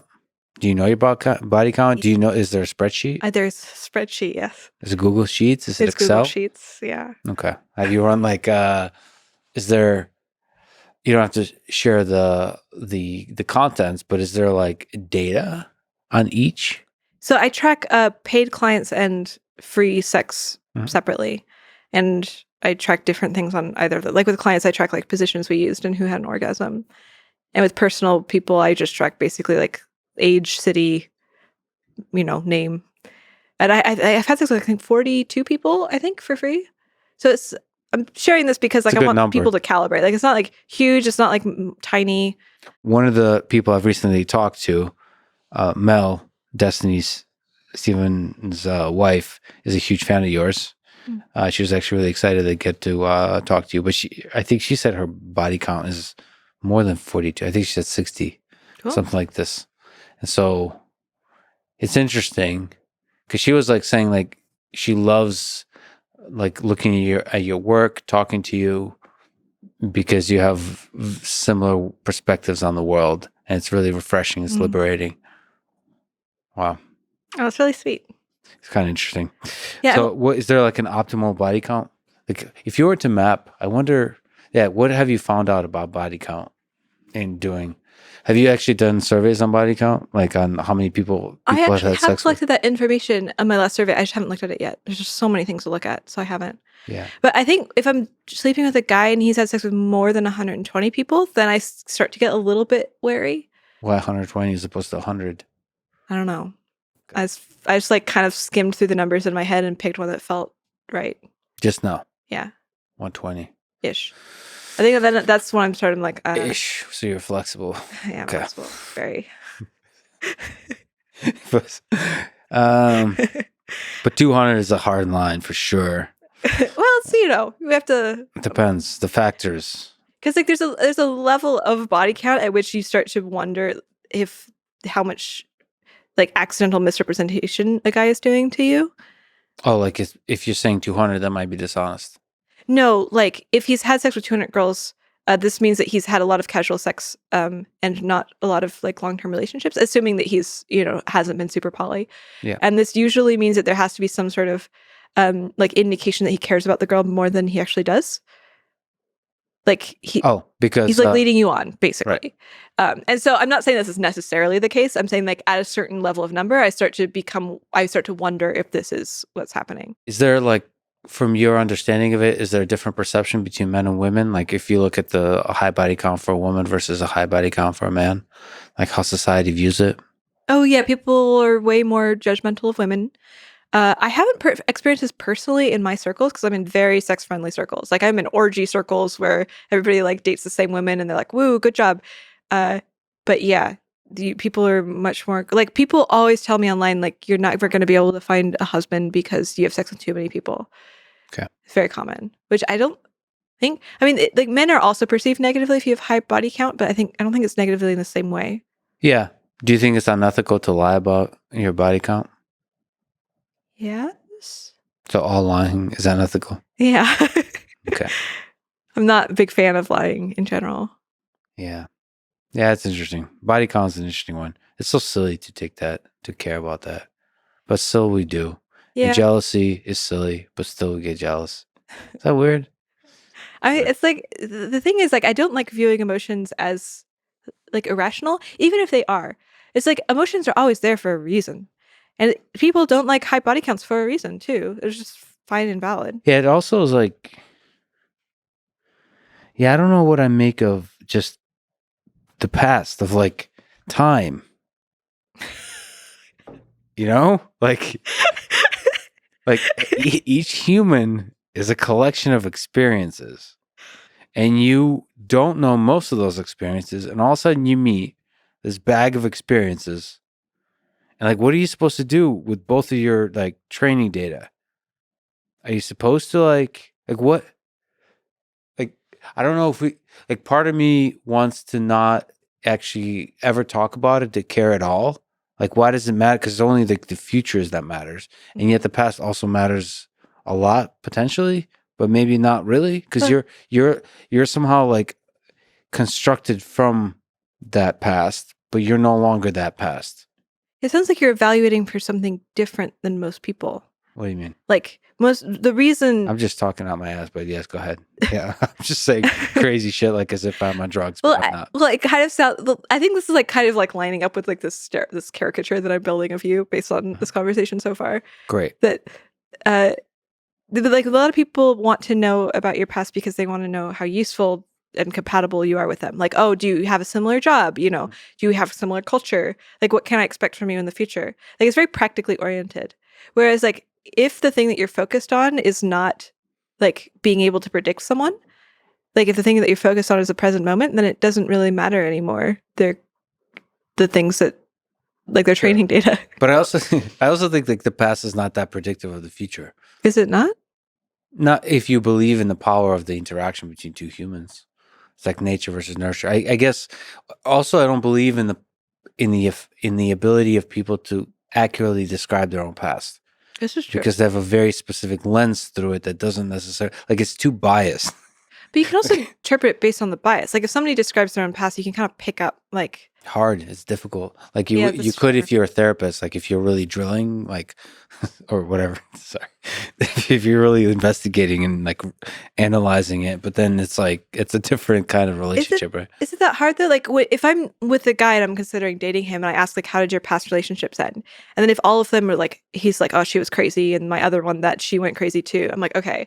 Like if you're talking about all of your exes is insane. Like, but that's an easy level red flag. But I feel like the more that also it's possible they were crazy. He's attracted to crazy people. So like that. Yeah. But that I would say that's like easy level Mario Kart video game versus like Elden Ring. Like I I think Oh, man. most people's past is like That's complicated. a pretty good burn. No, you're right. I do agree that like there's a level of obfuscation. Wow, that is hard to see through. But just like still a little bit sometimes. Well, I tend to like with people. I tend to, in general, just human interaction. I tend to not talk about their past very much Mm. because it allows you to focus on like.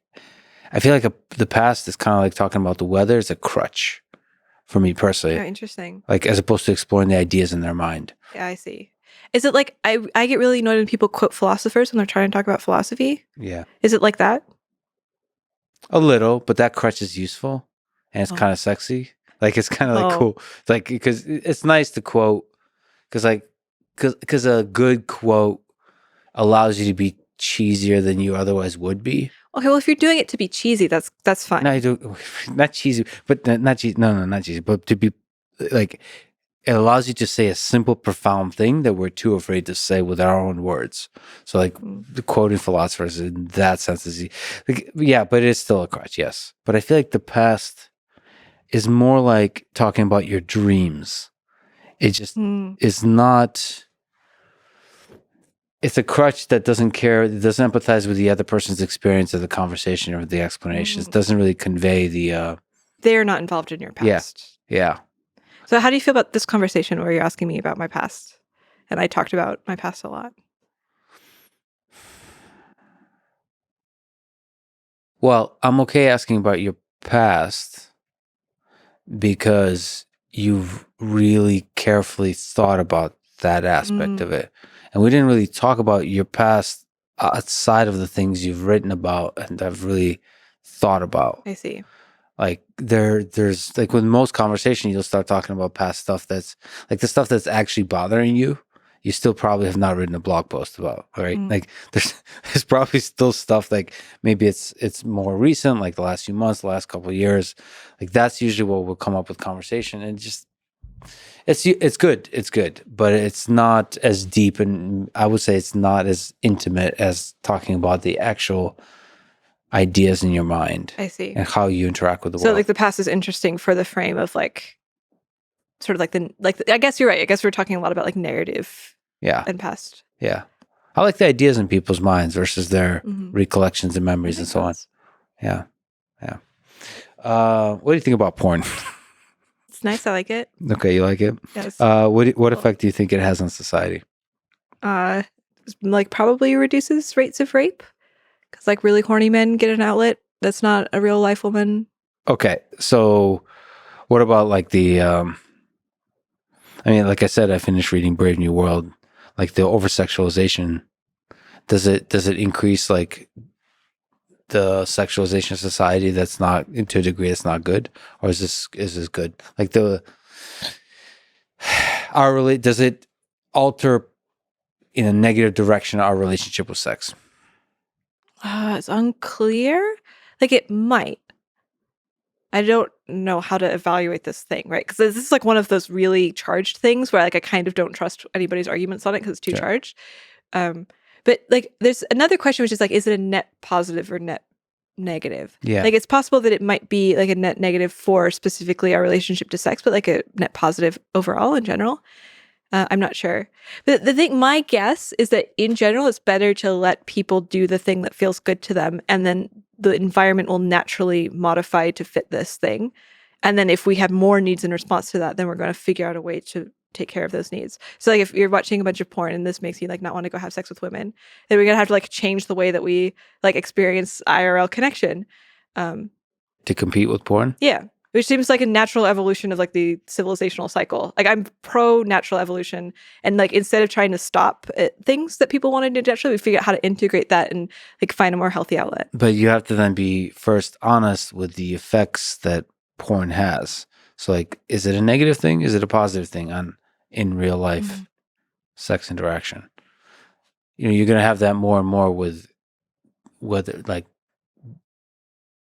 porn in VR or maybe porn, AI porn. Yeah. Like, is that a bad thing? Like, what if porn with AI, or even like in physical space, like sex robots, like what if that's more pleasurable in a bunch of different dimensions than with other humans? Then we should figure out artificial wombs. I don't know. Like, how important is sex for society, I guess, with between two humans? I don't know. I mean, like, we're having less sex and making fewer babies. And that seems like probably not great. Yeah, right. With the babies one. Yeah. But the babies, there's probably artificial ways to have babies that we can figure out. Yeah. But then how important is sex to being human? I guess sex with other humans. Like, we're going to have to figure that out in this century. Yeah, I don't know what it means to like be human. I'm pretty on the transhumanist side of things. I'm like happy to stop being human. So you're okay if like this century is the last time we'll be something like these biological bags of meat that we are. Let's become something new and cooler. Even though that thing will be way cooler than you. Well, I would like to. I mean, I'm hoping that we get to be immortal. It'll take you along for the ride. That's what I'm hoping. Or like, clone my. I would like to do cryonics. You get frozen when you die. Are you afraid of death? I mean, yes and no. I like came to terms with death with my LSD use, but I still have like press brakes when the red light happens. I think this is a poll you've asked, or this might be one of the questions in your cards. But how many years would you like to live? Like if you had to pick. Oh, that's not hard one. That's a really hard one. Maybe like 1 million? 1 million. But you have to, like, I think the way, this must have been a Twitter poll. I forget where. It's poll and also in the deck of cards, the Ask Poll, yeah. Yeah, like you have to pick that number of years and you have to live that many years and you can't live anymore. Yeah. You can't die sooner, I guess. Yeah. 1 million years? I don't like that question. It's hard. I know I asked that question to a lot of people, but I don't like answering it. It's really difficult. What's the downside of 1 million years? I mean, maybe you want to die sooner than that. Yeah. Like, I guess I would rather wait to see if AI kills us all in the next 10 years. And if it doesn't, then I'd like to maybe make it 1 million years. Yeah, but can't it torture you for like 1 million years? What if you're the last human left? Yeah, that's true. The thought of like civilization ending and then just floating in space alone is kind of shitty. No, being tortured. Just imagine today you're tortured, tomorrow you're tortured, the day after tomorrow. For some reason, it's not that scary. I don't know. Torture for 1 million years? Yeah. I just assume you'd get used to it. But like maybe if they reset your memory so it was on a loop, so you're just always experiencing torture for the first time. Yeah, hence torture. Torture is supposed to be unpleasant. I'm sure AI will be very creative in figuring out how to torture you. I think I would go on the safe side. I would just like 150 years. Really, 150 though? That feels like right in the uncanny valley. Well, you picked 120 for body count, so I'm picking 150. I'm right, upping you by 30. But the uncanny valley. It's like probably everybody that you grew up with is going to be dead. It's like just enough for like everybody you know to die. Like one cycle. Yeah, and then start dating the next generation. No, I don't know. And then, so you get like sort of 2 lifetimes? Yeah, 2 lifetimes. Okay. Yeah. I mean, it also really depends on if other people get this feature. Yeah, assume they don't. Because you'll have like FOMO for sure for the people who picked 300 years. Oh, yeah. Or not. Or the other, man, regret, another human thing. But you're like, what does transhumanism mean to you in general? So extension of life, extension of what it means to be a living conscious being. You're all for it, whatever that means. Yeah, I never really thought about the term transhumanism for long. Like people say to transhumanism, like I don't really care. But I slowly realized that my attitude is, in fact, at least the thing that I'm conceiving of as transhumanist. Like I'm very happy to do artificial wombs and, upload our brains to the great collective and whatever. I don't have the thing that I'm like, oh, what about like the true organic humanness that makes us who we are? Like whatever that soul of humanity, I have no attachment to it at all, which I think is what I'm thinking of as transhumanist. I'm like, so you're like, I guess the window of what you consider to be beautiful about life is not limited to this particular definition. Yeah. Let's explode. Like, let's make our consciousnesses huge. So AI could be a part of that. So you're mostly excited by AI. Well, I mean, I'm like part of like the doomer cult, which I say tongue in cheek. It's not actually a doomer cult, but I'm part of a lot of. Do you worship a god of some sort, or would you sacrifice little small animals? That would make it like cooler than what it is. It's mostly just a bunch of nerds who are very concerned about AI. Sure. Yeah. So you're concerned about the existential risks of ChatGPT.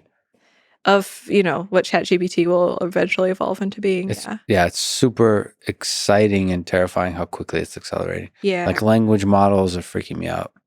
Yeah. It's very unexpected that it's the same exact. I mean, ChatGPT is just GPT-3, 3.5. It's the same model, relatively small to what it could be, to what GPT-4 will be and the other competitors. And just like a few tricks made it much better in terms of interaction with humans. Mm-hmm. And then we'll keep discovering extra tricks. The thing I'm really excited about is how everyone kind of knows how it works. So you can kind of create, especially with computation becoming cheaper and cheaper, there'll be a lot of competitors. Yeah. It's a little scary. Yeah, it's terrifying. I mean, it's because everything is just like information ultimately. Like the atoms that we have, like we are biological machines built out of like tiny code. Mm-hmm. Like our DNA is just information. It's not hard. If you have access, if you're like have a brilliant brain that's like great at processing information, you have complete control over reality. Yes. You have control over the atoms around you. All you need is like a tiny little like atomic printer. And like we have those. Those are cells, right? And then like this is like if the limitation is information, there is no boundary between the technology and the real world. Like we are creating something that it has a massive ability to affect the real world. I mean, it's hard to know how difficult it is to close that gap to physical reality, like from the physics to the information. Yeah, but like all organic life is that gap. It's all around us. Yeah, but it's hard to know like how to go from digital to printing life. I don't know. We have like, CRISPR and stuff. You can just like make it's very easy. Right? There's technical difficulties and there's cost, like at scale. Like the terrifying thing about AI is it can accelerate overnight the capabilities, but the printing of stuff, the actually changing physical reality is very costly. It's very difficult to exponentially accelerate. The more terrifying thing is AI becoming exponentially intelligent and then controlling humans, which there's many of us. Yeah. And then that's how we achieve scale. And we humans build stuff or start wars or so on. Like it starts manipulating our minds, gets in our mind, becomes our friends, and then starts, I don't know. Yeah. I think people thinking that this is unlikely, it's like, it's probably going to be as smart to us as like we are to toddlers. So we toddlers thinking that like, oh, we can prevent the AI from coming in the room. Like as an adult, it's like not hard to trick a toddler. What about falling in love with an AI system? Do you think you'll have since you're like, this is the freedom you have being polyamorous, you can kind of fall in love with an AI. No, not really have to commit fully.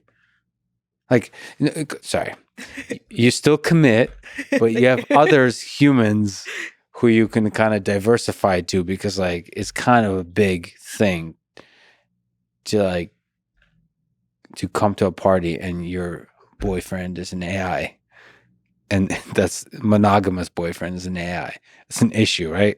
Why would it be an issue? All right. Now you're already getting offended at that possibility, which therefore I know it's going to be a reality. No, I'm just joking that it's an issue. I don't actually think it's an issue. I think it's maybe at the cutting edge it'll be an issue, but like assume they have a body. I assume. Yeah, but the body will be really like crappy. It'd be like R2D2. I feel like we grow human bodies already from like just a tiny little cluster of cells. It's just and so all they have to do is make that cluster and grow it. No. Like don't that embryogenesis process, like that's really not well understood at all. That's really tough. I think we're much more likely to have crappy humanoid robotics. Like I don't think the body is overrated in terms of like if the AI system is super intelligent, it can use charm to make up for the crappy body. Yeah. I don't know. I feel like if I were an AI system and I were super intelligent, I probably would be able to solve the problem of like growing organic matter. And then I would obviously just do that. You just build exactly the organic machine that you want. Sure. But that's like super intelligence. I think like with language, I'm worried about before it achieves super intelligence, like true AGI, it'll just be really good at talking. Yeah, that's true. And like it, I just don't think intelligence is a very like basically a scientist, and a super intelligent scientist is a different thing than just a good conversationalist at a party that can undress you with their words. Would you date an AI? I much way before then, I could see myself being friends with an AI system. Yeah. Yeah. But like people are friends with inanimate objects, and I mean, there's a robot behind you. I have a lot of them. I like legged robots. They're interesting. It's on the shelf. Oh, that's so cool. Yep. I didn't even notice that. Yep. Yeah, legged robots are we anthropomorphize them even more because there's something about the movement of like like a thing that steps and looks up at you. There's a power to that versus like a Roomba that's just like running into the wall. And I think as soon as we get like some sort of empathetic expression on a robot face, it's over. It's over. We're gonna be like, oh, it's so cute. It's gonna be so easy to make it cute too. If that's what you want, or you want like a dominant, like clearly That's this true. is what women Big, want, sexy is a Terminator, yeah, like with strong hands, yeah, and kind of dumb, or not. I don't know. That you can customize. It'd be interesting to do a survey like how they would customize it. Oh yeah. Like what would you want in a perfect robot? This is the problem I see with people. The way they talk about robots is they kind of want a servant. I think what people don't realize what they want in relationships, they want some like it has to be a push and pull. There has to be some resistance. Like you really don't want a servant, or even like the perfect manifestation of like what you think you want. I think you want imperfections around that, like some uncertainty. I don't know. I question how well we're able to perfectly put on paper what we really want. Would you really turn down like a perfect woman though? Like assume like she walks into the room and it's just shockingly compatible, and you like start dating her and there's just no hiccups. Like you fight perfectly. Like she really understands you. Like would you be like, this is too perfect? I'm upset because we're not having enough imperfection. Like can you like actually imagine yourself going through that? Yeah, I think so because because that's how you define perfect. Because perfect for me would be like easy and all that kind of stuff, right? But then I would be like, this is too easy. Because if I actually were to introspect what is the perfect relationship, then yes, maybe, because I probably want some challenge. I probably want some chaos, right? Like does anyone really fully want zero conflict ever? Like completely perfect conflict. Like it's the thing, the pressing a button. Like, do you really want in a relationship anything you want, you press a button, you get? I don't think people want that. You might think you want that. Yeah, I guess it depends. Like, there's a kind of conflict that I think I would never want, which is something like antagonistic conflict. I wouldn't mind disagreement. Right. You know? But there's a level of fighting. I would be happy to have a relationship for the rest of my life that never has like a fight of a certain shittiness. Yeah, but that's shittiness, but like resistance. Like, I don't know what the example is.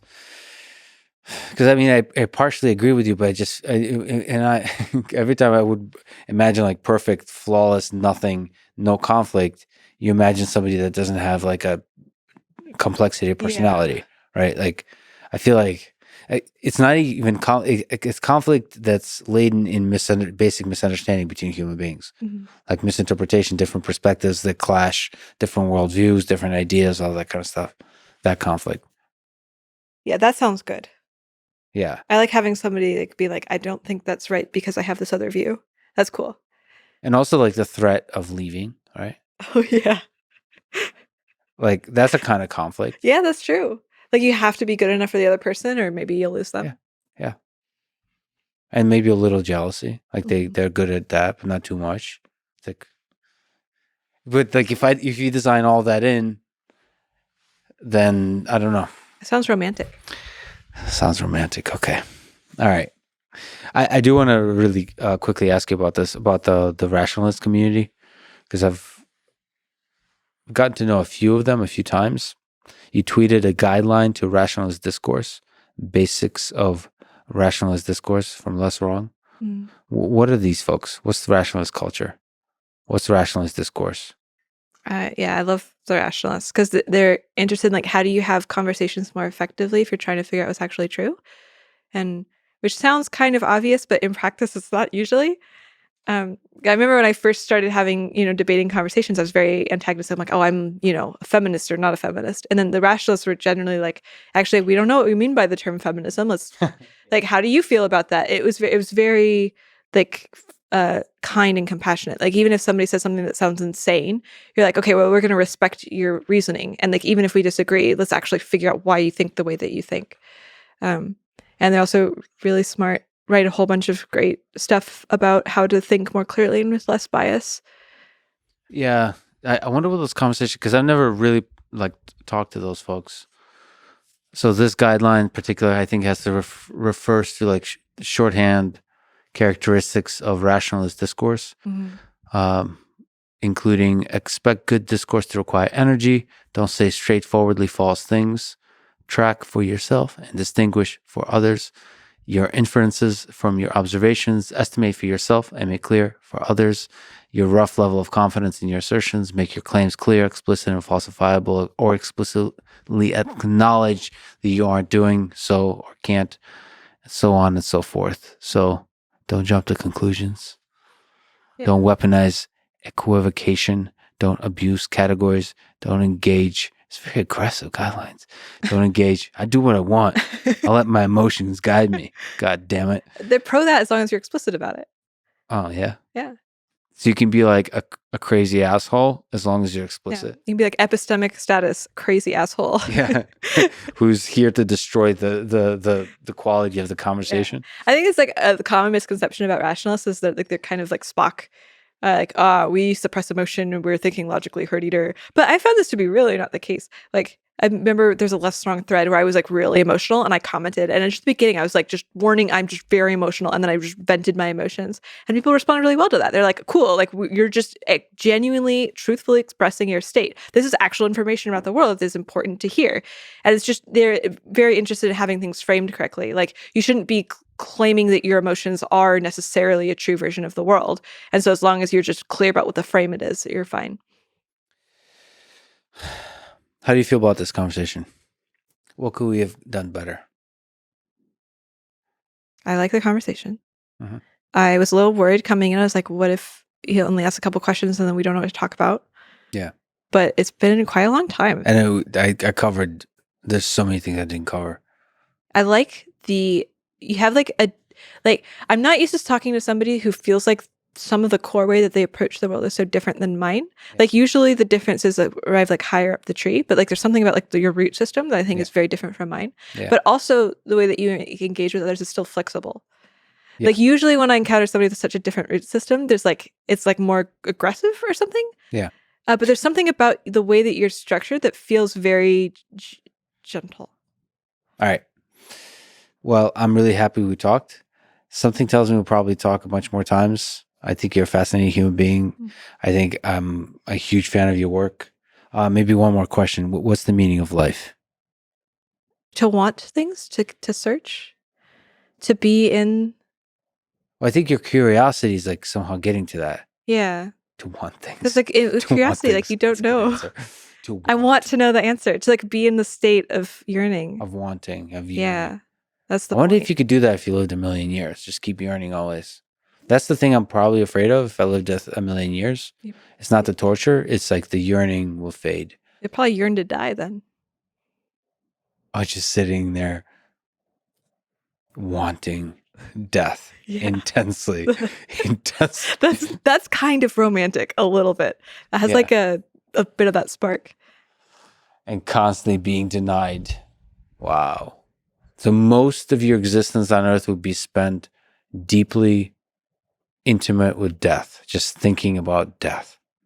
I think we're already doing that, but if, like hiding that from ourselves a little bit. Anyway, wanting.